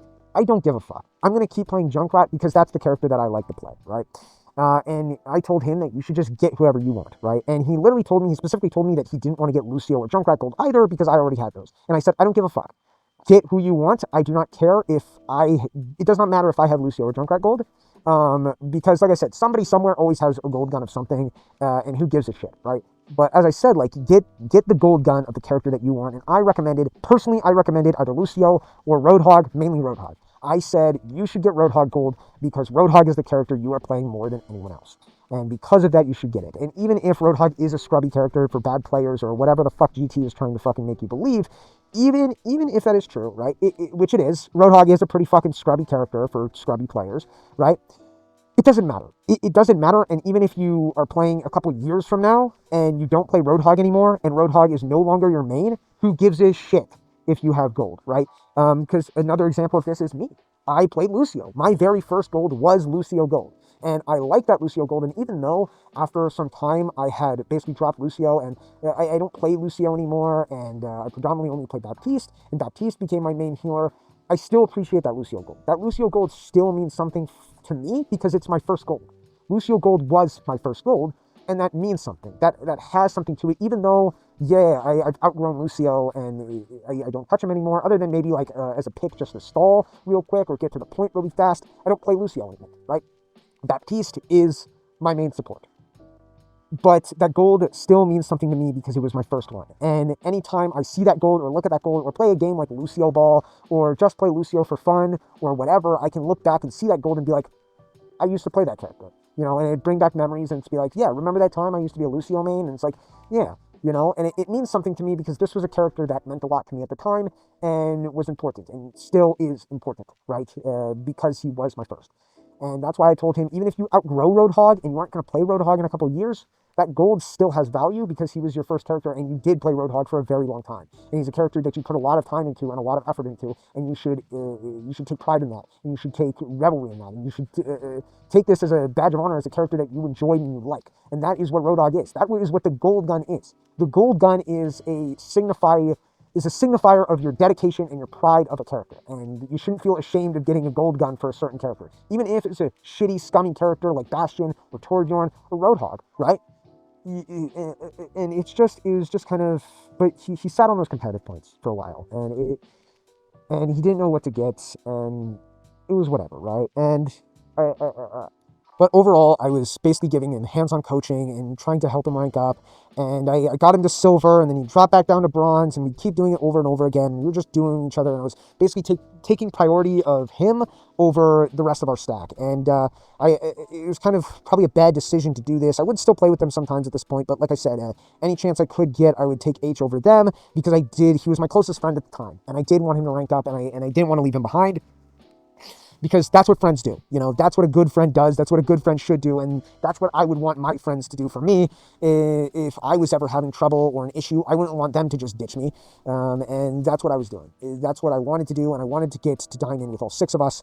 Like I said, hands-on coaching, I was doing everything I could to try and help him out, and I would try to teach him how to play his characters and whatnot, and like I said, it was a headache and a half to try and get him to do anything, and I ended up getting him to silver, and I tried to help him on how to play Lucio, and my god, He has to be one of the worst Lucio players I think I've ever fucking seen. His Lucio was fucking terrible. Like I said, he never knew when to use any of his abilities. He would pretty much always just use, he was the average bronze Lucio, to be honest. He'd always use his boost whenever he fucking could. The moment it was off cooldown, it would just be boost, even when it didn't fucking make sense. He never knew when to switch to healing or speed. He would always just stay on healing at points in the middle of a fight. And he'd constantly forget to switch on and off. There would be points where he'd be walking back to the objective and he just wouldn't have speed on. He would just be on healing. And it's like, what the fuck are you doing? And there were points as well where it's like we'd be in a team fight and he's just on speed. And it's like he's not doing anything. He'd just forget that he was on speed and wouldn't be healing us either. And be like, dude, come on, switch to healing. And it's just like, and it was really bad. It was really bad. His Lucio was absolutely fucking terrible. And it got to the point where I was playing, I would play the game. And I would have him stick around me, basically like my little fucking Pokemon, right? He was basically my little Pokemon, and he would just follow me around, and I basically can play 2 characters at once, was how this worked. I can't say it wasn't fun all the time, but sometimes it did get kind of annoying, and I just couldn't imagine he was having fun playing this way. But basically how this would work is, since I played Lucio, I knew Lucio pretty well. I knew his cooldowns, I knew what he was capable of, and I knew when to switch on speed and healing and all of that stuff, and how to play him. I would pretty much play whatever character I was playing, whether it be like Orisa or Doomfist or whoever, and I'd pretty much say like, okay, H, you're gonna stick with me. Do not separate from me at all unless I tell you to. And I would basically tell him, don't switch abilities, don't use any abilities, don't do anything unless I tell you to. Do not do jack shit unless I give you the green light to do so. And basically, he would just follow me around, and I would tell him exactly when to switch on and off abilities, right? I would be like, okay, and this is kind of how some of the games would sound, is they'd sound like one of those like fucking secret military codes or some shit like that, and I'd be like, okay, speed, heal, boost, boop, speed, heal, boost, and then I'd be like, basically doing that, right? Just like communicating to him in this way to tell him when to switch to healing, when to switch to speed, when to boot the enemies, and be like, stay on me, boot the enemies away from me at this point, and all of that stuff. And it worked well. And when we played like this, and I basically used him as like a little Pokemon and had him basically as an addition of myself, and I was essentially playing 2 characters, it worked very well. And he did very well, and he oftentimes got very good damage, he got very good healing, and was overall very useful for the team when he was basically like attached to me at the hip like a little Siamese twin. But the issue with this shit was I felt like he wasn't playing the game. I didn't feel like this was fair. I felt like this was kind of mean in a way, and I feel like that was kind of like condescending almost, to like basically play the character for him, and I doubt he was having fun being commanded around like this, but he never at any point seemed to have an issue. He never was vocal about it. He didn't seem to dislike playing like this, and he never really questioned it either. You know, whenever we win, he'd be like, let's go, and shit like that, and he didn't seem to have an issue playing the game in this way, where I would just tell him everything to do, which I felt was very weird that he didn't mind this, because me personally, I would probably take offense to something like this. Like, what the fuck are you doing? Telling me how to play the game? Like, I want to play the game that I want to play. You know, I spend money on this game. I'm going to be playing my fucking game, you know what I mean? And you trying to tell me, like, literally down to every single detail how to use my abilities and when to use my abilities, feel like, you know, I don't have any autonomy here, right? And I always, it was just like, I don't know, I felt kind of bad for doing this, and at points I would tell him just like, do whatever you want. Like, I'd be like, okay, go fuck off, do whatever you want, I don't need you right now. And the moment I do this and basically like let him off the leash almost and let him have free reign to do whatever, he'd just completely fuck up everything. He'd completely fuck up everything he was doing, and would just start dying and go back to what he was normally doing, and he'd get terrible healing. He wouldn't know when to use his abilities. He wouldn't know when to back off or move up or anything like that. And the only way to even use him at a decent level was to basically have him attached to my hip the entire time, and control when he switches abilities, controls when he uses boost. And it was just, I don't know, it was kind of sad that, you know, anytime I left him alone, he just was completely incompetent, and I had to play with him like this, where he had no autonomy and was incapable of doing anything for himself. And it was painful. It was kind of painful to do all this. But overall, like I said, I got him to silver a couple times, and he was kind of like a house of cards or like a Jenga tower, where, you know, you set it all up and you get it working, and then the moment you start to take your hands off, and you start to take your hands off really slowly, and it all comes crashing down, you know, when you do that, just from the slightest breeze. And that's what it felt like trying to get him to rank up. And I even went so far to try and basically I'd watch his gameplay matches. I'd give him tips on that. I would tell him what he's doing wrong in game. I would tell him what he's doing wrong by watching his gameplay matches. I would give him videos to watch. I would send him videos from like Stylosa and other guides and whatnot. And I would even try to go so far to watch those videos and not analyze their gameplay, but analyze the way they spoke and presented themselves in their guides. And I went so far to like watching like a Stylosa video and trying to figure out how does Stylosa explain things, right? And I started to imitate that and figure out how all of these coaches function and the way their coaching strategy and their approach to coaching works, right? And I would imitate that and the way that they talk to people, and I would start to basically use those videos as a guide, not for Overwatch, but as a guide to be a coach. And it was really weird, and I would basically imitate the way Stylosa speaks and other people speak in these coaching videos, and I would try to essentially give this off to H.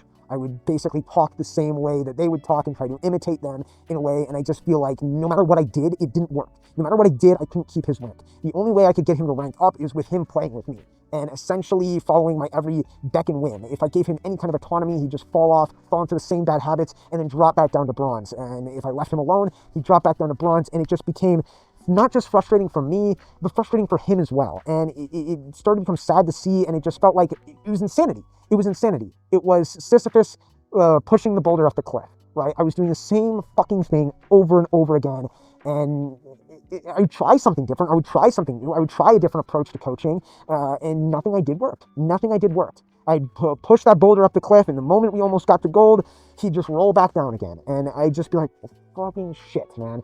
And this is how it persisted for a while, and to the point where he dropped back down to bronze. And I remember we had this conversation, and this conversation to this day still echoes in my head, and I wonder if I ever gave him the right answer or if I did the right thing here. And I feel so bad for this, and like I said, it's like one of those anime flashbacks that just replays in my head whenever the author can. But it just, this conversation I remember as clear as day, and basically the way it went down is it was after a game, and we lost, and I was just like, it's fine, it's okay, it's whatever, we'll get it back. And he dropped down to bronze, and I said, it's fine, we'll get it back, it's just a couple points, who gives a shit, right? Requeue for the next one. And he goes in, and he's fucking frustrated, and he's like, he says something along the lines of, he says this, word for word, he says, I don't know what started it or how it worked, but he says, I'm good enough to get the gold, right? Just like that. Exactly like that, word for word, I'm good enough to get the gold, right? And in that moment, I'm not a person who likes to lie. I'm not a person who likes to sugarcoat things. I'm not a person who likes to tell people, false truths. And I'm not a person who's usually easily stumped by something. I'm not a person who doesn't usually have a response. But in this moment, I didn't know what to say. In this moment, this was one of the few moments I was just like, what do I even say here? What can I say? What should I say? What can I even say? What do I do? How do I respond to that question? And in that moment, he says that, and I sit there and pause, and I sit there and pause for a second, and I kind of suck on my teeth and go, the thing is, and I pause just like that, and I say it just like that, and I go, the thing is, and I take another breath, and I pause again, because I don't know what the fuck to say. At this point, I'm stalling for time. I don't want there to just be this awkward silence between us. And I need to say something. I need to say something in this scenario. I need to give him some kind of response. But the truth is, and the truth of what I believed is no. No, you do not. You do not deserve to get to gold. You are not a gold player. You have proven time and time and time again that you are a bronze player through and through. Every time we have ranked you up to silver, you drop back down to bronze, and it happens over and over again. You are a bronze player, and there is no way to argue that. In your gameplay, you never show anything that is remotely impressive or unique about the way that you play. You do not stand out among your lobbies. All you do is walk around. You're consistently poorly positioned. You consistently are fucking shit up. You consistently are not being aware of your team or your surroundings, or where even the hell you are on the map. And he would fuck up shit that I don't even know how you would fuck up, like this most simplest shit, like Roadhog, hook, shot, melee. That was the Roadhog B&B, any Roadhog, that was the only thing you need to know with how to play Roadhog. And he would even fuck that up. I would see his gameplay, I would see him play, and somehow he would fuck that up. Some fucking how he would fuck that up, and I don't know how you do such a thing. I don't know how you do it. I don't know how you do it. It's truly a skill.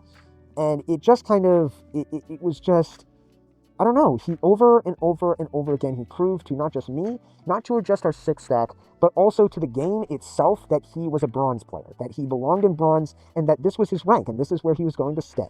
But it didn't mean I didn't want to rank him up. That didn't mean I didn't want to try and get him to diamond. And in fact, if I was able to get him to improve some way, if I was able to get him to rank up naturally, if I was able to make a success story out of him, I could take some pride into that. That's something that would have been good. That's something that could have been, a challenge to overcome, a feat, to make someone this fucking incompetent and this bad at video games to be actually a good, competent player that could play at a high level. And it just, and that's what I believed. That was the truth, is no, he was not good enough to be gold. And that's truly what I believed. At no point did I ever believe he was good enough to be gold. But that didn't mean I was going to give up. That didn't mean I was going to stop trying. And then, but what could I say? Because I couldn't say that. I couldn't just say that to his face. I didn't want to just say that to his face because he's my best friend. He's the closest friend I had at the time, and it's just, I can't just say that. I can't just say all of that shit and say, no, you're dog shit at the game, go fuck yourself, hang yourself on a rope. So, what do I say? And I couldn't say the other thing either because I don't want to lie to him. I don't want to say the common scrubby thing, which is like, oh no King, you're actually really good at the game and you do belong in gold. It's not you, it's your rank is wrong. You're in the wrong rank. Like, I don't want to do that. I don't want to fill his head with lies. I don't want to say that you're actually a gold player that is stuck in bronze, because that's not the truth. Because he's consistently not getting good damage. He's consistently not the carry on his team. He's consistently not providing for his team, and he's doing nothing for his team either because he's only playing fucking Roadhog, right? And it was difficult, you know what I mean? Because it's like a lot of low-level players, this is a common thing, and it's almost like a joke at this point, where it's like, my rank isn't accurate. Your rank is accurate. Trust me, especially at this time, before all the rank inflation and all of this shit, your rank is accurate. You are bronze, my friend. And his rank was accurate. And I can't just fill his head with lies and say, oh, your rank isn't accurate, King, because it was. So I didn't know what to say. I didn't know what to say, and I had to give me a second to think, and basically what I ended up saying was, I ended up starting with, what I said was, he asked me the question, you know I'm good enough to get the gold, right? And I ended up first pausing, and I went, well, it doesn't really matter. And I took a breath again, and I said, the truth is your rank doesn't actually matter, and the thing is about your rank is, all that your rank tells you, and the rank doesn't tell you the full story. That's what I said. The rank doesn't tell you the full story, and all your rank is a reflection of stats and numbers and all of that kind of stuff, right? It tells you how consistently you win and not how consistently you play. And like, I just kind of gave him this old sugar-coated bullshit answer on like how your rank doesn't really matter, and I started spinning it into kind of like how I give my own philosophy on how to improve, and that is that Rome isn't built in a day. You can't go from like being a gym beginner and benching like 20 fucking pounds to benching 225 in a week, right? That doesn't happen. And I kind of gave the same sort of spiel about video games, where it's like, you got to take time, you got to build that muscle, you got to build up your strategy, you got to build up the way that you play, and you got to improve bit by bit, brick by brick, piece by piece, bit by bit, right? And I kind of gave him this spiel on the way that I approach video games and the way that I improve in video games, and that is, work on one thing at a time. Find one thing that is a problem in your game plan, one thing that you need to focus on and work on, and basically just improve that. Focus on improving that one thing and get really good at that. For example, like, I don't know, it doesn't matter, but that's basically what I said, was just focus on one thing, improving on that, right? Find one weakness or flaw in your gameplay, and focus on that shit. And then after that, after I kind of gave him my philosophy on how to improve as a player, I started to kind of digress into a different thing and sort of try to convince him or lie to him that it wasn't you that was the issue, and it wasn't the game that was the issue, but the character choice and the characters that you were playing. Basically what I tried to do, and I feel like this was kind of scummy and a bad thing to do, and in retrospect I think was really bad. It was really, really bad, and that was that I basically said that the characters that you were playing, like Roadhog and Lucio, these characters are intended for beginners. They're intended for players who aren't very good at the game, who are just starting out the game, and don't really fully grasp the entirety of the game. And basically what I was trying to say was that that these characters are designed for a low level, but overall don't provide enough support and utility for the team, and at a certain point start to become a detriment. And at some point you are going to outgrow these characters, and you will no longer need these characters anymore, especially Roadhog, right? And basically what I was trying to do was try to get him to switch to another character. And what I was trying to say here was it wasn't your gameplay that was holding you back, was your character choice. Roadhog and Lucio and Torbjorn and whatnot, these characters are what's holding you back.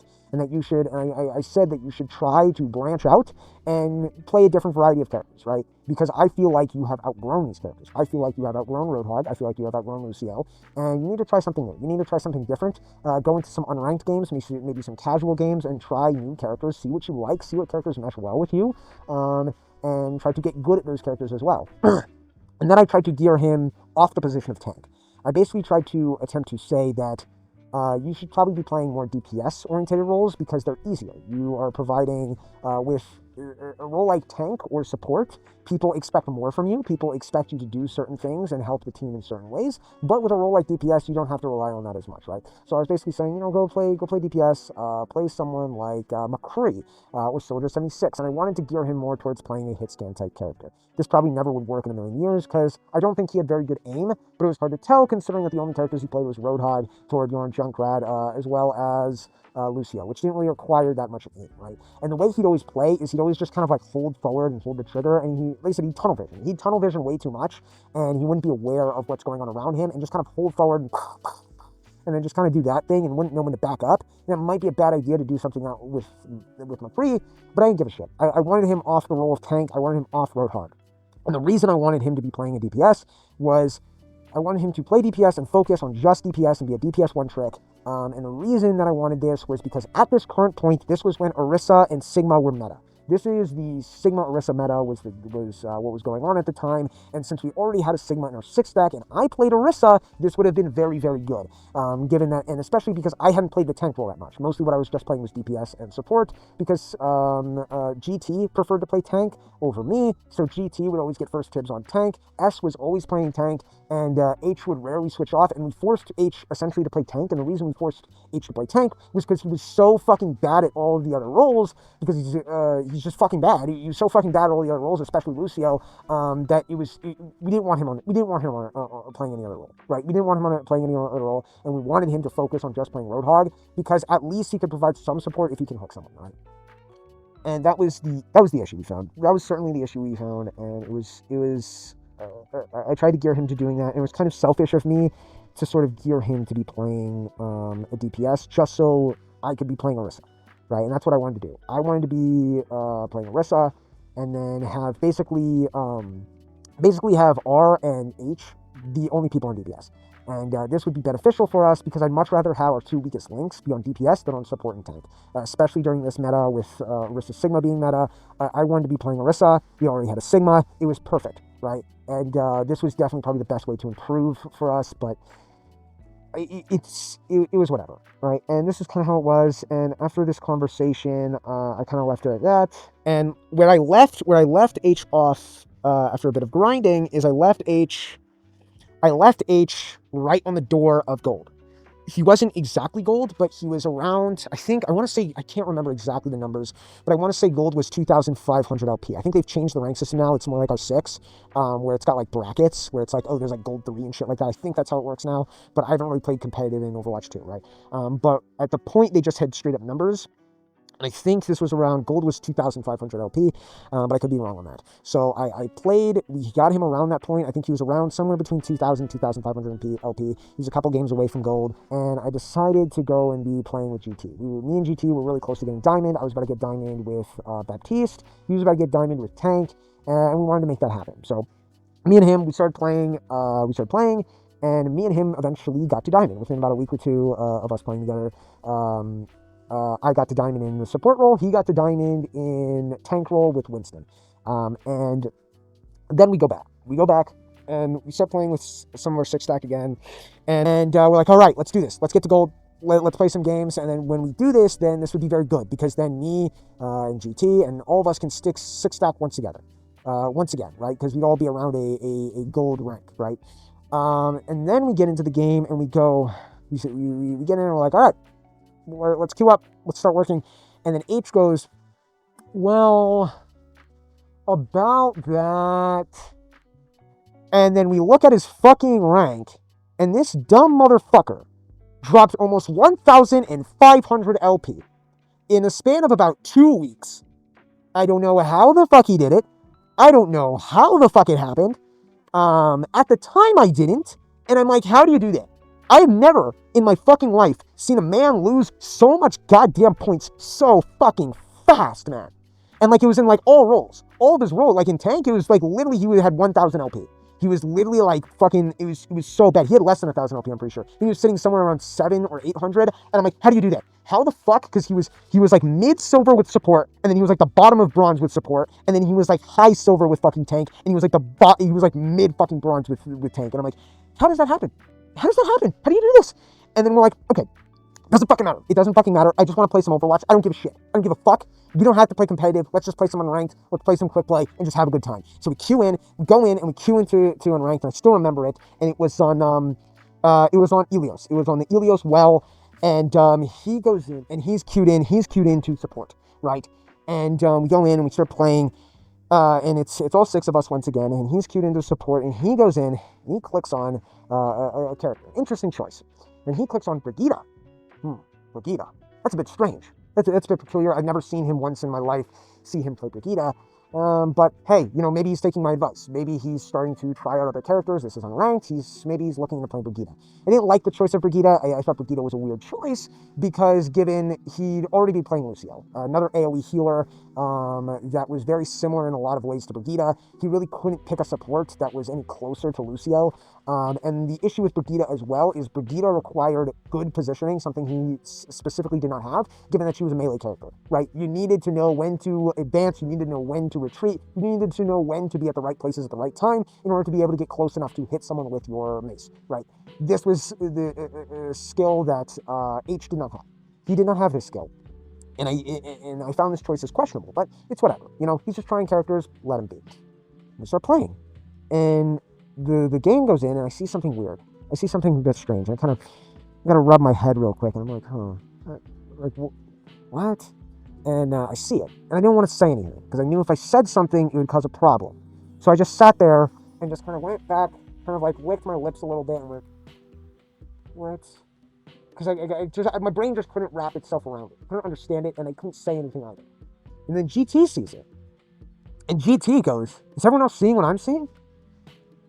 And I sit there and I go, yeah, I think I see what you're seeing.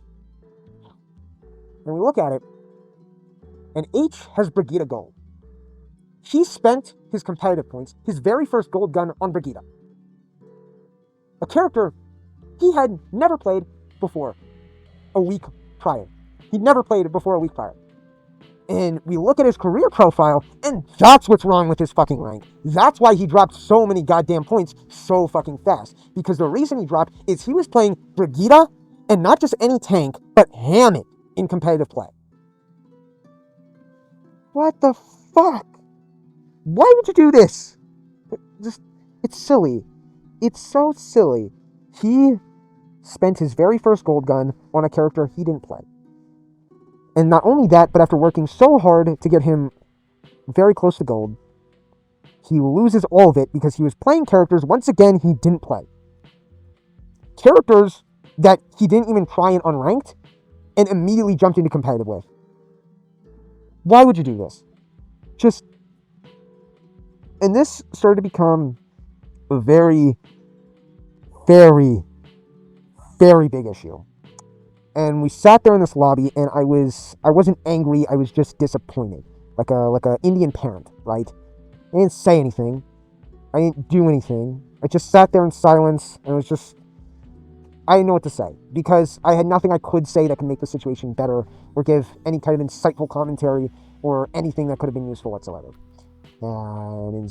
But the party turned into absolute fucking chaos. It turned into absolute fucking chaos. And GT started going and basically saying, why would you do that? Why would you buy Brigitte gold? Why would you buy Brigitte gold? And basically started interrogating, going, why would you buy Brigitte gold? Why would you buy Brigitte gold? Why would you buy Brigitte gold? And like kind of just parroting that over and over again. And it's like, you never played Brigitte before in your life. Why would you buy Brigitte gold? What are you doing? And then H would go in, and he would just say, I don't know. I don't know. His only response was, I don't know, because I felt like it. I don't know, because I felt like it. And then occasionally, you know, that's basically what it sounded like for like 5 minutes. And occasionally there'd be the occasional British, why would you do that? Why would you do that, man? And it was just like, it was so loud. It was so chaotic. And for the entire game, that's what it sounded like. Just, I don't know, because I felt like it. Why would you buy Brigida Gold? Why would you buy Brigida Gold? I don't know. Why would you do that, man? What are you doing? It was your very first gold gun and you wasted it on a fucking Brigida. You didn't even play the character, you fucking nonce. And I don't know, because I felt like it. And I'm just sitting here in dead silence. And my only thought crossing my mind was, I'm playing with retarded people. This was the first time that I realized, my God, I am like, this whole time, I've been spending this time playing with people with mental handicaps. I've been playing a game with retarded people. Oh my God, what the fuck am I doing? And I sat there in dead silence the whole game, and I just went, it is what it is. Like, I can't do shit about it. There's nothing I could say that can make the situation better. There's nothing I could do that can make the situation better. So why the fuck would I do anything? And I just was like, I'm just going to play Overwatch. I'm locking in Doomfist, and I'm just going to hope that Doomfist can make fucking all my fucking just silent disapproval and frustration go away, right? But it didn't. It really didn't. And from then on out, he didn't touch Lucio or Roadhog again, and was only playing Hammond and Brigida. And I don't know why he bought Brigida Gold. He never gave me a clear answer on why he bought Brigida Gold. And this was kind of like, it was over, right? This was the final nail in the coffin. And I just couldn't, I couldn't stand it. And it was such a stupid thing to do. And the way that I saw it was, buying gold was almost like, no. We're not going to get to that yet, right? The way that I saw it was, I think the reason he bought Brigida Gold was because I think he did it because he was angry and sort of as an act of protest. I think he felt like me and GT denied his characters and disapproved of his characters and didn't like the characters that he was playing. And I think he did this sort of as just sort of a baby tantrum and being angry in order to prove some kind of stupid fucking point that it's like, oh, look, you guys hated my characters and you disapproved of them, so I went out and bought gold for a character that I don't even play just because you guys didn't like my characters. And it was just disappointing to fucking see that. Because that's not how I felt at all. And I told him that. I told him that when we had the conversation about the gold guns, and I told him to get Roadhog Gold. I told him to get the gold of the character that he wanted, and I said, fuck what GT was going to say. Fuck what anyone else was going to say. If someone's going to disrespect your gold, fuck them, right? And I said that, you know, who gives a shit? Who gives a fuck? Who gives an absolute flying fuck what GT says? Who gives a fuck if GT is going to be an asshole? Because you know what? GT is going to be an asshole no matter what you do. No matter what you do, he's going to be an asshole. Unless you have a pussy between your legs, he's going to be a dick. And that's just the way he is, because that's the kind of human being he is, right? And he's an asshole to me, and like I said, I'm arguably better than him. The only role I'd say I'm not better than him is maybe DPS, and that's arguable, right? And then maybe you could say tank he's better than me at, but the thing is he only played tank with Winston and D.Va, and would only play characters and would only play tank as a DPS role, right? He was... He said he always played a very selfish game plan and never went and supported his team or gave actual benefit to his team. And like I said, he was not better. He was not better than me as a player. And he'd still shit on me, and he'd still talk shit about me, right? So who gives a flying fuck what he has to say? Who cares what his opinion is? Get whatever fucking gold you want. And to do this as a protest, because I didn't even say he couldn't get Junkrat or Lucio gold. Told him, get whoever you want. Who gives a shit if I have Junkrat and Lucio Gold? Who gives a fuck, man? And it was so frustrating to see him do that shit. And because the way that it felt like to me as an Overwatch player is buying a gold is kind of like losing your virginity, you know, in a weird way. When you get your very first gold gun, it's special. You know, you talk to someone, you have a conversation with someone, and you say, hey, what's your first gold? And it's like, oh, my first gold is Reinhardt. And it's like, okay, respect, man. And it's like, you know, oh, my first gold is Bastion. Hello, 911. You know, that kind of thing. And you know, you can. It's something. It's something, right? To basically your very first gold, right? And it's something special, and it's something that I think is just. It was stupid for him to waste it on that. Just because someone was shit talking his characters. Just because someone disapproved of the characters that he played, he went and bought a gold of character that he doesn't even play. And the thing is, how do I even put this, man? The thing is the way this felt to me is, like I said, buying your very first gold gun is like losing your virginity. This is kind of like if you have like a girlfriend, right, and you haven't done the deed yet. You two are still virgins, right?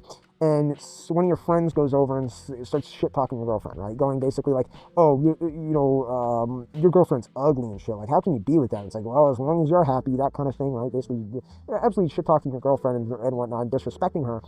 And instead of, like, doing anything about it or telling them to shut their mouth or whatever, right? You go, fine. If you don't like my girlfriend, I'm going to go out and buy a fucking prostitute. And you go out and you buy a hooker and you lose your virginity by having sex with a fucking random prostitute, right? That's what this felt like to me. Why would you do this? Why would you do this? Why would you do it? Just to prove some stupid fucking point. Some stupid fucking point. And at this point, this was kind of the last time GT and H wanted to play with each other. They really just avoided playing with each other at this point. They wouldn't talk or listen to each other whatsoever, and they just didn't want to play with each other. And considering that they were both still kind of my friend, and I was still trying to play with them, I'd go and play with one another, and it would always just turn into one or the other. Whenever I do it with him, it would always just turn into one or the other, complaining about the other one, right? Whenever I play with H, it was just H complaining that GT is such an asshole and he's such a toxic dickhead and he's just so mean and blah blah blah blah blah, and I hate GT so much, right? And whenever I would go and play with GT, it would turn into GT just going and complaining about how H is so bad at the game and he's just such an idiot and he's just not good and blah blah blah blah blah. And the thing is the truth is both of them are right. That's the thing. Both of them are 100% right. Yes, H is dog shit at the game, and he is a fucking idiot. And GT is also a fucking asshole, and he is a dickhead, and he's being a toxic bitch. But it was annoying, man. That's basically what our relationship became. Is I would go in, I would play with one of them, and all it would turn into is just them complaining about the other one behind their back. And I didn't like that. I didn't like that environment, and it's like it kind of tore our six stack apart. And I'd play with the others, and like I said, they'd be fine and whatnot. And we'd play with GT, and it was whatever. But it came to the point where it's like, at this point, after H bought that gold gun, after he bought Brigida Gold, this was the point I realized H was a lost cause. That there was nothing I could have done to get him the gold, and I thought it's best to just leave him behind at this point. And I think what buying that gold gun showed, and what that really was a way of showing that he'd given up. That he doesn't care anymore. He doesn't care about playing Overwatch. He didn't care about getting better. And he gave up playing the game. He gave up trying to improve. And that's what that gold gun was. It was the final nail in the coffin. And I feel like the only thing to do is give up on him. He gave up on himself, and the only thing I could do now is just give up on him. And it fucking pains me to say all that. And it's like, this person was, my closest friend at the time. And eventually both him and GT moved away. So I didn't see them in person, and the only time I could socialize with them was playing over Xbox. And the issue is that our relationship just kind of became complaining about each other, and it sucked. It fucking sucked. And I just didn't like it. I didn't like it at all, and I hated, god damn, I'm fucking, holy shit, dude. Dude, I'm fucking tearing up, man. I'm fucking tearing up, dude. That's fucking crazy. That's a tear. Oh, man, I got one. I don't know if y'all can see. I'm crying about it. God, my waterworks working. That's insane. Holy shit. I didn't think I still had feelings, man. No, but seriously, it hurt. It hurt, man. It fucking hurt like that. To basically see this, and I essentially, after working so hard to try and get him to a rank, I think he gave up on himself, and I had to give up on him.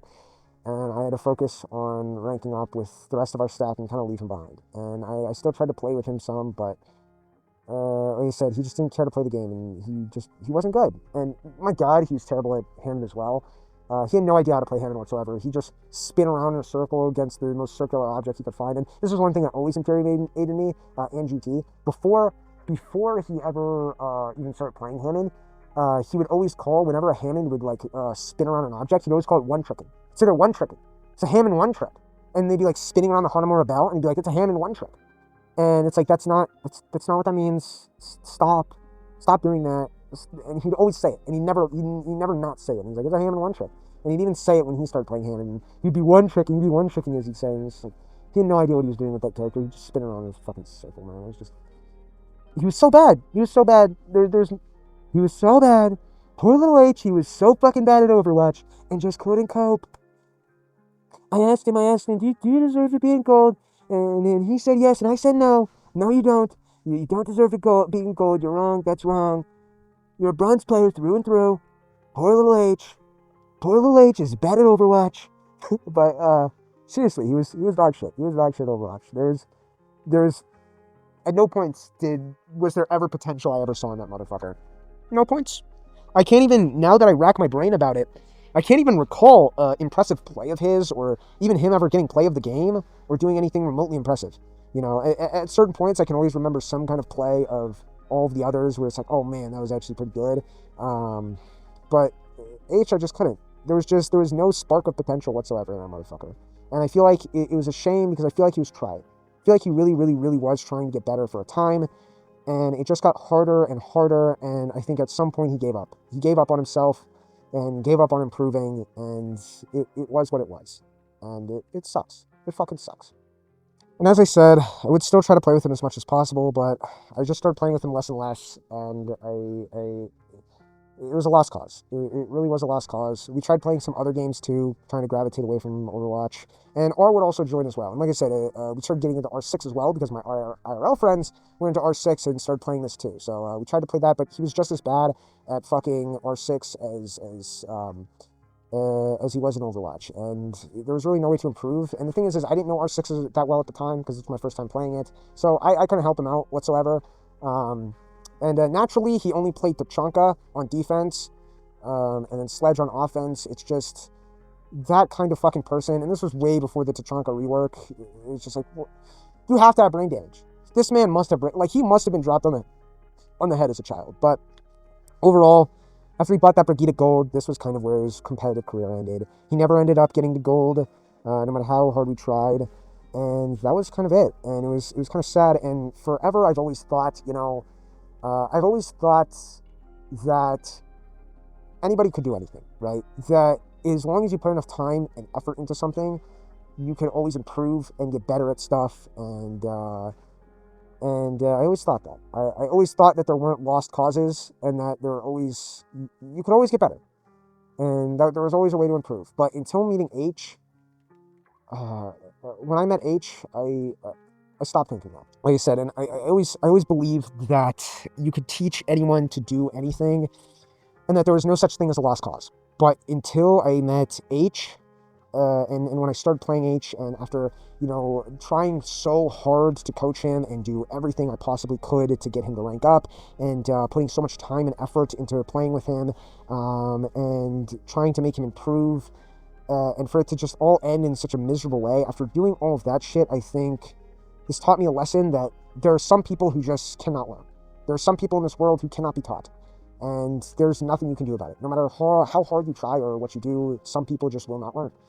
And I truly do believe this. I truly do believe this, and forever I always believed that, you could teach anyone to do anything. That anybody has the potential to get to diamond or even top 500 as long as they put enough work, put enough hours. But after meeting H, I don't think that's the case. I did everything.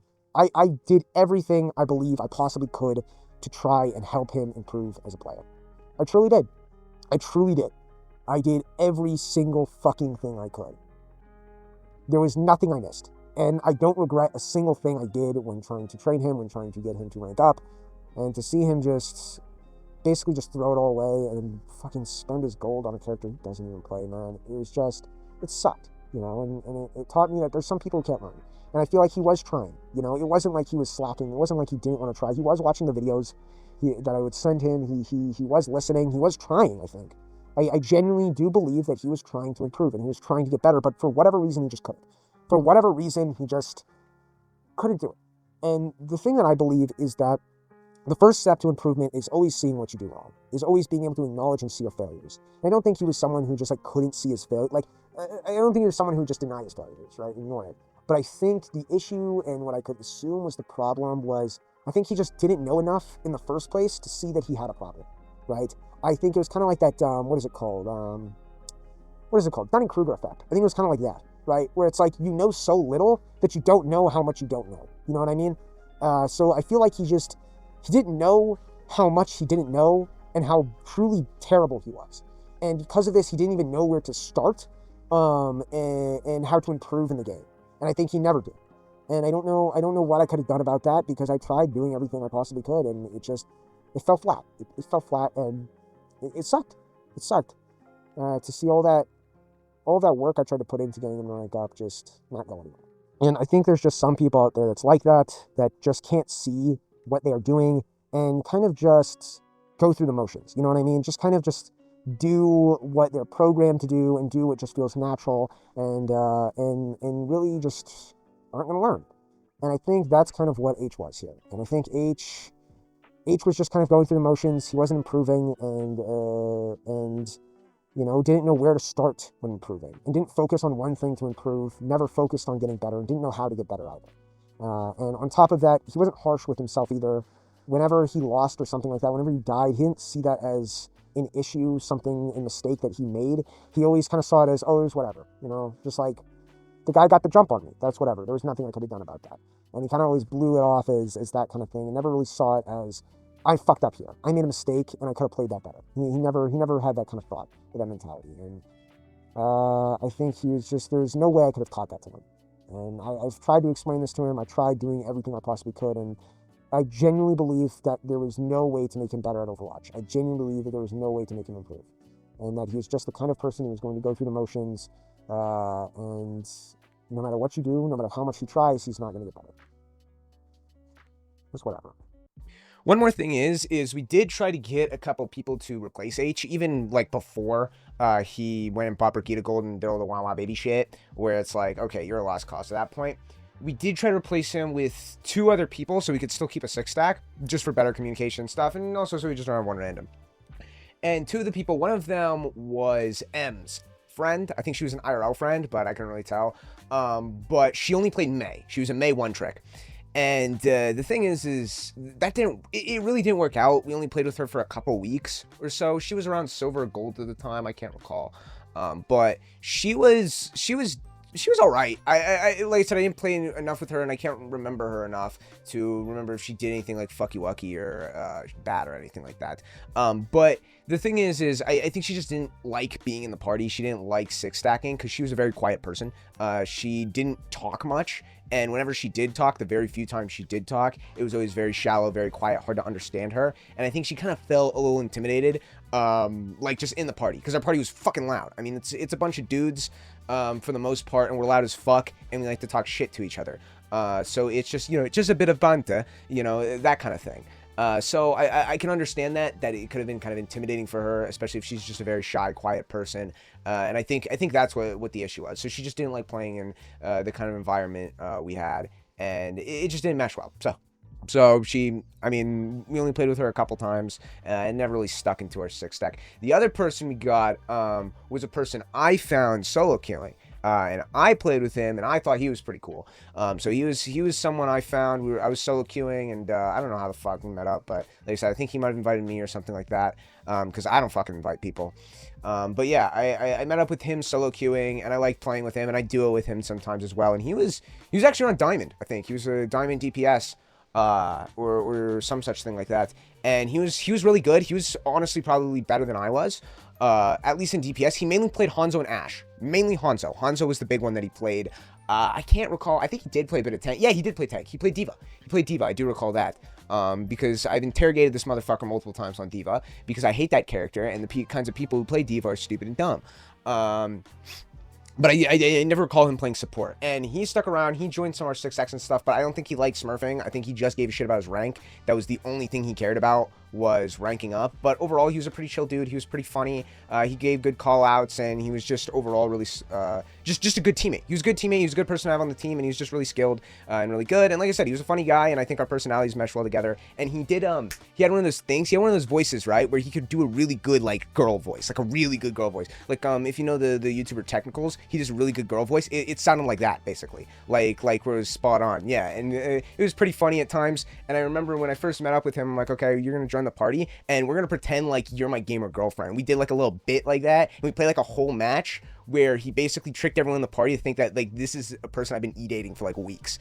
Yeah, and then it's like, oh, it's a fucking dude. It's like, you know, it was a thing, but it was kind of a funny joke. And like I said, our personalities worked well together, our kind of humor worked well together, and I just found a lot of cohesion with him.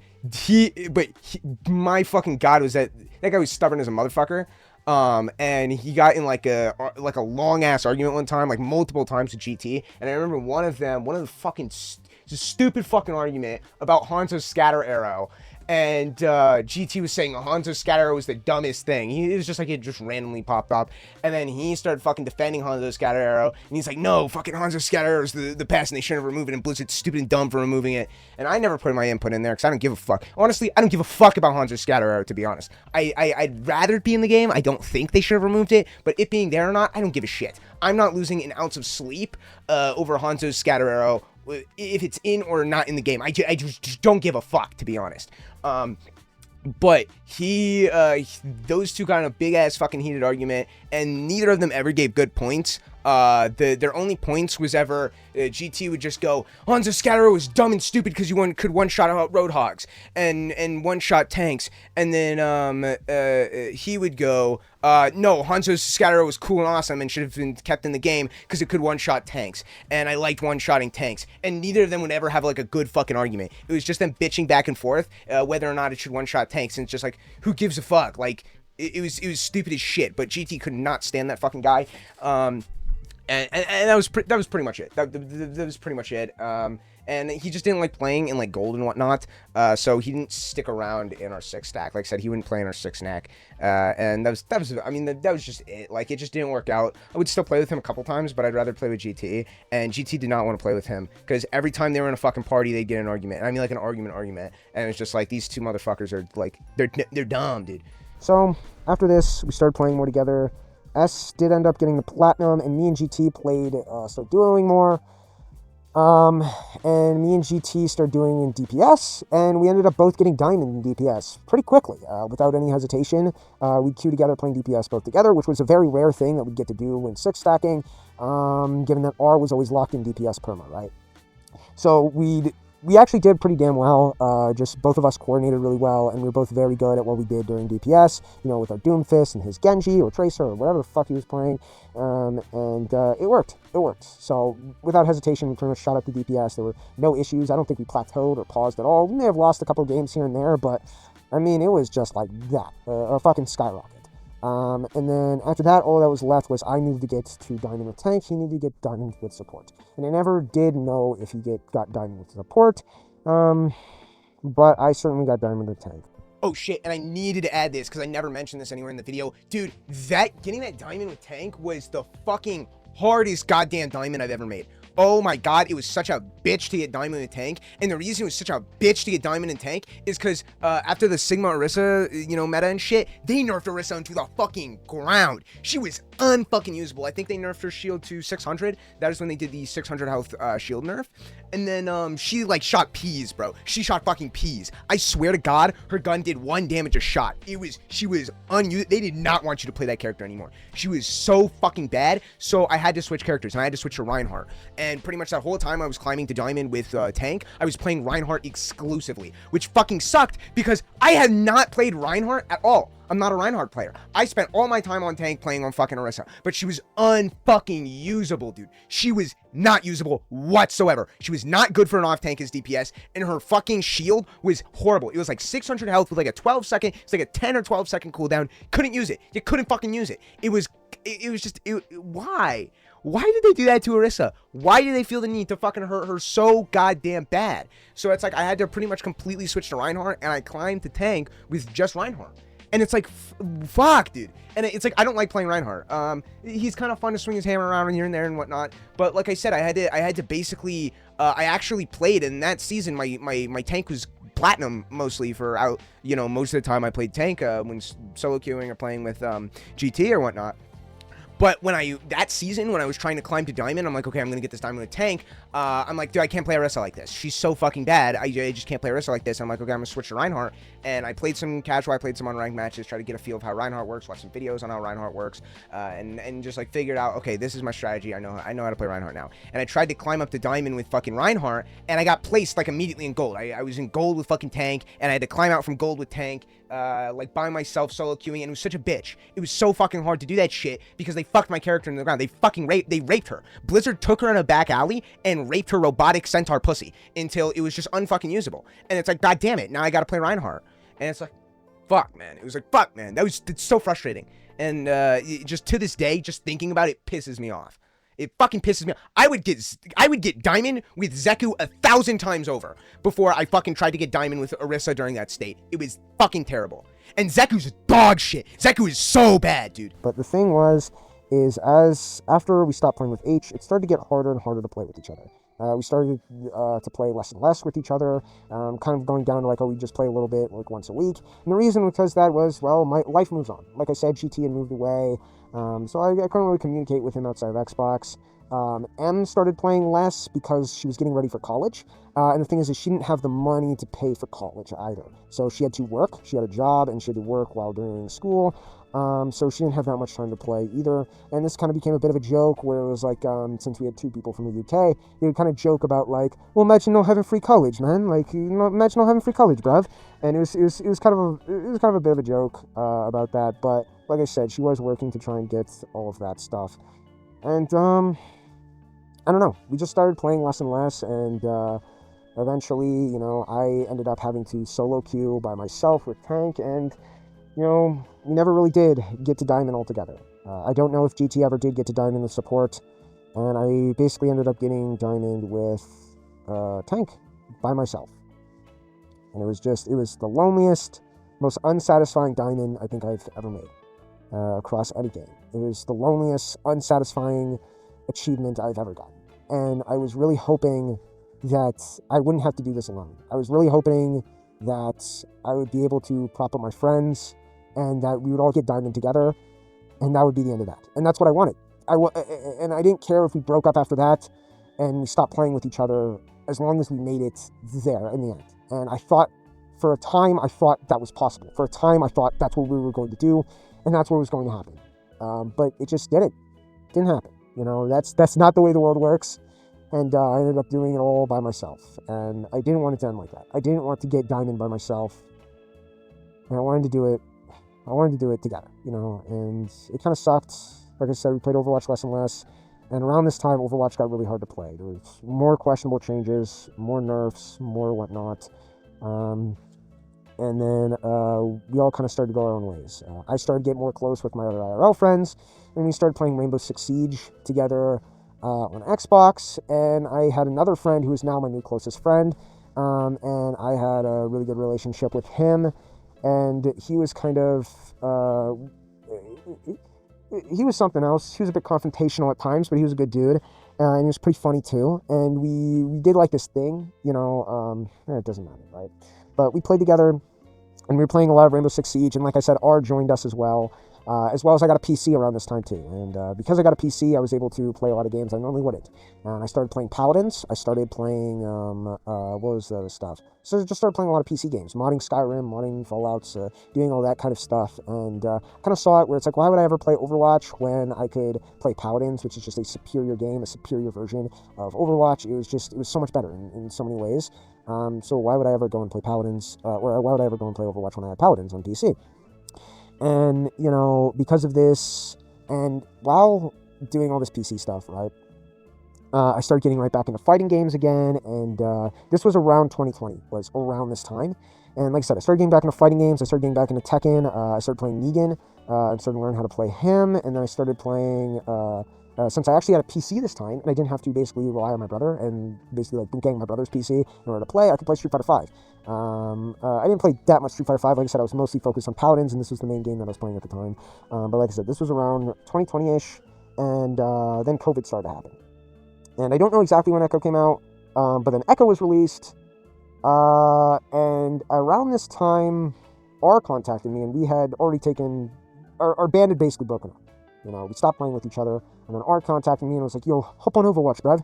And then I'm like, fuck it, yeah, sure, I'll hop on Overwatch. And I hop on my Xbox, we get on Overwatch, and he seemed really excited. He was all like, oh, we're gonna get the band back together, we're gonna start playing Overwatch again, Overwatch a million years, we're gonna be playing Overwatch when we're 60 and all that shit. And he was like really excited, and he got S on, he got M back on, yeah, he got GT on, and we went and played Overwatch a little bit. And of course, my friend that I was really close with at the time, the other friend, I was able to get him to start playing Overwatch 2, and he was bronze, so we were able to basically start again, this time with someone who had a bit more potential, because he was a bit better at R6, he had experience, he wasn't completely a lost cause, and like I said, he was a very close friend of mine, and he was also able to take criticism very well, given that he had a bit of a Napoleon syndrome, you know what I mean? He was a bit smaller in stature, so he had a bit of that short man syndrome, so he'd get a lot of times very angry, and like, it was that kind of thing, you know what I mean? He was short man syndrome, right?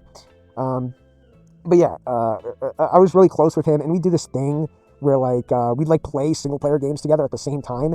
We'd play Resident Evil and Red Dead Redemption and stuff, and we'd play them both basically at the same time, going through each event at the same point, and be like, okay, let's do this. And it was kind of like we were playing together, but we technically weren't playing together, and it was fun. It was fun doing that kind of stuff. And we'd basically be playing over, and it'd be like a jump scare or something in Resident Evil, and we'd just be dead silent and be like, dude, progress with the game faster, please. And it'd be like that kind of thing. And, we'd wait for each other when one of us lagged behind, so we'd always be at the same pace while playing the game. And it was good times, And, like I said, I got him into Overwatch. We started playing Overwatch, and we can get back together, play Overwatch again. And we started doing that, and this was when Echo came out. And Echo, pretty much, the game just didn't feel the same as it once was. It just felt...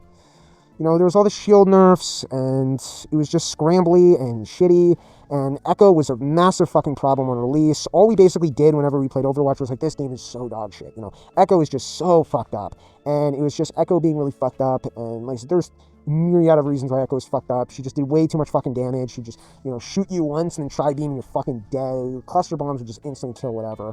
And she just fly around and fucking, it was such a bitch and a half. That character was fucking stupid on release. And then she would have her ultimate that would copy you and basically not only give her basically your ultimate, but also fully regenerate her health. She was fucked up. She was really fucked up, and basically all we did was complain about Echo and how fucked up she was, and how we just how just overall stupid the game was. And it was just I was just like, dude, I don't want to play Orisa because it's just nerf after nerf, and it was whatever. And basically we played, my friend that I was playing with before, my new friend, he played mostly McCree because he liked Cowboys, and really for no other reason than that. And he was decent. For bronze, he definitely had potential to improve on H, but it never lasted long, right? We played for maybe a month on and off, and then that was it. And then once again, it got hard to contact people again, and we just stopped playing Overwatch. That's kind of where it ended. That was kind of it. And that was probably the last time I played Overwatch 1. And it was a mess. It was a fucking mess. And God, oh fuck, I forgot to mention this as well, but Overwatch 2, what did I think of Overwatch 2 when Overwatch 2 was first announced? Shit, I forgot to mention that. Overwatch 2 is filled with all kinds of false promises. I don't remember exactly what all of them were, and there's plenty of videos discussing about Overwatch 2's false promises. But the main thing was, I remember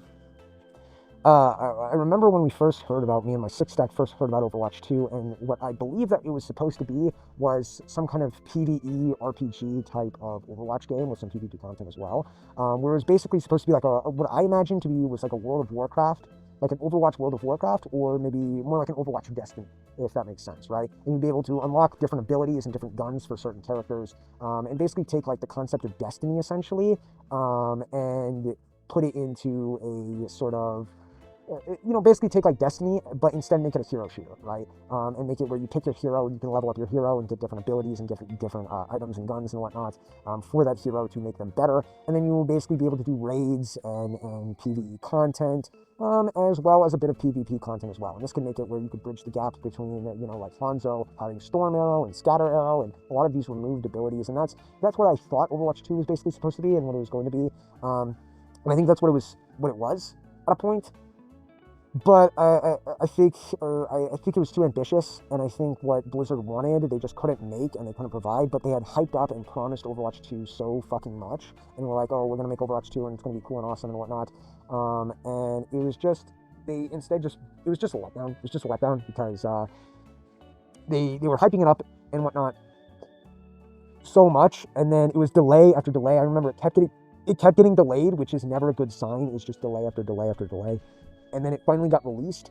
And then they were getting closer and closer where they're like, okay, we need to release something. And I think eventually they just realized this is too hard, this is too difficult, we aren't capable of doing this. And they essentially just said, fuck it, let's scrap the project. Like, just don't make this game anymore. And we're just going to scrap it. But of course, since they hyped it up and they promised so much for this game, they needed to deliver something. So they basically just went and said, fuck it, we're just going to do an update for Overwatch and then just leave it at that. And I think it was just like, like I said, I think it was just a scrap project. It was a scrap project. They wanted to make some kind of RPG type, Destiny type Overwatch game, and they failed at it. And instead of just admitting that they're like, okay, we're not going to do this, that we've scrapped it, and we're at least putting it on hold, instead they just said, you know what, fuck it, we got to deliver something, and instead just make it a glorified update. And they really did nothing. It was, like I said, it was basically just an update, because the main issue with it as well is like characters like, they added 3 new characters, being Kiriko, Junker Queen, and Sojourn on the release, which is like, whoa, 3 whole new characters. But when you think about it, they didn't actually add characters. They just weren't delivering these characters for the last couple of years, because up until about Sigma, the progression of characters was like really declining. Because I think Sigma came out in 2019, and Echo came out in 2021, I believe, was when she came out. It may have been 2020, but I'm not sure. But like I said, and it's crazy to think of that at the time, in the very first year, they released like 4 characters. I think it was Ana, and then Sombra, and then, what is her name? Orisa, and then Doomfist, in like that order, I'm pretty sure. And that was all within 1 year. They released 4 characters in 1 year, and then within like the last 3 years of the game's life, they released 1 character, and technically you could say they released 4 characters, because like I said, if there was no Overwatch 2, then Kiriko, Sojourn, and Junker Queen would likely have been on the roster in the first place. So like I said, it was just a way slower production rate. Overwatch 2 was just a glorified update, and it wasn't Overwatch 2 that was what caused the downfall of Overwatch. Like I said, what caused the downfall of Overwatch was the nerfing of Shield. You know, I went back to playing on PC, and I was playing mainly paladins, and I really got into that. And then COVID kind of, as it did a lot of people, COVID hit me really hard. Right? COVID was kind of like a wake-up call that I needed, and all I do, since it was over COVID, and like all school was online and shit, you know, there was no fucking reason to do anything. Like, I would just play video games during school, and I wouldn't listen at all, and it hit me really hard, where all I was doing was just video games day in and day out, and then I realized that this has kind of been my life. My whole life has just been video games day in and day out, and it kind of got to the point where it's like, you know, that like snap back to reality kind of thing, where it's like the monitor would turn black, and then you see a reflection, it's all grimy and gross, and it's like, is this really the person I want to be? Is this really who I am? You know, and it got to that point, and I just started feeling really depressed, and it's like, I'm not seeing my friends in person, I'm not going to school, and COVID hit me fucking hard. COVID hit me like a fucking truck, and I just said, fuck it, you know, I'm gonna get up, I'm gonna do something, I'm gonna change my life, I'm gonna become someone else. And that's what I did. And I just said, you know, I don't want to do this anymore. I don't want to fucking, you know, spend my whole life playing video games. So I started, I got a gym membership, I started working out, I started doing all kinds of stuff. I started doing Muay Thai and Jiu-Jitsu, and I joined a gym, and I did this thing where I looked up all the gyms in the area, and I wrote down 7 different gyms that I thought looked good, and I kind of went in and I tried out their free trials, until I settled on one, and this one was a really good gym. And basically the person in charge, they refer to as crew, because that's basically a teacher in Thai, right? And he basically went in and he said, like, you know, like I said, I'd already tried like 3 different gyms at the time. And I went in and I did their trial, and I'm like, fuck, like that shit fucked me up. Like all the other ones didn't fuck me up too much, but that one I was like, damn, that fucked me up, right? And it was just like, it was good. It was a good fucking sweat. It was a good workout. And I'm like, damn. And then the crew was basically like, you know, this gym is about, you know, respect. This gym is about, you know, this is a fighter's gym, and this gym didn't have any like kid classes or anything like that. On top of that, it also, it had this interesting rule, like this name game, where you had to know any of your partner's names. And if the coaches asked you names and you didn't know them, you had to do burpees. And it was a pretty good rule. It was a pretty fucking good rule, and it created a real sense of community, a real community within the gym. And I said, you know, like, I fucked with it, and the gym was very good. It was a very good gym. And like I said, basically, crew went in, and at the very end of the class, he said, this is a fighter's gym, and what we do here is teach you to fight, and you don't have to fight. You're not forced to fight, but you will learn how to fight, And if you don't want to fight, and if you don't want to learn how to fight, then get the fuck out, And that's basically what he said, word for word. And that stuck with me. I'm like, this is what I want. This is what I need, And I stuck with it, and I worked hard, and I started working out every single fucking day. And I started going, I was doing jiu-jitsu and Muay Thai 5 days a week. And I would, like I said, I had to run as well. That was a common thing. They wanted us to log our run times in this app called Strava, which is like a running, workout app. And I started working out, and I worked out way too fucking much. I worked out every single day, 7 days a week, didn't give my body time to rest, and I was really just fueled by anger and depression at the point. And I stopped playing video games, I stopped doing all that shit. And it got to the point where I'd work out so fucking much that I started to like have all kinds of injuries and issues and whatnot. And it resulted in me just being careless, not giving my body time to rest, not properly training right, working harder and not smarter. And eventually I fucked up my left arm. And ever since then, my left arm has been fucked up. And it was a chronic injury. It wasn't like a snap or anything like that. But basically what it was I was working out so much, and I had this like weird joint pain whenever I do this, it hurts. Whenever I do this kind of thing, any swift motions like that, sometimes it will hurt. And also lifting heavy shit with it hurt, and it hurt like mainly like my wrist hurt, and it also hurt like kind of down here. And it was a chronic injury. At first, it wasn't that bad. I was just like, it's whatever. I'm just being a pussy, work through the pain, no gain, that kind of thing. I'm a real tough fucking guy. I'm a really tough bloke, mate. Like, you look at me, I'm a real tough bloke. And I ended up just ignoring my body and ignoring what it was trying to tell me. And I ended up fucking up really bad, and to the point where I was like, fuck, I can't use it. I can't, like, my arm is fucked. Like, it hurts too bad to do anything with it. And from then on, I've pretty much had this permanent chronic injury. Even now, I still can't properly throw a left hook. And the reason I can't throw a left hook is if I throw it with too much power, it hurts my arm. It hurt, the recoil hurts the fuck out of my arm. I'm not saying like, I'm so strong, I'm a real tough fucking bloke, man. But it's just, my arm is fucked up. Like, this arm, I am incapable of lifting more than 30 to 40 pounds like this without it doing serious injury to him. And it doesn't hurt that much if I do it proper form when pushing. I don't really have a problem doing that. So I was able to do a lot of bench and stuff still, but like I said, it's still pretty fucked up. And some days it's better than others. If I mess with it too much, it gets really bad. But like I said, that sucks. And that was basically the first year, was I was just going too hard, 7 days a week. And because I was 110 pounds at 5'10", which is extremely underweight when I started. That's pretty bad, being 5'10" and 110 pounds. And then it got to the point, so I started eating more. I started drinking like fucking super mass gainer and shit. And I started, watching videos on dieting, watching videos on working out and getting bigger and whatnot. And it got to the point where within a couple months, I gained like 40 to 50 pounds. Within about 8 months of training, I was about 160 pounds. And I don't know if you guys can see this at all, but I have probably healed up by now. I don't know if the camera can pick it up. But I started getting really bad stretch marks on my back, on my lower back especially, my back here, my lats started getting stretch marks, and I have really bad stretch marks on my shoulders as well, because I started just getting too big way too fast. And it got to the point where it's like it would almost look like, baked spaghetti, where they take the cheese and they bake it onto the spaghetti with the sauce underneath it and stuff. It almost looked like that shit being stretched, and it got really ugly to look at. And I was kind of like in that mentality, a lot of people have the mentality that's like, the stretch marks are your battle scars, wear it with pride. And I kind of was like that, and I didn't give a fuck. But now it's like, kind of look at it and I'm like, I don't know about all this. But like I said, I worked out really hard for about a year until that injury. And then I started trying to work out smarter and harder. And I started working out, giving myself some rest days, working out about 5 days a week. And I would take the same approach I would from working out to, from Overwatch to working out, where I would literally work out. I would wake up, I would work out before school in the mornings. And then after school, I would work out again. And some days I would skip school just to work out.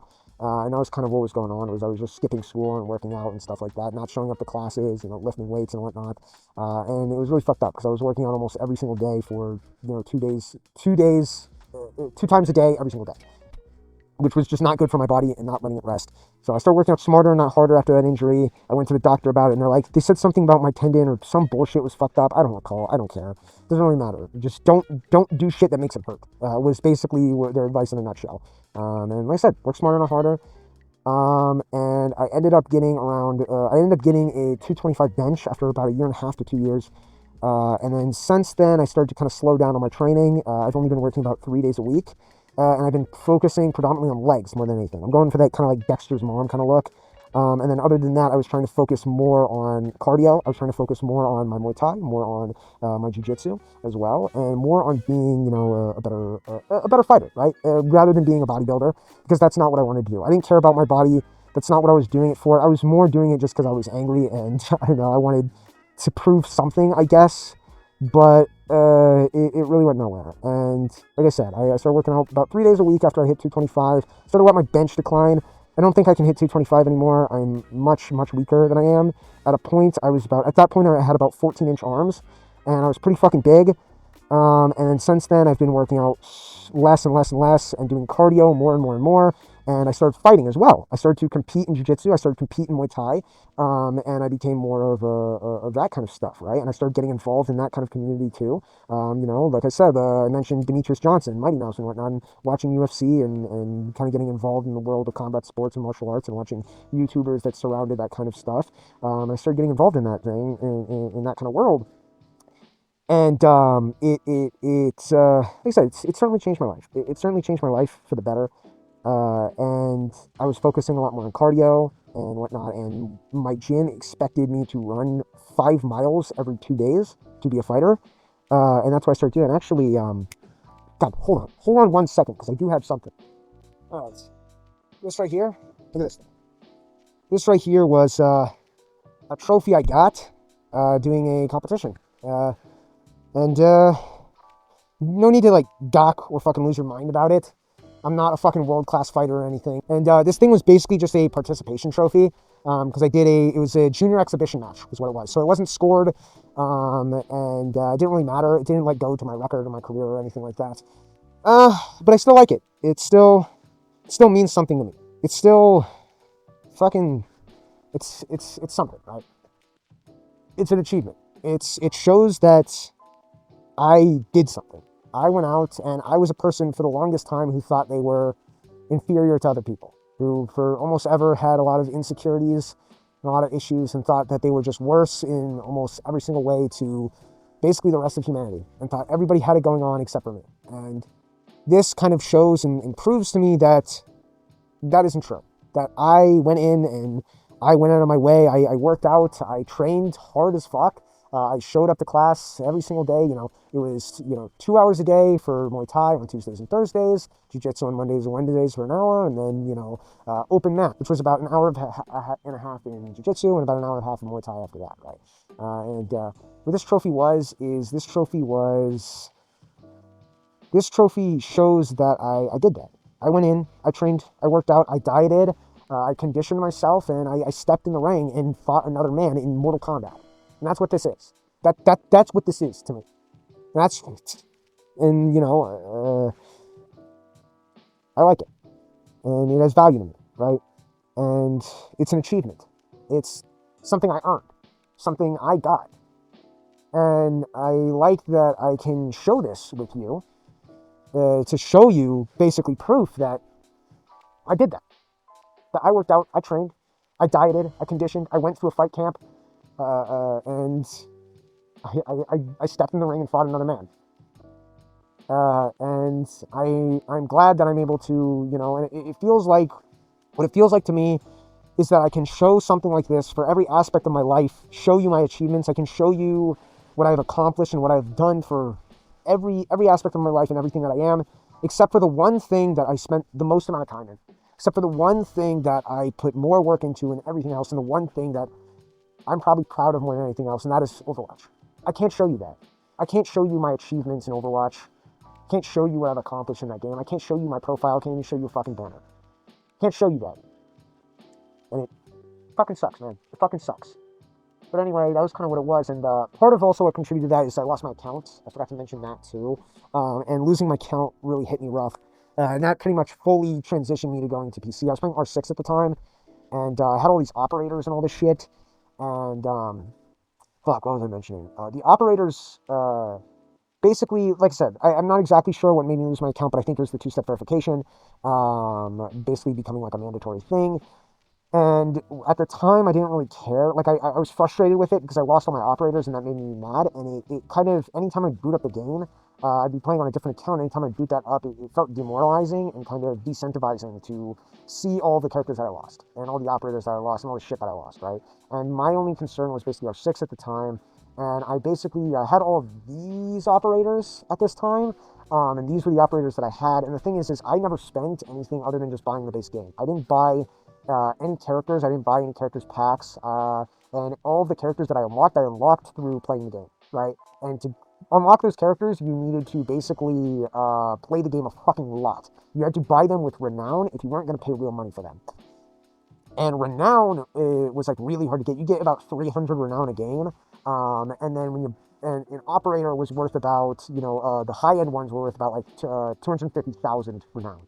So it took a very, very long time to build up that sort of renown. There are other ways to do it, like challenges and whatnot, but it kind of sucked. It kind of sucked to lose all those characters, and then going to my Overwatch profile as well was demoralizing too. And seeing that I lost my diamond rank, seeing that I lost all of those gold guns that I got, the 5 gold guns that I got, all of the skins as well that I had gained over the years, as well as that Season 1 banner, which was irreplaceable.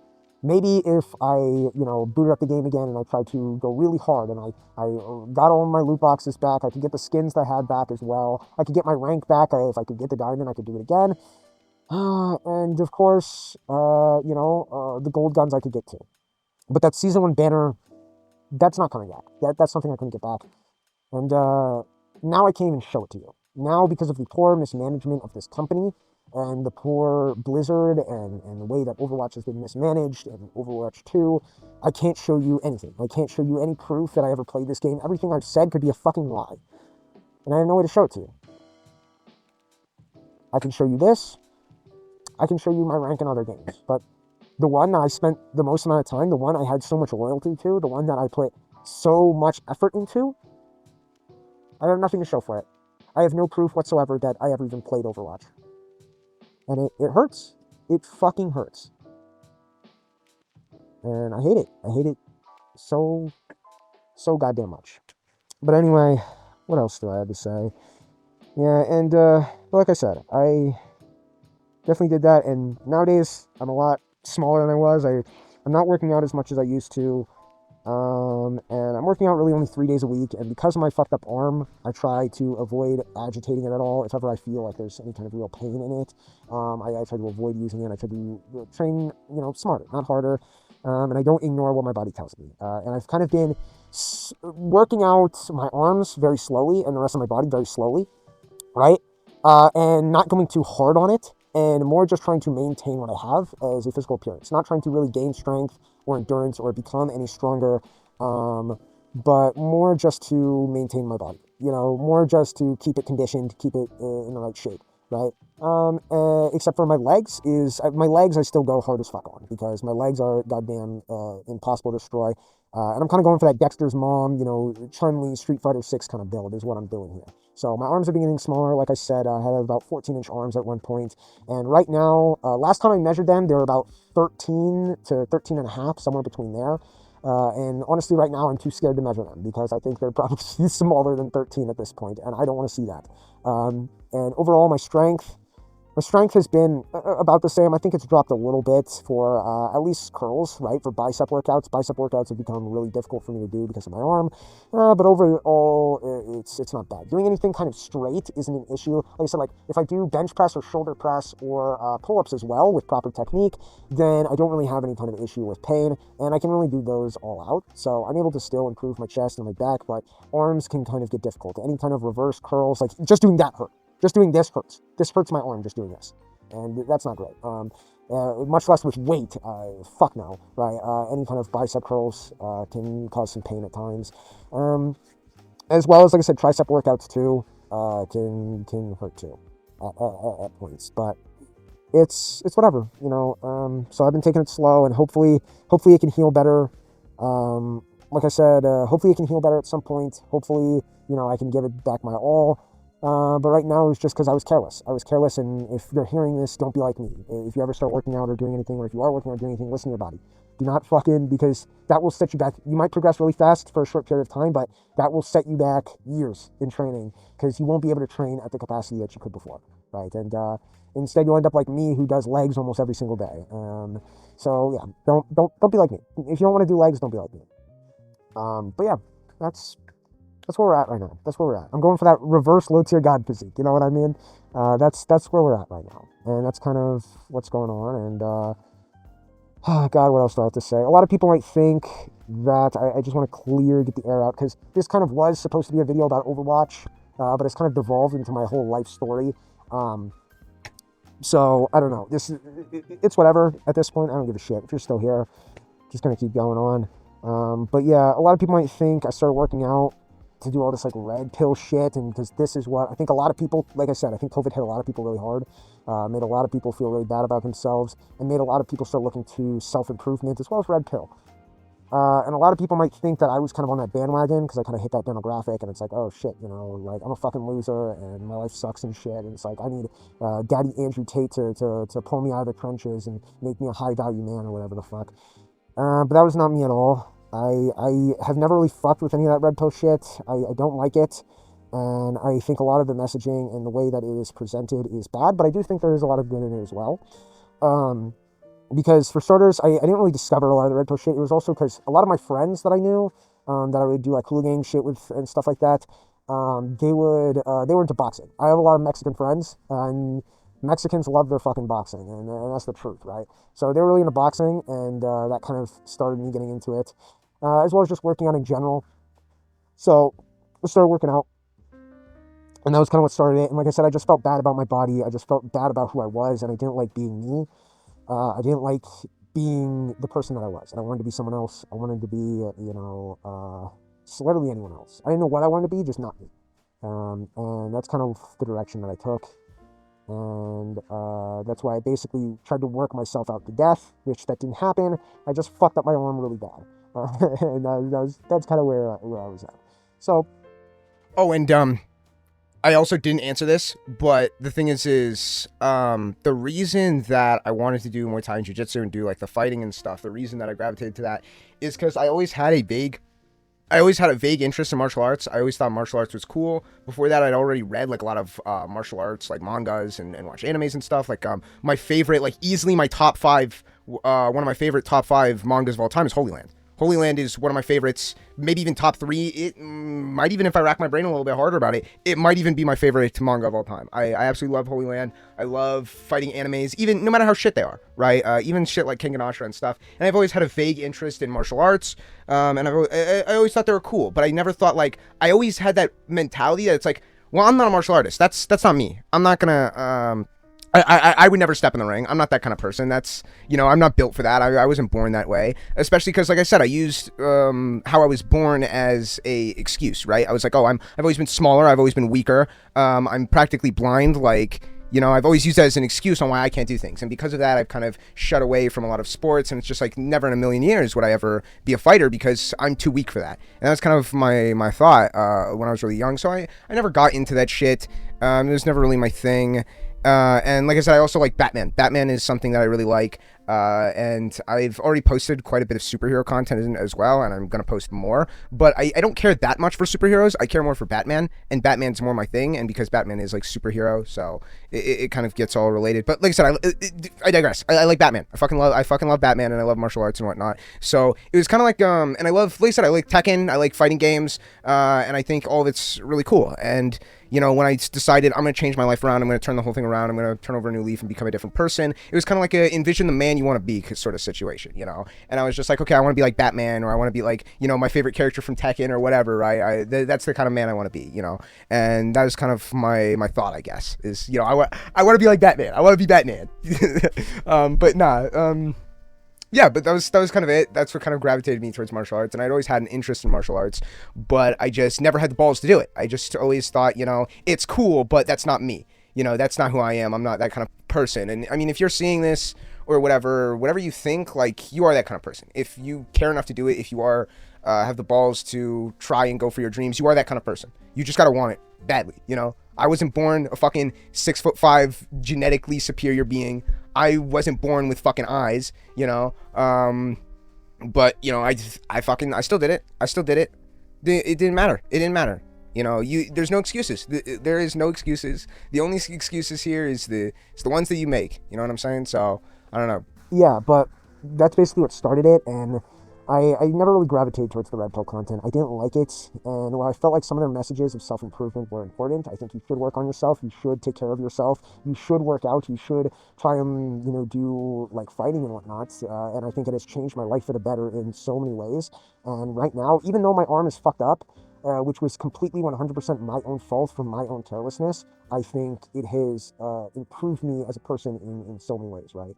And I think my body has never felt better. I've never felt more energetic. I've never felt more alive than I do now, even though my fucking, you know, my arm might be fucked up, but I'm probably healthier than I've ever been. Even when I was working out extensively, I'm probably way healthier than I was at that point as well.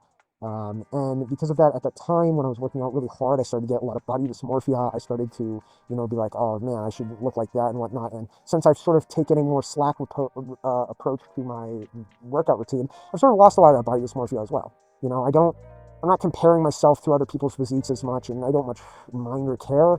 And I think I felt overall much better with my body, and I think it's been much better for my mental health just to work out, you know, 3 times a week and take it casually. I don't even work out more than about an hour, right? I work out about an hour, take it nice and leisure, and I'm not trying to kill myself in the gym. And you know, I leave it at that. And I think it's been better for my body overall. It's been better for my mental health. And you know, if maybe I ever do want to compete again, if maybe I am trying to fight, I can work harder on that. But as of now, I'm taking it slow. I'm trying to recover, and hopefully this arm will be good and usable again at some point. But right now, it's fucked. It's kind of fucked. There's no other way to say it. It's kind of fucked up. But yeah, I never gravitated towards the red pill. I never liked people like Andrew Tate or any of those fucking red pill grifters. And I feel like they're grifters. That's what they were. I feel like a lot of them don't even believe half of the shit that they're saying, and really just say a lot of what they say to get attention, to get money and views and whatnot. And I feel like a big issue is a lot of these red pill people, so much of their content and what they say is gravitated more towards getting money and getting pussy, right? Getting money and bitches. That's it. And I don't like that. Don't like that at all. Because I think there's so much more to life than money and bitches. And, you know, maybe I don't have that much life experience. I'm still relatively young, and I don't drive a Bugatti either. I drive an old beat-up Toyota Camry with over 200,000 miles on it. But for the most part, I have all this red pill shit is gravitated around money and pussy, which me personally, I've never had either of those. Never had money, never had pussy. I've been flat broke pretty much my entire life. My parents have not had that much money, and never had a girlfriend either, right? So, but I think overall, I've been pretty happy, especially recently. And the points that I feel the happiest is when achieving something, when accomplishing something, when there's some kind of mountain to climb, right? And I'm able to climb that mountain. When I get to diamond in a game, or when I'm able to, you know, step into the ring and compete. When I'm able to learn something new, a new technique, a new whatever it might be, right? When I'm able to hit a new PR in whatever workout it is. Those are the things that I think have made me the most happy and have filled me with the most amount of, you know, self-worth.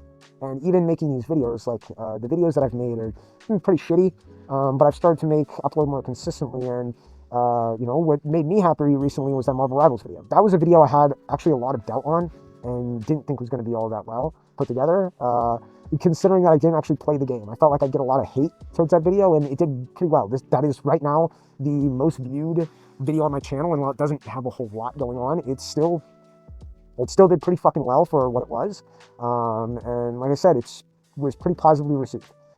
Post note, big ass fucking post note was the most viewed video on my channel. What the fuck? This thing's been out for, what day is it? 5 days. 5 days now. 5 days. Almost 3,500 views. I don't know. I don't fucking know. I'm dumbfounded. I remember, so this video, here's the funny thing, here's the fucking hilarious thing. I thought this video was a fucking dud, and I actually hated this video. I did not like making it. It has so much footage that I used because I was stuttering, I was stammering, I couldn't get my shit together. I had a doubt halfway through making the video about this video if even I should even do it, and then I'm like, god damn it, I'm using so much fucking footage here, it's gonna get copyrighted. I'm like, fuck, I'm cursing, it's gonna get shadow banned, and then I posted it. And then I'm sitting there, and after the first day, it only got 20 views. And I'm just like, okay, yeah, it's a dud. It had less views than the Deadlock video on the first day. And I'm like, yeah, it's a dud. It's whatever. It's just a throwaway. And the thing is I didn't like the script either. So here's the thing. I have almost 30 scripts, 30 videos that I have ready to basically do, but I've been always too lazy to do them, right? I have so many fucking videos in the works. I've had them for a while. I've been making them all the way since 2, even 3 years back. Before I even started my YouTube channel, even I had some of these just in my back pocket, just had some things that I had written down. But the thing is I didn't want to post them because I want to be at a rate where I can post consistently, I can post weekly, and with everything, with my whole life, it's been frustrating to do that, you know, and I've been lazy. I'm fucking lazy. I want to play video games, I want to fucking watch TV, I want to jerk off, I want to do the things that I want to fucking do, right? So I don't want to just be like, okay, video every fucking week, and I want to ease myself into that position, right? I can't just go fucking 0 to 100 immediately. So I wanted to first see, my whole concept before I released any video like this Jupiter's Legacy video, like any of the videos that I had scripts for, was to see if I could do a topical video. This is the first video I had ever done that I had a long-lasting script for, and this was the weakest one I had. This was the subject that I liked the least. I did not like this video. I did not like, it was an alright concept, but I was just like, I don't care for it. I don't care that much for Jupiter's Legacy. I want to talk about Batman, I want to talk about comics, I want to talk about a bunch of other shit, I want to talk about video games, and this video I didn't have in my back pocket. But a lot of the other videos that aren't like all these gameplay shits, right? A lot of the other ones that I made were topical videos, right? They were videos that I wanted to make because they were topical, right? What are some of them? The first one was to prove if I could make a video within the span about a week. And the first one was that wasn't just me, you know, going like, you know, just like this. This was just a rant. I was just angry. It's a good video. I like that. The first one was the Exoprimal one. The Exoprimal, I didn't give a fuck about Exoprimal. Why did it get a dislike? Who the fuck disliked this video? Okay, I didn't give a fuck about Exoprimal. I don't give a shit about Exoprimal. I saw it, and I was like, oh, okay. Exoprimal is dope as shit. I like dinosaurs. I like robots. This is gonna be cool. It's gonna be fun, but I didn't have high expectations. I didn't give a fuck. So I went in, I watched, I made the video, and I wanted to see if I could do it within a week. And I could. I made that whole video in a week, and it was something that was niche because it was Exoprimal, which was a beta that not everyone got access to, and I was lucky enough to get access to it. So I'm like, okay, I'm gonna make this video. Then, gameplay, fucking guides that nobody gives a shit about. Me being angry because I didn't see Brian in the first, like, 5 fucking characters. Gameplay, tier list, because that's the only thing that got a mark from views. The most viewed shit I get is tier list. They got a lot of dislikes. People don't like my opinions. Especially this SF6. This SF6 one was fucking terrible. Everything on these SF Street Fighter shit is terrible. Like, this video, I honestly should take down. I don't know how the fuck is this, like, the only video that I have that isn't getting disliked? What the fuck? All these other videos are, like, disliked, except for the fucking one, which is me bitching and complaining, saying that a character is fucking low tier and garbage, that is not low tier and garbage, and is actually very good, and this one is just a scrub post. I don't want to delete this video, which I probably should, because it's a bad video, and I don't like it. However, the thing is I don't want to delete it, because I put work into it. This is like an hour-long video that I put work into.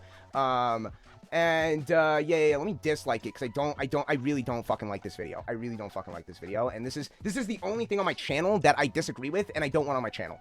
But I don't want to delete it, because I don't want to delete anything. I'm not going to delete any of my content, but I do want people to know that I don't like that.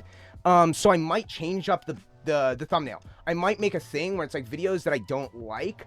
I'll put I'll edit the thumbnail and put like a banner on it that says like seal of disapproval or something. Like, just like, this video is shit, this video is stupid and dumb, and you shouldn't watch it, basically. But the fucking, how did this one get into, this video is actually fucking good. Dawson was fucked up, Dawson is still fucked, not the point, not the fucking point. This one was like the first video that wasn't the Exoprimal video, the Spider-Verse video. I didn't give a shit about Spider-Verse either. I watched Spider-Verse, I'm like, okay, it's alright. There's a couple things that I do want to talk about, but I just thought, you know what? Let me just see if I can make this video in a week, because then maybe I'll start working on making some of the scripts I had finished. So I made that video, and it was alright. I liked the video, I thought it worked good. All the audio is probably fucked, because YouTube's been fucking with my videos without telling me, and has been fucking with the audio. So I might need to do like a digital remaster of some of these ones I actually did put effort into. putting different audio in it because they've been fucking with my audio. This one, don't know how the fuck this got a dislike. I remember it got like, did it get reposted? Has YouTube been fucking with my videos again? Because this one had 100 views. Oh, wait, no, it's this one. What the fuck is this? Okay, I don't know. I guess I posted it twice. And then this was the next one that was like, okay, I need to make a video within a week. And I did that. Like I said, didn't give a shit about that either. Didn't really give a shit about that either. And I just wanted to post a video to see if I could do it. That's the reason I did all those videos. And then these are gameplay. Whenever I gameplay, I record it, put in these compilations. It was whatever. Gameplay. This was the second video that I made that was about a topical thing. And once again, it was just I wanted to see if I could make a video within a certain period of time. Didn't really give a shit about it. Like I said, I do care. Like, I'm not saying that I didn't believe everything. Everything except for that DJ video, and at the time, the video I made about DJ, everything in these videos, I do believe. 100%, I do believe them, and I wouldn't change them for the world, right? Every single thing I've said in any of these videos, except for the DJ one, is fucking shit. That one's just me being angry because I was losing in Street Fighter 6.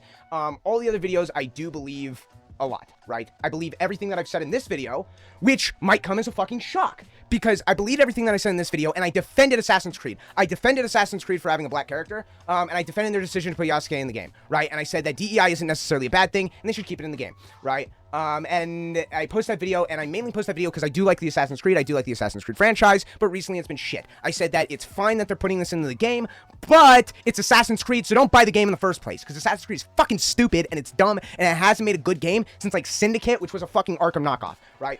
And then the next video, this is a guide, just because I had a lot of trouble with this, and I couldn't find a clear answer, and I know if I ever play this game again, I'm gonna forget it. This shit is bullshit. Fuck YouTube for doing this. I got in trouble for copyright, and I had to turn everything into manga panels. This all had shit from the show. I had to turn everything into manga panels, and then I turned it into manga panels. It was fine. It was all right. But the audio is probably fucked, so I'm gonna have to make a digital remaster of that one too. This one, fuck this shit. This is bullshit. This is actually bullshit. So this video, fucking, let me go to copyright here. Fuck you. Go fuck yourself. Go fuck yourself. Go fuck yourself with a goddamn metal dildo. Because here's the issue here, is I got in trouble here with the fucking interwebs, with YouTube, because, shut up, retard. I got in trouble with YouTube here because I put footage from The Dark Knight Rises, The Dark Knight Rises, right? And The Dark Knight Rises claimed my video and said that I was violating copyright. And then I used footage from The Dark Knight Rises, and I stole it. I stole the footage like a fucking bandit, like a thief in the night, right? Because I'm a bad person, and I like stealing things, right? Except for, here's the issue. This has nothing to do with The Dark Knight Rises. This is not The Dark Knight Rises. This isn't The Dark Knight Rises. The Dark Knight Rises is the one with Carrie Kelly and fat old Batman, who's like, I'm gonna stop you, Joker. And then Joker goes, I'm gay, that he kills him, or like kind of kills him. It's like, and then he fights Superman. That's the Dark Knight, or not Dark Knight Rises, Dark Knight Returns, forgive me. And there's all like the cyber psychos and shit. It's the cyberpunk one, right? The Dark Knight Returns doesn't show up anywhere in this video whatsoever. And I dispute the claim and say, no, actually, The Dark Knight, I say at no point was I intended to steal any material, was I trying to steal, and I was blah, blah, blah, blah, blah, it's fair use, blah, blah, blah, blah, blah. And then I also put in the end, also, The Dark Knight Returns Part 1 appears nowhere in the video. The part that it says that it is The Dark Knight Returns is from the Batman animated series, and I said it's episodes 17 and 18, I think is what I used here, which is Two-Face. I literally gave them the specific video, the specific episode from the Batman animated series, and then they just said, no, fuck you, it's The Dark Knight Returns because we said it was The Dark Knight Returns. It's not The Dark Knight Returns. This is not at all The Dark Knight Returns. This is not The Dark Knight Returns. And I disputed it. I waited like 3 days for them to fucking respond back to me, and they just say, no, go fuck yourself with a 12-inch metal dildo. And it's like, what? And it's like, man, screw this fucking platform, man. Screw this platform so goddamn much. And this video, I did get a couple dislikes. It's better now. It's still not great. That's 2 dislikes to 4 likes. And after people thought I was a sissy libtard that was trying to virtue signal or some bullshit with the fucking Assassin's Creed video, now people think I'm a white supremacist. So I don't know where the fuck I am right now, but like I said, and even the Marvel Rivals video I did get passionate about, and I did actually really want to make that video. But every video prior to this, I just wanted to make something topical, and it was a test run. All of these were test runs to see if I could do it in the week. And then after I did My Hero Academia, the 2XKO beta I made one on, this one, the Batman Cape Crusader, and then I made the Marvel Rivals video, each one coming out about a week apart. This one actually came out in the same week as the MHA one, and then I made the Deadlock one as well. Which I actually recorded and made it in the same day as the Marvel Rivals video. I wore different clothes and shit, and then fucking set it to schedule for Wednesday. But yeah, these videos I did not care about, to be honest. I did not really care about all too much, and I just wanted to see if I could do a video in a week. This one I do care about, though. This one actually ticked me off. Same thing with the Tekken one. The Tekken one actually ticked me off. And I'm like, okay, I've went about a month making a video weekly, or sometimes more than twice in a week. So I'm like, all right, I'm gonna do one of my scripted videos. This video, I thought was a dud. Too much copyright. I got hit with copyright, but they said it's okay, you're allowed to use it. But like, it's got copyright, and I'm using footage from The Dark Knight Returns as well, which I used footage for, which I thought I was gonna shoot myself in the foot with it because I got fucked over last time by using footage from The Dark Knight Returns, and that's a fucking issue. That's stupid and dumb. This one I did because they were fucking with my video. I changed the audio because YouTube's been fucking with my videos and messing with my audio and muting my audio because it's been copyrighted, and they didn't tell me. So I need to make a different version of that, and that's why this draft exists as well. This is the same video, it just has different audio. But yeah, I made this video, and then I'm like, okay, I can make a video daily. I produced this Jupiter's Legacy video, it got about 20 views in the first day, and I'm just like, yeah, this is another dud. It did better than my other ones, but it did worse than the Deadlock video, as well as it did worse than the My Hero Academia video in the first day. So I'm just like, I don't care. You know, it's a dud. And I was just like, I can't believe this video is a dud, because I actually really did like making this video, and it came out a lot better than I expected. And I watched it multiple times. I literally watched it about 5 times through and through after I made it, because I'm like, wow, this is actually really good content. This is actually like really good content. Like, I am surprised I made this. And I watched it multiple times over and over again, and I'm like, wow, this is one of the worst scripts I had. This is one of the videos I didn't like. This was one of the scripts that was basically a throwaway. This video is a throwaway. Yet it blew up on my channel. First one, and I was surprised, and I didn't check it, and then I started seeing on my phone, I was getting comments. I was getting likes, and I'm like, fucking, I don't like, you know, skipping work and shit, but I'm literally like ducking behind fucking barrels and shit during work and like checking my phone just to see what people liked and commented and stuff, and I'm like, holy shit, this video's blowing up on my channel. It's only been out for about 4 or 5 days now, and it's massive. It's massive, and by the time I was recording this video, which is my experience with Overwatch, I recorded it the day after I posted this video.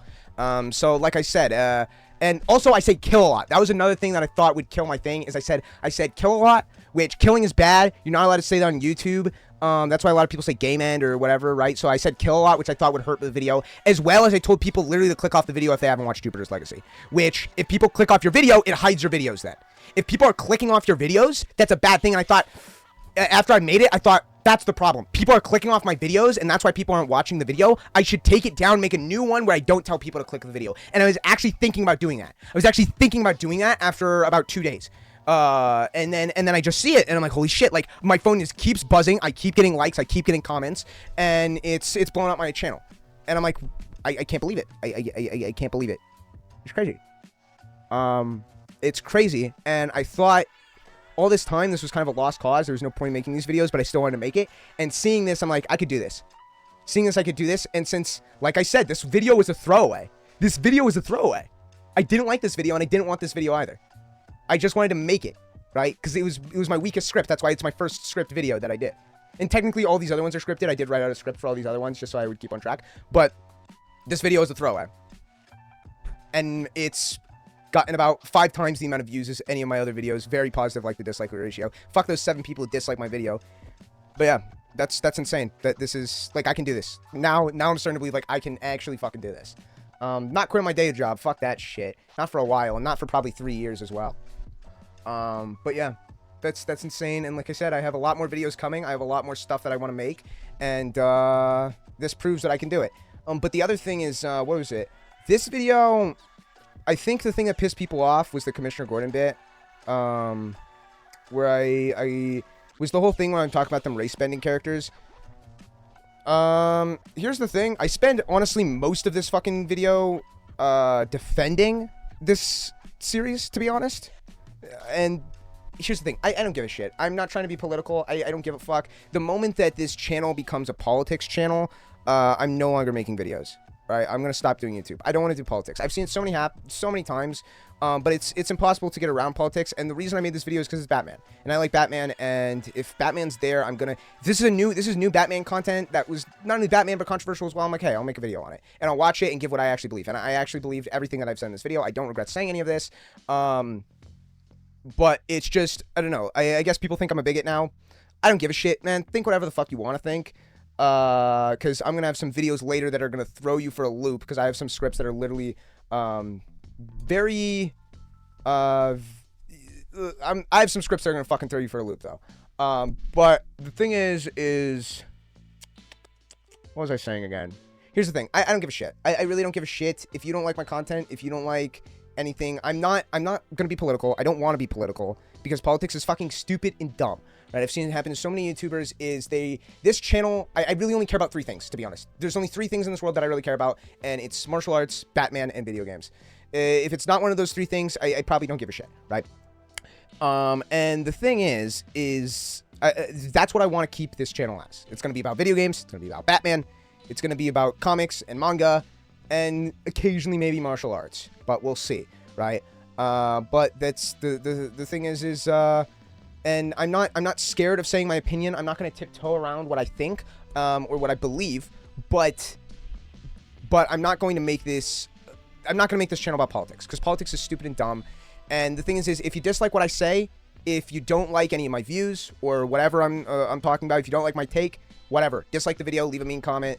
I don't give a fuck, man. Because here's the thing, I'm not going to sugarcoat it. I'm not gonna. So many YouTubers now, it's all about money, it's all about views, it's all about getting the biggest subscriber count as possible. So they try to stay away from saying anything remotely controversial, right? There's so many YouTubers who do this. They stay away from it and never give a real opinion, and people are scared to make opinions these days. And I don't like that. That's not what the internet should be. People on the internet should give their fucking opinions. You should be able to shit talk their opinions, because here's the thing, the content creator is not always right. As you see with my DJ video, I'm not right on that. And the guy who liked my video on that DJ video, he's bad at fighting games and should have told me to shut the fuck up, right? Because the content creator is not always right. And there's this weird fucking mindset that for whatever reason the content creator is right, and you can't disagree with people's opinions because that's rude, so don't do that. And now people are allowed to just remove comments, remove dislikes, or not remove dislikes, but hide dislikes and all this shit. So they stop cyberbullying because that's mean. Don't say mean comments, don't say mean things, right? Don't be mean to the streamer or the fucking content creator or whatever. Who gives a fuck? Everybody's gotta be nice and tiptoe around what they think. Fuck you. Tell me what you think. I want that. I want you to tell me what you think. I want you to tell me what you think. And if I don't agree with you, if I don't agree with what you think, then I'm more than welcome to tell you what I think. And I think you're a bitch. If I think you're a bitch, if I think your opinion's wrong, if I don't like your opinion, I can respectfully disrespect your opinion. And I think you should respectfully disrespect my opinion. And we can go back and forth, and I don't give a fuck, right? That should be what the internet is. That should be what the internet is. It should be about building a community, communicating with your community, and communicating good communication. Good communication with a community is having disagreements. You know how they say, you know, a good relationship always has disagreements? Same thing. It's a good community has disagreements. A good community talks shit. And if you aren't mature enough, if you don't have the ability to fucking disagree with me, then I don't want you. I don't need your subscribe. If you're gonna unfollow me, if you're gonna not like my videos, if you're gonna avoid watching my videos because you think I'm a whatever, if you think I'm a bitch, if you think I curse too much, if you think I'm a bigot, whatever the fuck you think, I don't give a shit. I don't want your video. I don't want your follow anyway. And I think not enough YouTubers are like this. But if you disagree with me, if you don't like me and say I don't like this video, I don't like what you're saying, then sure, and then tell me that. Don't be a bitch. Don't be a bitch. And that's what I want. I want transparency. I want transparency back on the internet. Once again. I want people to give fucking opinions, because people don't do that. People don't give fucking opinions anymore. You know, you got people like Moist Critical and shit who fucking just try to stay all apolitical and stuff and are too scared to give their opinion. It's just like, it's soulless. It's soulless, and everything has to be factual. Fuck facts. Facts are gay. Facts are fucking gay and lame and stupid, right? On the other hand, the thing is the only people who are being political, and I've seen this so many times, is people make content like this, right? I didn't make this video because it was controversial. I didn't make this video because it had DEI or wokeness, and I was just trying to attack DEI or wokeness like a lot of people did. I made this video because I like Batman, and I want to make a video about Batman, and this is new Batman content. I want to give my opinions on it. And if it aligns with, you know, what a lot of these fucking anti-SJW retards are saying, then okay. Then that's fine. That's whatever. It happens, right? Even though I spent a lot of this video defending the thing, but I said the one thing about fucking Commissioner Gordon, people lose their minds. It's whatever. Who gives a shit, right? the thing is about that is a lot of people, they start making content like this because a lot of this DEI shit affects everything, and sometimes it's fine. Sometimes, like in the case of, it's probably not going to be fine, let's be honest, but in the case of Assassin's Creed, it's not that big of a deal. It's not that big of a deal in the case of Assassin's Creed. Grow the fuck up, right? Oh no, they put a black samurai guy who may or may not have actually been a samurai in my fictional game about fictional people that's fictional. Oh, boo fucking who, dude? Who cares? Who fucking cares, man? And a lot of people start out, they make content about this, about stuff they like, and then they make semi-political content, talking about controversy, talking about things, stupid decisions. Because I thought, I associate, and I was wrong on this. I mean, it didn't come into my mind when I was making the video, but I guess the Batman, in the Batman 2019, the Commissioner Gordon is black. But the thing is that that series is good, or that movie is good, so I'm not going to criticize it as much, and it honestly slipped my mind at the creating of this video. But I still believe this. I still think it was stupid to make this because me personally, I have a certain view. I have a certain way of seeing Commissioner Gordon. And because I've seen Commissioner Gordon 1,000 times. And when I think of Commissioner Gordon, I have a picture of Commissioner Gordon in my head, right? So I'm going to stick with that picture. And if he changes, that's not my Commissioner Gordon. And I can't see him as Commissioner Gordon. And same thing with Barbara Gordon as well. I have an idea of what Barbara Gordon looks like in my head. And that's kind of where my thought process was at.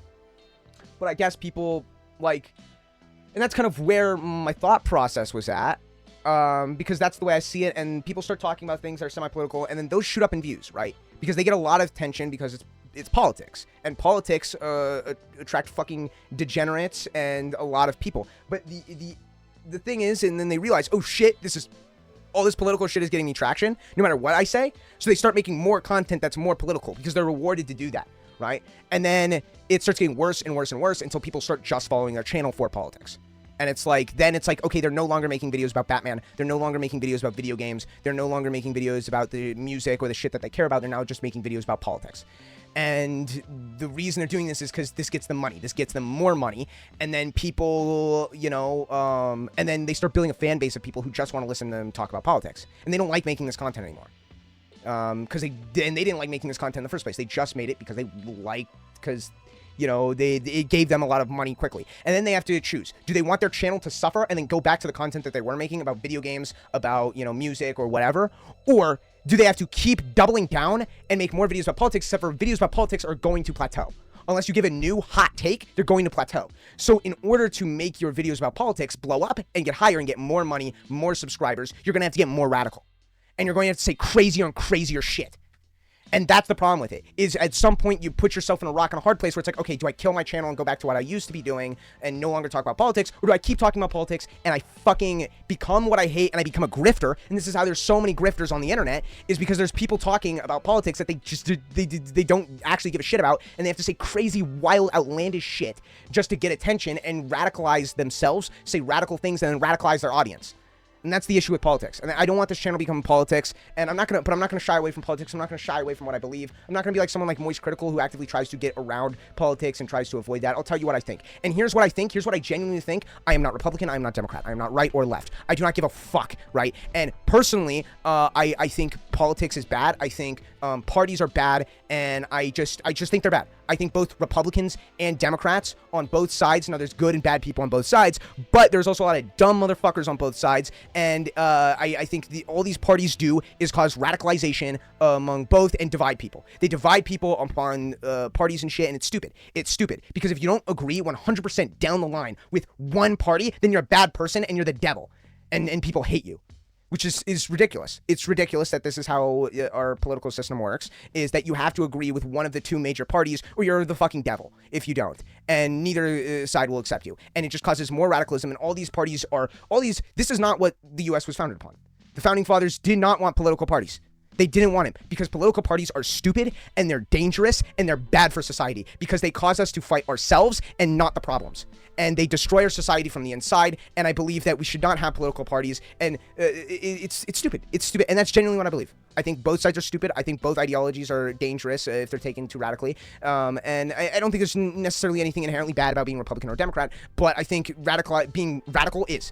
And I think political parties, them being two of them, directly creates more radicalism. And I've said this before, but like I said, it's every action is an equal and positive reaction. For every red pill, fucking alpha, high value alpha male guru motherfucker who hates women and shit, or every like MGTOW black pill basement dweller, there's gonna be a bunch of woke woke leftist fucking lesbian SJWs, right? And they're going to it's opposites. For each one, there's going to be a direct opposite, right? For every Greta Thunberg, there's going to be an Andrew Tate. And that's the way it works. And as one side gets more radical, and it's gotten worse with the internet because the internet incentivizes being radical, the other side will grow equally as radical, and will just keep creating more polarizing political landscape. And that's the issue. That's why I think politics is fucking stupid. I think it is dumb. I think both political parties are dangerous and terrible when taken to the absolute extreme. And it's whatever. And if you disagree with my opinion, if you're a staunch conservative or a staunch liberal or whatever, and you are 100% down the party line with one of these, and you didn't like me poo-pooing your party, you're and fucking aren't gonna watch my content and hate my content and shit like that, because I disrespected your flimsy ideology, then fine, leave a dislike, leave a mean comment, talk shit on me on the internet. I don't give a fuck. But I don't need you to subscribe. I don't need you to watch my videos, and I don't want you to either. I don't want you to subscribe to my channel. I don't want your videos either. I don't need you. And I don't care. I don't give a fuck.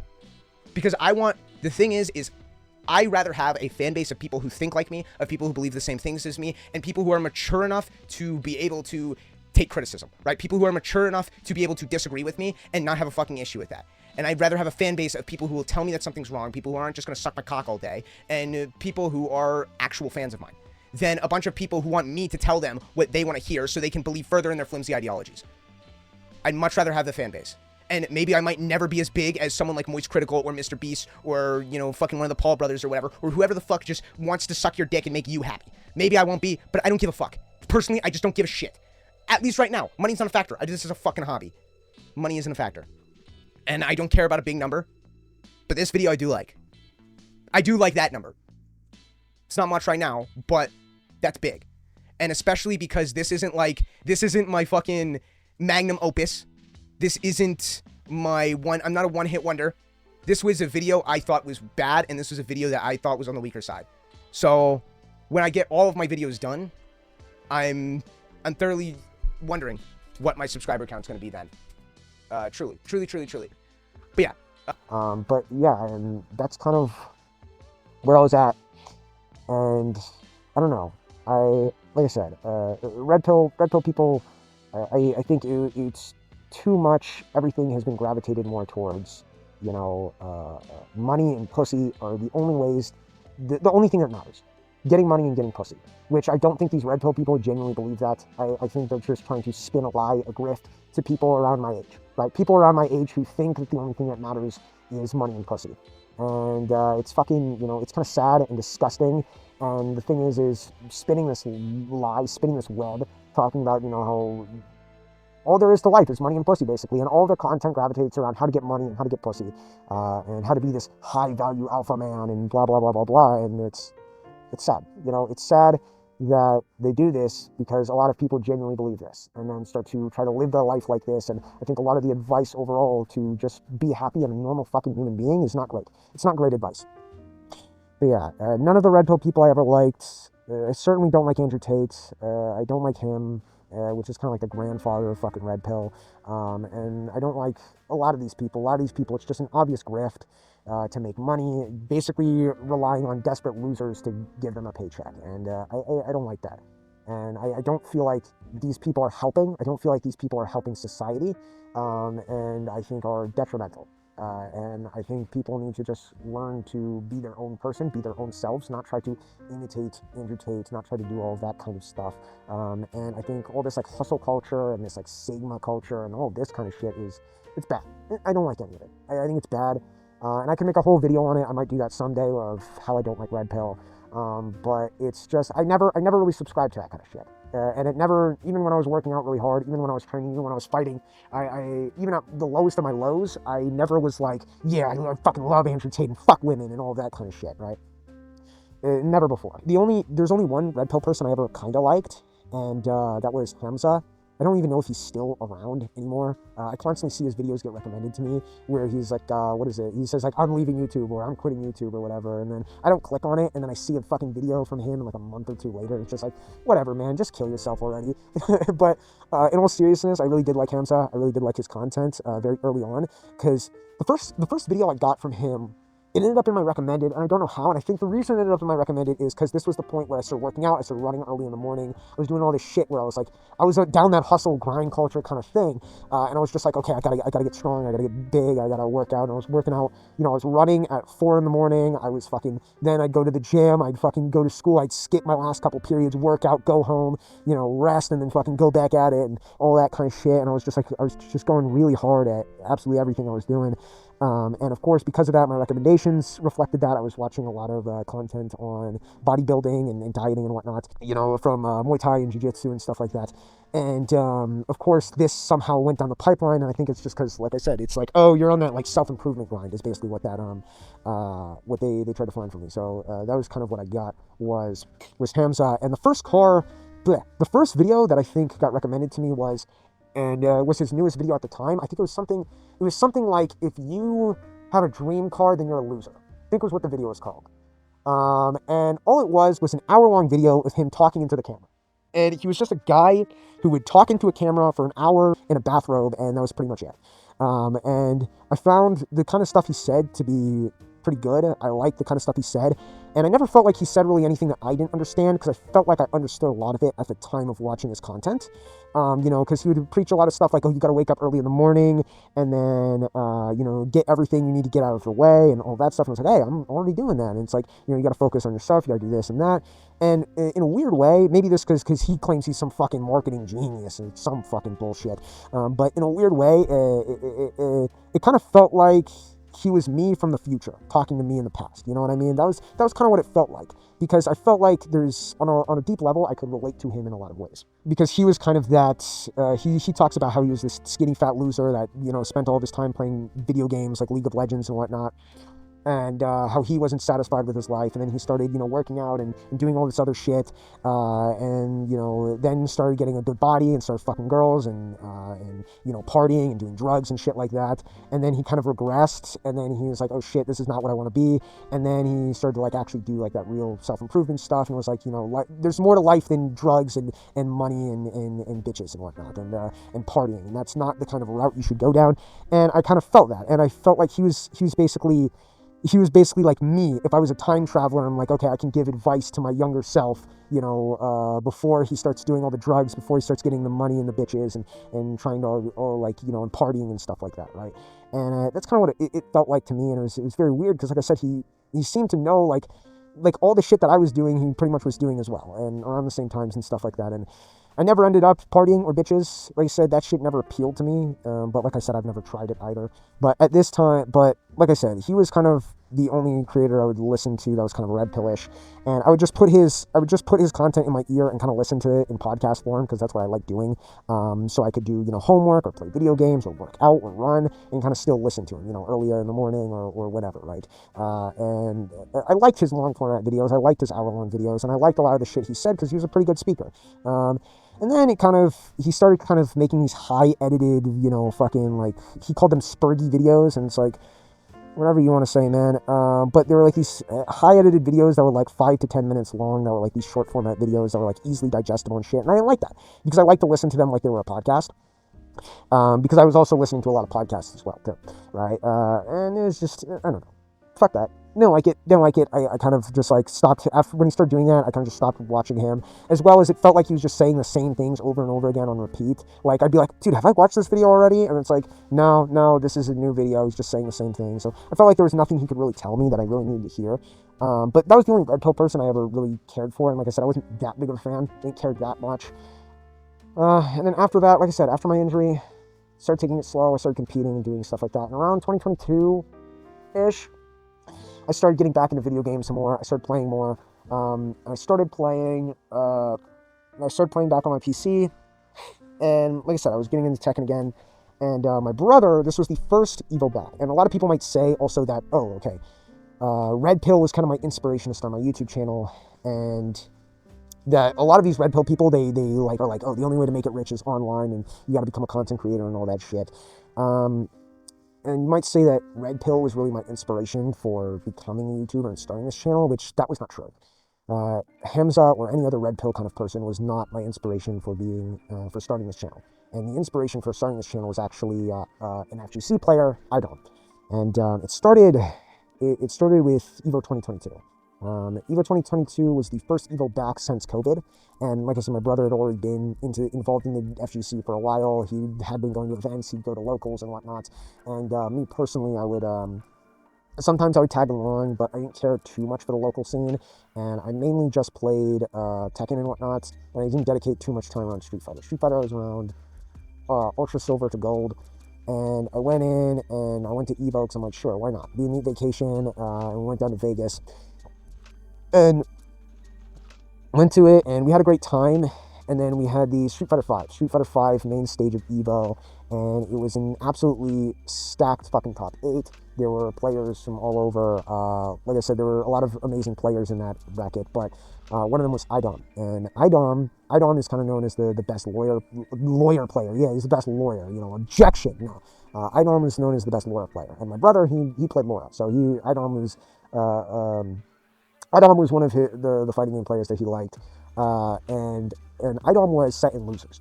He was in losers in top 8, which is not a great place to be in, because if he lost any sets, he's out. The tournament's over for him. And but he didn't. Game after game, even against like I said, there were so many heavy hitters in this top 8 and Mr. Crimson, and he basically clawed his way from losers all the way to grand finals. Even going up against someone like Mr. Crimson, who is absolutely fucking terrible at the game, and that guy should actually retire, and is completely carried by Dulcin, right? He even somehow in a matchup like that against someone as fucked up as Dulcin, he still managed a way to beat him with Laura, a matchup that Laura should never be able to beat.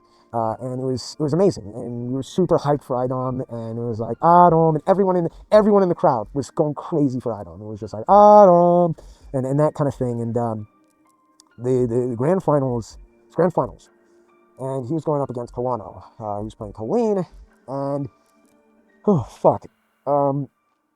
he's going up against Kawano, and he basically ends up resetting the bracket, right? And from losers, after beating all of the other people that he had fought previously in losers, and it's like, whoa, like he could do it. He could win Evo all the way from losers, like, damn. And then he's going up against Kawano, and it ends up being 2-2, final round, right? And it's so fucking close. It's such a fucking close game. It was such a fucking amazing set. It was like 20 or 30 minutes, and it was just the whole time, it was tense, it was close, and Idom ended up losing by this much, a fucking hair. After doing so well, it's just the tiniest bit. And the reason he lost is because V-Shift is stupid and fucking dumb. But yeah, he ended up losing by just this fucking bit, and it was just like, and the thing that really set it for me and set chills down my spine and kind of inspired me was his reaction afterwards when he lost.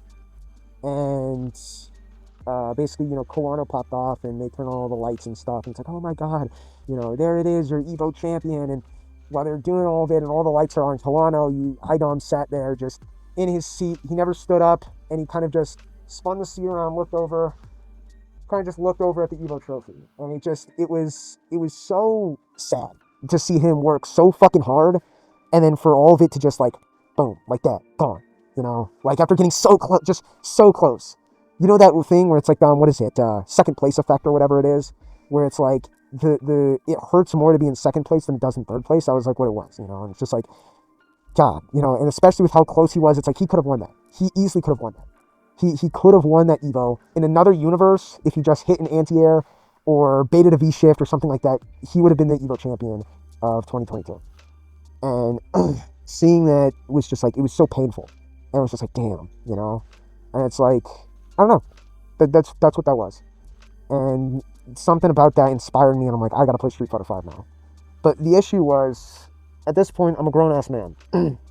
I got a life, I got responsibilities, I got things I need to do. And I can't do what I could back when I was playing Overwatch, right? I can't skip school to go and play video games all day long, right? I have a job, I have places I need to be, I have hobbies, I have things that people expect me to do, and I need to do it, right? Or it's my ass, right? So, of course, I need to be able to pace myself. I need some kind of, I need something, right? So I started this YouTube channel as a way to track and log my progress, as well as a way to be able, how do I put this? I need it as some kind of inspiration. I needed some way to push me, and that's what that was. And my goal originally was just to get to platinum, which deep in my heart, I knew I was never going to stop at platinum and I was going to get to diamond.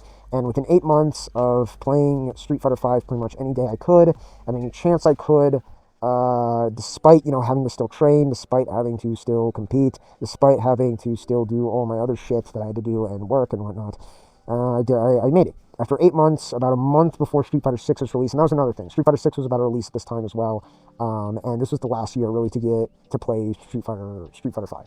So I ended up getting diamond in that game after 8 months, and I was about a month away from Street Fighter 6's release, and that was it. I was just like, fuck it, I'm done. I got diamond. Fuck this game, and I uninstalled it. And the thing is I started out playing. The character I wanted to play was G. G was my favorite character, but I just stopped playing G because I wanted to try out other characters, and there was a lot of characters that I wanted to try that I never got to. I wanted to play Alex, I wanted to play Armika, I wanted to play Rashid. Ed was another one that I never got to play, and there was a lot of characters on that roster. Colleen as well. There's a lot of characters on the roster overall I didn't get a chance to really play and experience. And I first started with Zeku. But Zeku just didn't do it for me. Zeku I got to Ultra Gold with, and then it was just like, fuck, Zeku was just a bitch and a half to get to work. He was genuinely, I think, bottom 5 in that game. He was so fucking bad on so many levels. And nobody played the motherfucker, so he'd always end up in mid-tier because nobody knew how he worked or really cared to play him. But he was just really bad. He was really fucking bad, and I just couldn't stand playing him. And I switched to Urian, and found really good results with Urian. And I think I meshed well with Urian, and Urian worked really well for me overall, and he was exactly what I was looking for in a character. And this was after the Urian nerf, so his headbutt was no longer reversal. So I was playing kind of a weaker version of Urian. I remember watching Loads God clips at that point too, where he'd make fun of all these Urian players and be like, "This Urian got a case of no headbutt," and that shit. And it was like I said, and I basically had that environment where I never had that reversal, so I didn't have to think of Urian as a character with a reversal. But yeah, I ended up getting diamond with Urian, and it was good. It was good, and I earned that diamond rank. I worked for that, and it's whatever, And after all of that, I basically was waiting for Street Fighter 6. I played the beta, and I'm like, this game's gonna have some problems. I played Street Fighter 6. Said this game's gonna have some problems. There's gonna be some issues with neutral. There seems to be no neutral. The game's very scrambly. And but I said, hey, maybe they're just doing this right now because it's the beta. It's not that big of a deal. It'll get changed. And look where we are now. It's been almost 2 years later after the release, and there's still no neutral. They have not changed it, and it's dog shit. And then Tekken 8 did the same exact thing. Tekken 8 was, and I didn't care because it's like, okay, Street Fighter, it's just like, I just played Street Fighter 5 for a blip of my existence. It's not that big of a deal. But Tekken 8 was a game that I was very loyal to. Tekken 8 was a game that I played. Tekken 8 was a game that I was actually involved in the community and cared for. Or not Tekken 8, but Tekken itself, right? And then I saw the trailer, and the moment I saw it, I was like, that's an issue. This is a problem. This is really fucking bad. And I was just like, no. This is the exact same thing that just happened with Street Fighter, and I've seen it happen with Overwatch. I've seen it happen with R6. I don't want it to happen again to Tekken. I'm not losing another one to this shit, right? And it was just, there's nothing I could do. There's nothing I could do, and the moment I saw the mechanics they were adding, like, this is the new heat system, and Harada's up there, and Harada's all like, this is the new heat system, like, get aggressive, and then he's like, don't ask me for shit, and then fucking, boom, and removes neutral like that. The moment I saw the heat system, I made that video before I even had access to the game, before the beta even happened, discussing that this game is going to have problems, this game is going to have issues with neutral and whatnot, and nobody saw that video, and it's whatever it was, and then Tekken released, and immediately when people started playing it, it didn't have neutral. It had the same exact problems with Street Fighter 6. It didn't have neutral. It had all kinds of issues, and it was exactly what I said. And right now, I'm 2-0 on predictions for the future of video games, and it kind of fucking sucks. It kind of fucking sucks that I'm right. That I'm right so goddamn often. And, I played that Tekken, and I did get to Tekken God with it, which Tekken God was, at the time I got to it, it was top 2%, but there was so much rank inflation in that game, it was terrible. Just like Street Fighter 6, which Street Fighter 6, you could essentially pick your own rank. You could basically go in and say, yeah, I'm an advanced player, and then lose all of your placement matches and be put in platinum, which is like, that's disgusting. You shouldn't be able to do that. You shouldn't be able to just pick your own rank like that.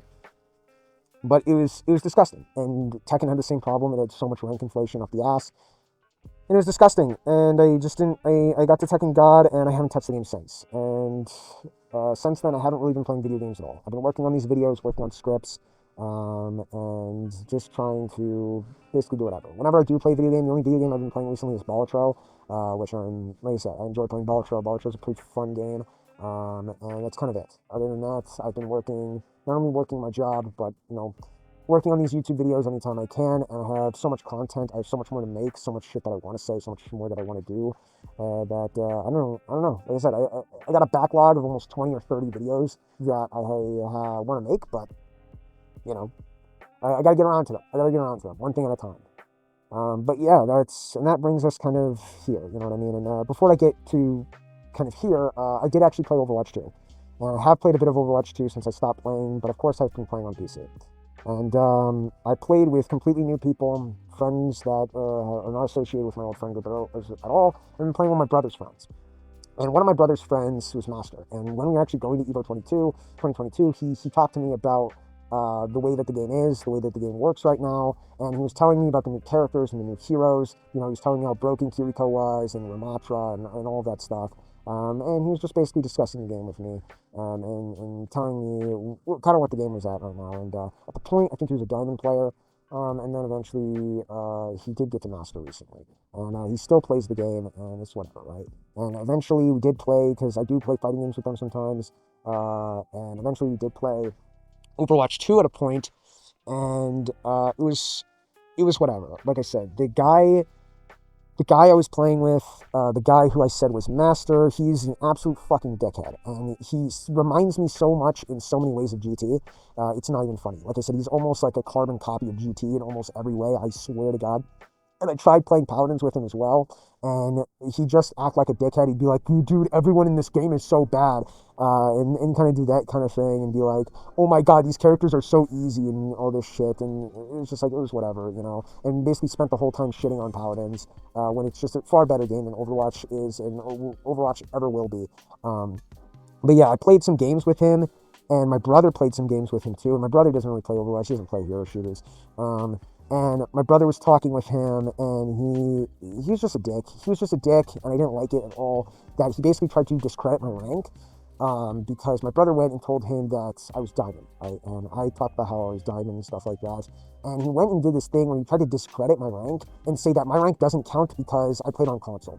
And because I played on console and I wasn't playing on PC, that diamond on console is equivalent to silver on PC, which is so disrespectful to say on so many levels, and it's just such a dick thing to say, and I don't like that.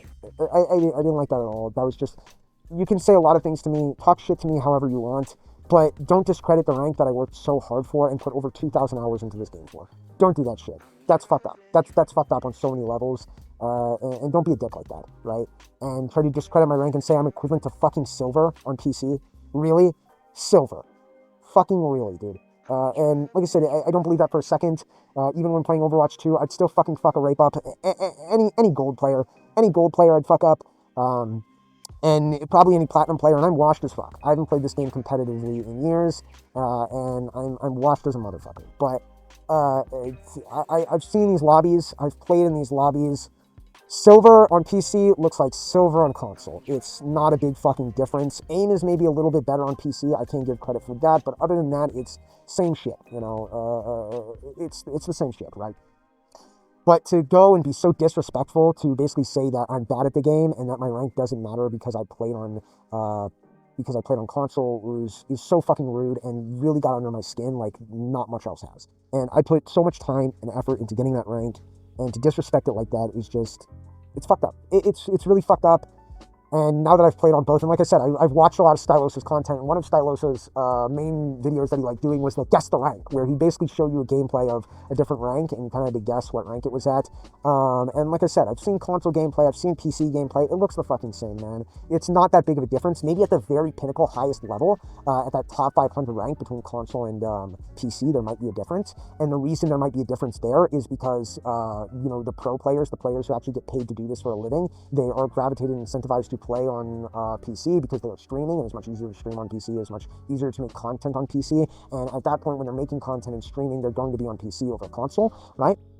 That is likely the reason that maybe at the very pinnacle, highest level in that top 500 range, to master and grandmaster, then that does make a difference, right? The masters and grandmasters and the top 500 might be better on PC because these are content creators, these are streamers that do this for a job, they do this for a living, and get professional players. While on the other hand, the players in what is it? What is the other one you call it? Fucking console, right? Not necessarily are, right? Any people who are doing this for a living and who are streaming are likely going to move to PC. The thing is as I said, it's fucking disrespectful to try and discredit the rank that I worked so hard for. I spent so much time to get, and all of my experience and everything I've done means basically nothing because I played on a fucking different box than you is I think just so rude in so many ways. And the thing is I was so washed, I've been so rusty, I had no way to back any of this up.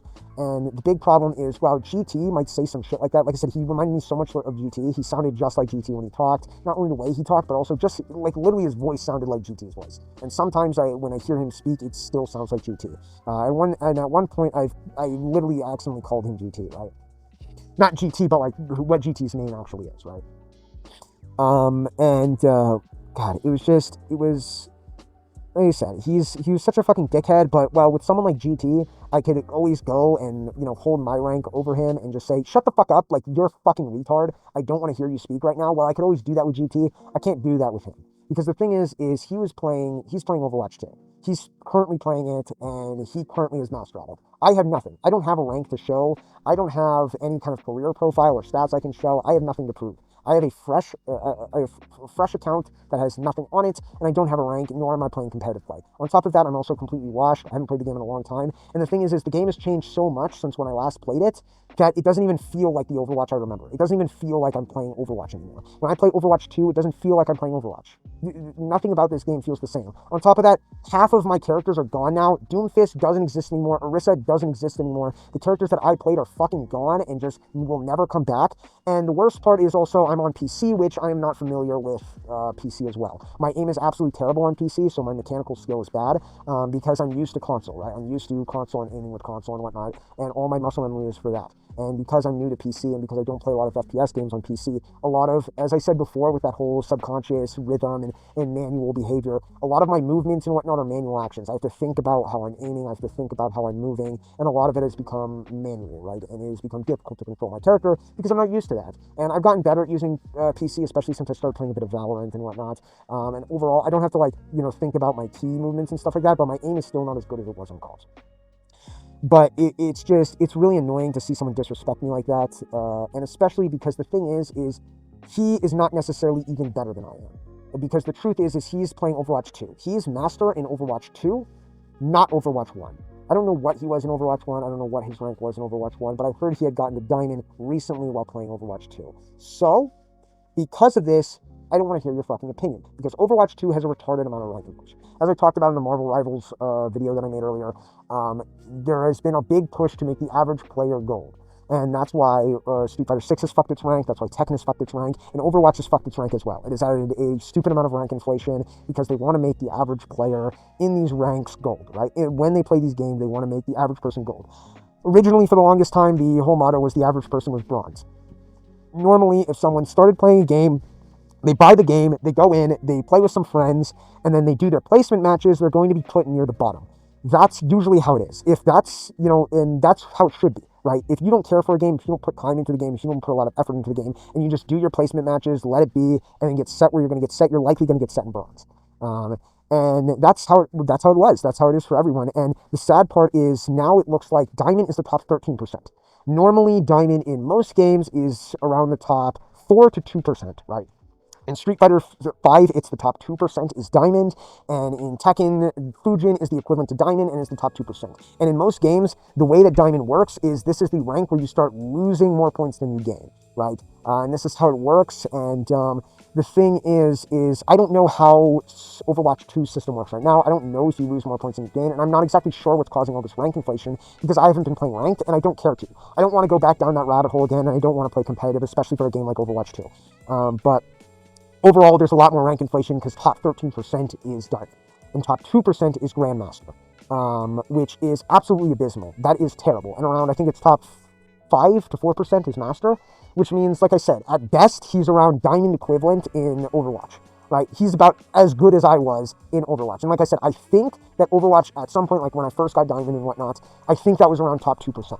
So he's likely not even as good as I was when I played Overwatch at that time. On top of that, these are 2 separate games. As I said, back in those days when I used to play Overwatch 1, back when I very first got diamond, it was a very team-based game. Low time to kill, there were strong shields, all of that kind of stuff. And it was a game that rewarded more you working with your team and strategy as well. Now it's not like that. It rewards more mechanical skill over sort of strategic skill, and it has become sort of a scrambling mess. He's not playing the same game as I am, and it doesn't feel like remotely the same game. And to basically discredit my rank just because, oh, you're on console, is so disrespectful, especially because he's playing in this rank-inflated environment. And I feel like he has no right to speak. But the problem is I can't say that because I don't have a career profile to show him. I don't have statistics to show him. I have nothing to prove anything that I have or anything that I'm saying. And that's what's so painful about it.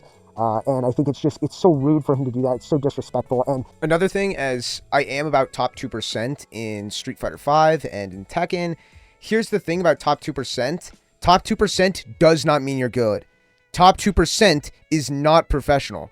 I am dog shit. As someone who has been to locals, as someone who has competed in these games, as someone who has been, in fucking seedings and stuff like that against professional players, there's a very, very big difference. And even as someone who's played against professional players online, there's a very, very, very, very, very, very big difference between the top 2% and the top 1%. Go look at anyone who does this shit for a living. Go look at all of these, grandmasters and stuff like that, especially like in Street Fighter and Tekken and stuff like that. These people who do this for a living that are the top, less than the 1%.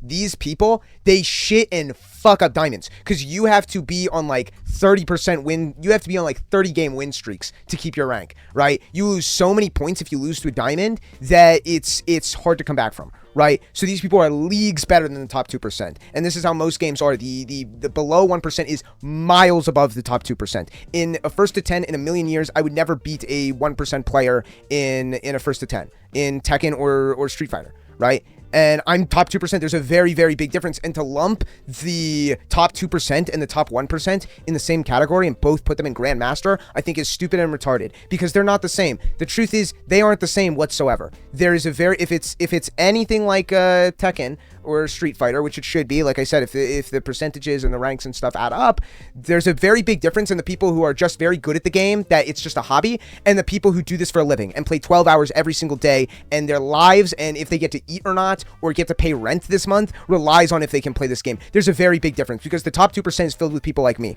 people who have jobs, people who have responsibilities, people who work for a living, right, in other things, and this is just a hobby. Top 1% is filled with people who these are their lives. This is their life, right? And if they can't perform well this month or this week, then they don't get to eat. They can't pay rent, right? It's very different. 1% is very different from 2%, and to put them in the same rank is fucking retarded.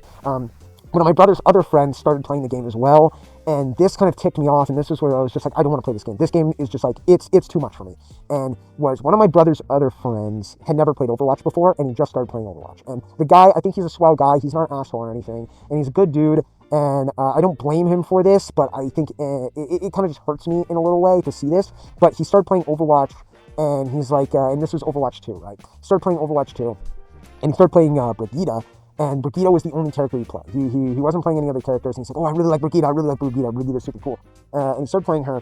And immediately, he went in. He got enough to be able to play ranked. And immediately, he went into competitive, did all of his placement matches. I think he lost like 2 of them or something. And then immediately got placed in gold.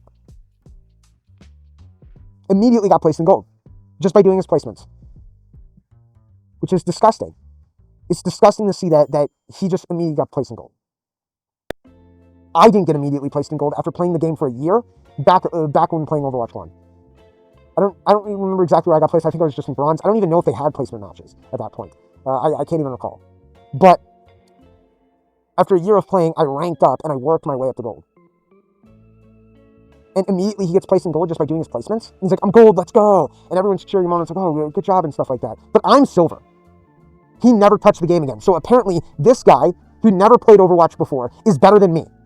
After I've spent so much fucking time, over 2,000 hours in this game. And I'm silver, but he's gold. And I'm disrespected.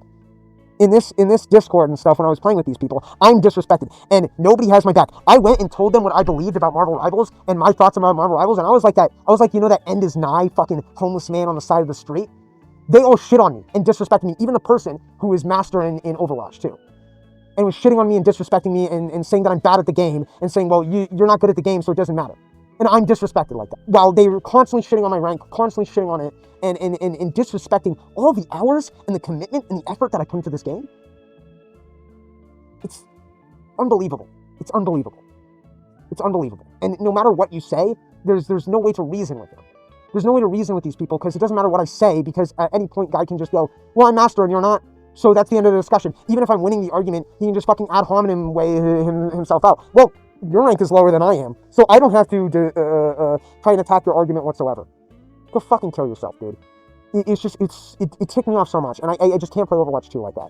I just can't play Overwatch 2 in that environment, and I don't want to play it alone. I don't want to play this game, and it triggers me. And the worst part is this guy I'm talking about who's master, he got the master with Doomfist. Tank Doomfist. His most played character is Tank Doomfist. And it's just so disrespectful that it's like, it's not his fault, but guy had probably never played Doomfist before in his fucking life back in Overwatch 1. And now it's everyone's playing Doomfist, and Doomfist is fucking in every fucking lobby. And it's just, this character that I loved and played so much that I'm no longer allowed to play is now the kinds of people who play this character are the exact kinds of people that I just don't like. It's just, it's horrible. It's horrible to see this happen to my main. It's horrible to see this happen to a character that I just love so fucking much. And it's just, it's terrible to see this happen to the rank, and especially, like I said, like that guy who got Brigitte to gold instantly, just like that. It's disgusting to see that. It's disgusting to see that in this environment, that just by doing his placements, he got set in gold. And I just hate it. I hate seeing that. I hate seeing that so much. Because after all I've done, you heard my whole story on how hard I worked to help my friends get to bronze, and then seeing them fail like that, how hard I worked to try and get H up to gold, how much effort I put into to try and get him to gold, and he just couldn't do it. After seeing something like that, seeing something so demoralizing as seeing someone who's truly helpless and who couldn't get a rank, and that I couldn't play with my friends and we couldn't play together just because of his rank, after seeing how hard these people worked to get the rank that they were at, to just see it all devalued by all of this rank inflation. And to see someone who'd never played the game before, who didn't understand the game at all at a deep level, who just rushed in and held the right trigger with fucking Brigitte, or left click with fucking Brigitte, and just does their placements and instantly gets set in gold, is disgusting. It's disgusting to me. It's disgusting to see that. After how much effort that I put in to help my friends, and seeing people struggle to make that rank. And now it means nothing. It means absolutely nothing anymore. It's horrible. It's fucking horrible. But anyway, what the fuck was I even going with? But overall, that brings us here. Overall, that brings us all the way around. And that brings us to the here and now. I've been basically focusing on just making content instead of playing video games. Like I said, the only real video game I'm playing anymore is Balatro. And, yeah, I like Balatro. I certainly like Balatro, and that takes us to where I want to take this channel in the future, and what I want to do with this channel, and where I'm at right now. As I said, I got like a whole lot of videos that I want to make, a whole lot of things that I want to talk about, and I still have so much more to share as of now. And the main thing is, like I said, a lot of this content that I'm going to make is basically geared around, what was I talking about? It's going to be geared around comics and manga and anime. A lot about superheroes, because I really, really, really do like superheroes. I don't know if you could tell by my content yet. But also video games as well, because I really, really do like video games too. And I got a lot of videos that I wanted to do to talk about those things and talk about the things that I like. And the thing is I got a lot of videos based on Batman, because Batman's my favorite superhero. I really fucking love Batman. I know that just sounds so weird to say, but yeah, I like Batman, so Batman's definitely going to be a large part of this channel, as well as, like I said, just talking about video games overall. And I've made a few topical videos that are like, okay, this has an expiration date, this is controversy here and now, and that's why I made the Spider-Man Into the Spider-Verse, the Batman Caped Crusader video that I did really bad and got quite a bit of dislikes, as well as the, what was the other one I made? I made that Assassin's Creed video. Same thing with the MHA video as well. Those videos I didn't give a fuck about. The reason I made them was because I wanted to see if I could make a video under a certain amount of time limit, because those videos had an expiration date, because the moment that they're out of this sort of news cycle, they're gone forever. Nobody really cares about them. So there were topics that I kind of cared about, but I didn't care about all too much. And I just wanted to be like, okay, if I have a week to make this video, can I do it? And that's why I made those videos, was to perform that. Except for, like I said, now I'm going to try and gear towards, now I think I can definitely make a video within a week at this rate. So I'm going to start making more videos that I actually do care about, more videos that have been on my backlog, videos like the Super Crux video that I just made recently, the Jupiter's Legacy and Super Crux video that I just made. Because that video I certainly did care about, and I did put effort into that. And like I said, that took me about 3 days to make.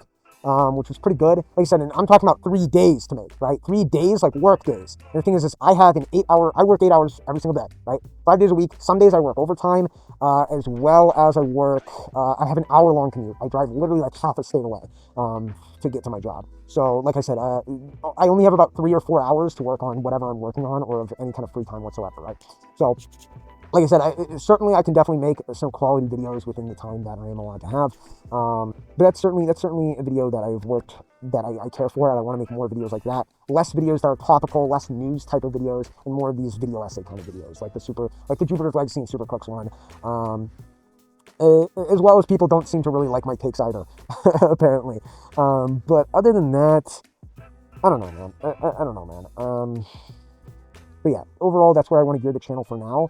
But what I really want to make this channel very, very much later down the line, and what I want to do with this is I like video games, and I like the concept and the way that video games work, and I like the sort of puzzle solving aspect of them. And what I want to make this channel is I want to make this a channel where I basically play games competitively, play games like, play competitive video games like I played Overwatch and Tekken and Street Fighter and whatnot, right? Play games, get to diamond in them, and start to make videos comparing and contrasting different video games as well, and getting good at video games and completing video games and having a bunch of video games under my belt, so I can basically be an arbiter of knowledge for video games. That's what I want to be. That's what I want this video to be, this channel to be. Because I feel like, and this is especially a problem when you're looking at competitive games, is a lot of people only seem to have context or understanding of their specific niche. But who is this? Is that like Zelda? Is that Link's dad, or his boyfriend? I'm not a Nintendo guy. I'm sorry. They seem to only have an understanding of the game that they play, and then other than that, they don't know anything about any other video game. And I feel like this is a problem because there are a lot of lessons that can be learned from another video game that can be taken over and be used in a different one, right? Like I said with Street Fighter, I have used a lot of examples and ways of explaining things from other video games and whatnot to cross them over and use them to explain concepts in Overwatch. And I did this in this video, I did this in the Marvel Rivals video, and because that I have this sort of broader audience with various different types of games, not only single-player games, but multiplayer games as well, I'm able to compare and contrast these things and be able to sort of mesh these videos together, right? Yeah, and sort of be able to kind of provide many different examples of these things working and these things happening, and that's what I want to do. And I want to basically at some point get diamond in as many competitive games as possible. Not master a game, but not a master, right? But be a jack of all trades, master of none. That's what I kind of want my channel to be geared towards. That's what I want to be. Because I feel like on the internet it is either people who are very, very good at one specific game and specialize in that one specific game that don't understand anything outside of that game, or variety type streamers who play a bunch of different games and aren't very good at any of the games that they play, right? And I want to have some kind of middle ground. I want to be somewhere in between. I want to be a person who plays a game very, very well for a short period of time and then moves on to the other game. And then maybe comes back to that game at some point. And I want to get diamond in Valorant is a game that I want to get diamond in. I want to get diamond in League of Legends has been a game that's always been on my bucket list. And I never did manage to get to diamond in Rainbow Six Siege, which I definitely do want to do at some point. Thing is I've heard from friends that it is in the worst state that it's ever been in. And the game is basically unplayable. So I don't know. And it just seems to have not gotten better. So I don't know, like I said, I may never get to diamond in that game. But yeah, I want to get to diamond in just as many competitive games as possible, especially with Marvel Rivals and Deadlock on the way. I'm certainly going to get the diamond in those. And that's what I want to do. And I know that I can do it, considering my experience with Overwatch, my experience with first-person shooters, my experience with fighting games as well. I believe that there is no game in this world that I cannot get the diamond in. And I genuinely, thoroughly believe that. And I feel like I even could have, these games, I feel like there's still so much more I could have been doing better. There's so much more that I could have been doing optimally. There's certainly a lot more for me to improve in even a game like Overwatch, even, what is the other games that I was mentioning? Street Fighter and Tekken. There's still so much that I could do to improve and get better at, and even those games I feel like I could in some way be a master at them at some point.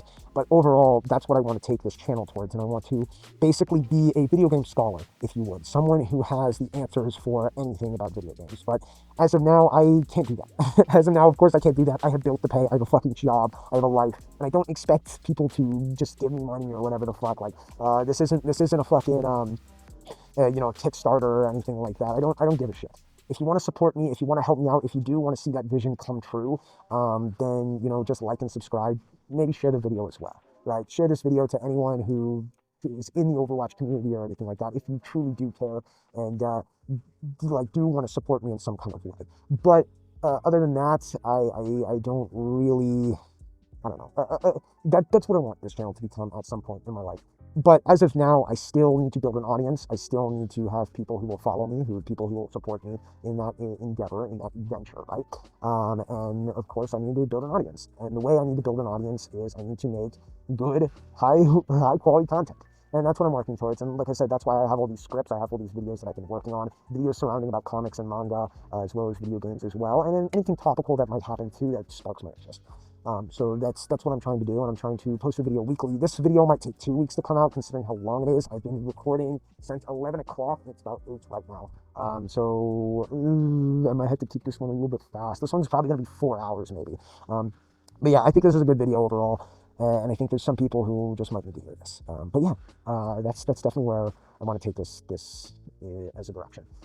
Other than that, God, what else do I have to say? But yeah, overall, Overwatch as a whole is not the game that I thought it was. It's not the game I remember it as. It may call itself Overwatch. It may have the same characters that are, pretend that they're the same person with the same voice lines and same emotes as Overwatch. But whatever this thing is that has basically crawled inside Overwatch and worn it like a fucking skin suit, it's not Overwatch. This isn't Overwatch. This isn't the Overwatch I remember. And when playing Overwatch 2, it doesn't feel anything remotely close to Overwatch 1.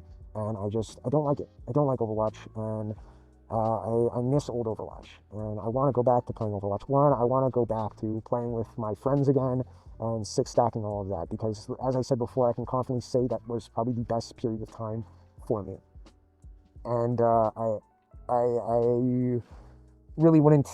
I feel like I took it for granted at the point, and didn't really cherish the time that I had, and I felt like I was kind of being selfish in a lot of ways, because I didn't just enjoy the game for what it was. I didn't just enjoy playing the game with my friends, but instead kind of wanted this weird idealized version of Odyssey, and I kind of wanted my friends to have the same goal as me, and I wanted my friends to want to improve and to want to rank up and get the diamond with me. And I think, I don't know, I just don't know, man. But Overwatch, not the game that I remember. It doesn't play anything remotely close to what it was, and the sad part is I can't go back and play the old characters that I used to play. I can't go back and play the old game that I used to play with the old strategies that used to be there. I can't go back and, I can't even go back and look at my fucking account. I can't even go back and looking at my banner, right? Because of the terrible, poor mismanagement of this company and this game and whatever the fuck Blizzard has been doing.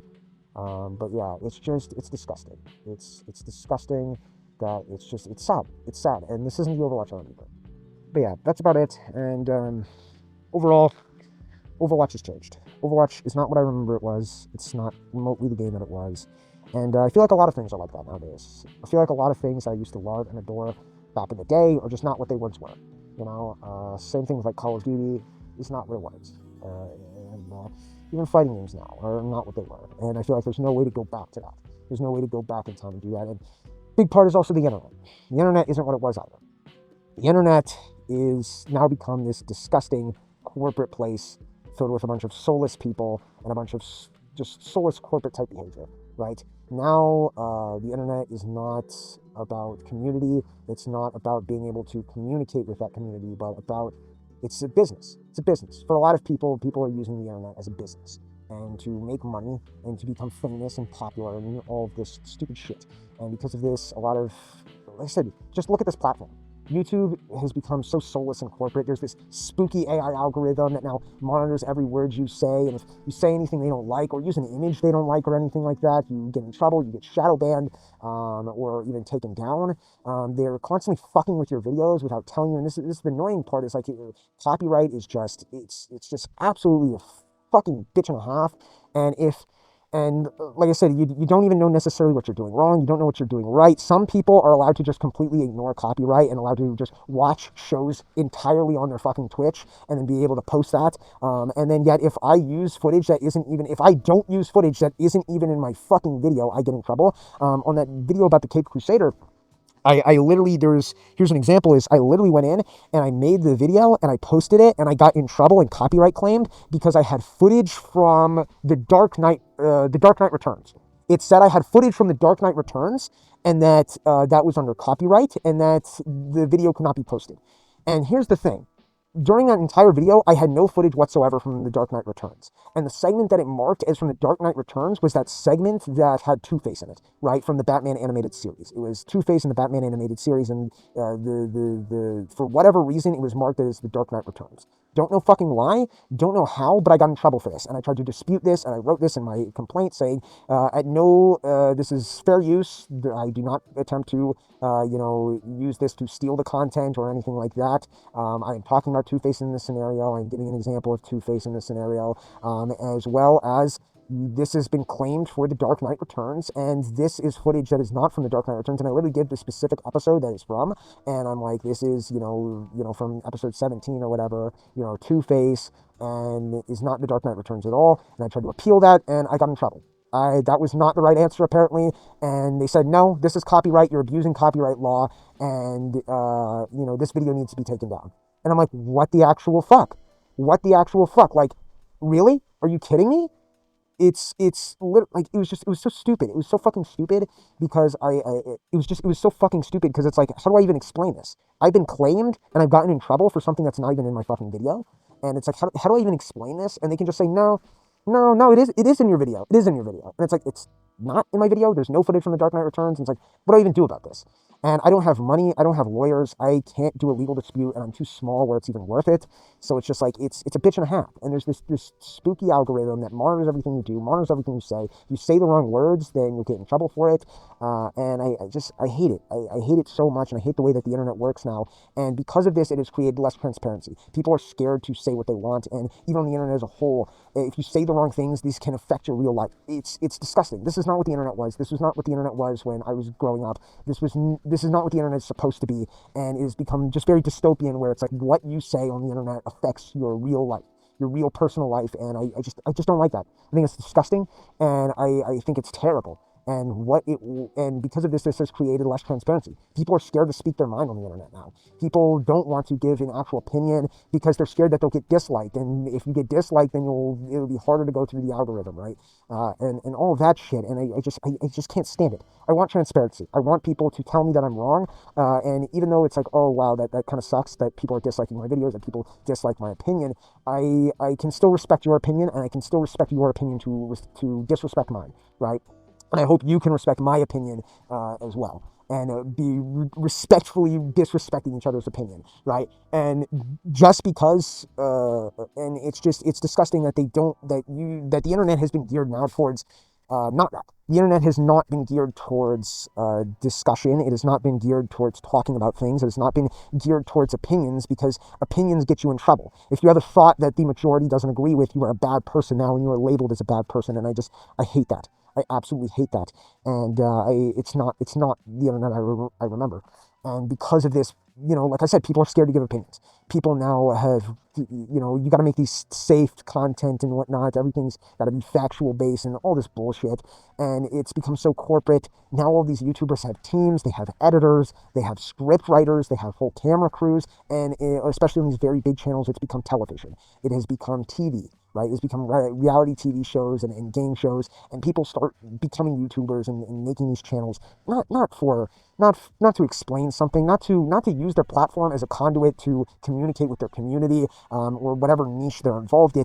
They become YouTubers for money, for fame, for power, and it's disgusting. They become YouTubers as a business, and that's what people see it as. They instantly start making a channel, and they're like, oh, how can I grow my business? I need this for my business. And I keep getting these fucking videos and ads being like, oh, how do you grow your business? And it's like, this isn't a fucking business, man. It's a hobby. It's a hobby. And it's disrespectful to come to me and advertise how to grow your business and this shit and all of this stuff. No, it's not a business. This is a hobby. Fuck you. Go fuck yourself. And it's so disgusting on just so many various levels. It's not the internet I remember. It's not the internet I remember. And I feel like I said, nowadays it's people come and are attracted to becoming YouTubers just for money and just to use it as a business. And these people are open and transparent about their ambition and their goals, and that they just want a big follower count and just want money and whatnot. And they're open about this shit. And the thing is when all these people turn out to be pedophiles, when all these people turn out to be psychopaths, when all of these people turn out to be horrible, ambitious people, everyone goes and acts surprised. At no point was I surprised about the Mr. Beast situation whatsoever. At no point whatsoever. And the reason why I wasn't surprised is because he's talked openly multiple times that his only goal is to become the #1 YouTuber. And he has been open about his ambition and open about all of this shit. And of course, ambition leads to corruption. And I am not surprised in the very slightest that this is what this platform has become, that this is the kinds of people that have been attracted to this job are psychopaths and people who want to abuse power. And it's disgusting. It's disgusting that this is what this platform has become, is a bunch of fucking grifters and manipulators who basically, grift children and losers to give them money. And that's what this platform has become. That's what it is starting to appeal to. And now YouTube, making actual YouTube content to discuss things and making videos about you is harder and harder and harder to do each year, right? If you say opinions or things that people don't like, then you'll get shadow banned, you'll get demonetized, you'll get deplatformed, and it's terrible. It's terrible. And it's like all these people, they have these camera crews, they have script writers, they have people who edit their videos. Where's the you in that? How are you a YouTuber at that point? What in the world makes you a YouTuber? Where's the you in any of that? When another man is making your thumbnails, when another man is editing your videos, when another man is writing the scripts for you, when another man is making the sets and the props for you, when another man is going in and using the camera and positioning it all the way, when another man is organizing the whole thing, where's the you in that? When you're just the face of the channel? How's that YouTube? What? This platform, this video sharing platform was designed to be you. It was designed all about you. That you make a channel about you and what you do and what you like doing. And now it's not. Now these channels are cheap cable TV, and it's horrible. It's horrible with entire crews and teams and every little aspect of it. And I can't stand it. I can't stand it. I can't stand the corporatization of not just the YouTube itself, right? How soulless and corporate YouTube has become, but as well as just how soulless and corporate the YouTubers themselves have become. Any YouTuber who has an editor or a script writer should feel dishonored. They should feel dishonored and shamed because it's dishonorable. It's fucking terrible. And now it's just expected and it's promoted and people just are like, oh yeah, you just have an editor. All the big YouTubers have an editor, and it's horrible. It's horrible, and there's no excuse for it either. On top of that, half of YouTube isn't even YouTube content anymore. Half of YouTube is cut clips from streams, and as well as TikTok, just recycled TikTok content that's just posted on YouTube Shorts. It's horrible. It's absolutely terrible because people can't make fucking content on this platform because this platform is horrible in so many aspects. It's disgusting. It's disgusting on so many levels. And even at the highest level, people have other men writing their scripts, other men editing their videos, and I have no respect for anyone who does. Anyone who is having other people make the video for them, I have no respect for you. And anyone using an editor, which is literally like 99% of YouTubers who are worth anything, it's dishonorable. It's dishonorable. I can't stand it. And you have no excuse. You have no excuse because I'm able to. Not only am I working out, not only am I training, not only am I working 8 hours a day, not only am I sometimes working overtime, sometimes I work so late that there's no point even driving home and I end up sleeping in my car.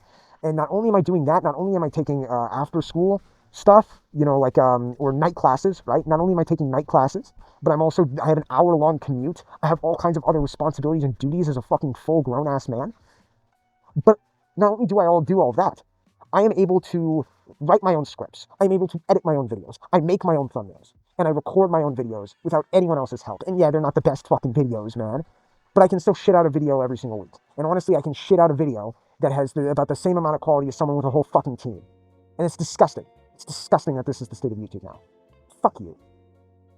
Fuck you. And these people call themselves YouTubers. Having other people basically make their whole content for you. If you're not doing at least 90% of the work, where's the you in that? Especially 50%. Most of these people are not doing 50% of the work. And where's the you in that? And you can say, oh, well, someone like Mr. Beast, he can't do it all alone. Yeah, he can't do it all alone. That's the point. Leave that to the TV. Leave that to leave that shit to Hollywood, man. Because that's not what this is. That's not what this platform is. It's not TV, man. It's not fucking television. That's not what this is supposed to be. It's not a reality TV show. This isn't a fucking game show. These are real fucking people who are supposed to use their platform to communicate and use it as a conduit to talk to their community and their niche. It's horrible. It's terrible. And then you're surprised when they end up being pedophiles and psychopaths. Because that's the system you've created. This entire system is built to perpetuate pedophiles and psychopaths. People who are openly clear about their ambitions and openly clear about what they want.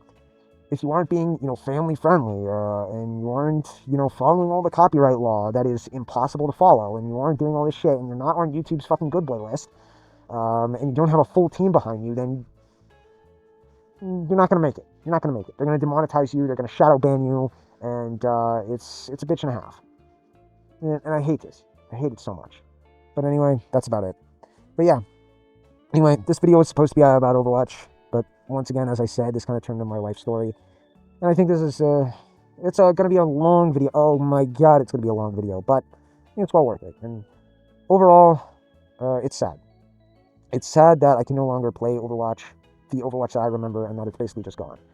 And it really hurts me to see this stuff, and it really hurts me to not even be able to see my account, as I've said so many times before. But the part that hurts the most is not being able to play with the friends that I spent so long playing with. And if there's one thing that I learned from all of my experience playing Overwatch, and what I've learned from it, is not to take your friends for granted. If you got a friend group, cherish every second of that, because just like that, they're gone.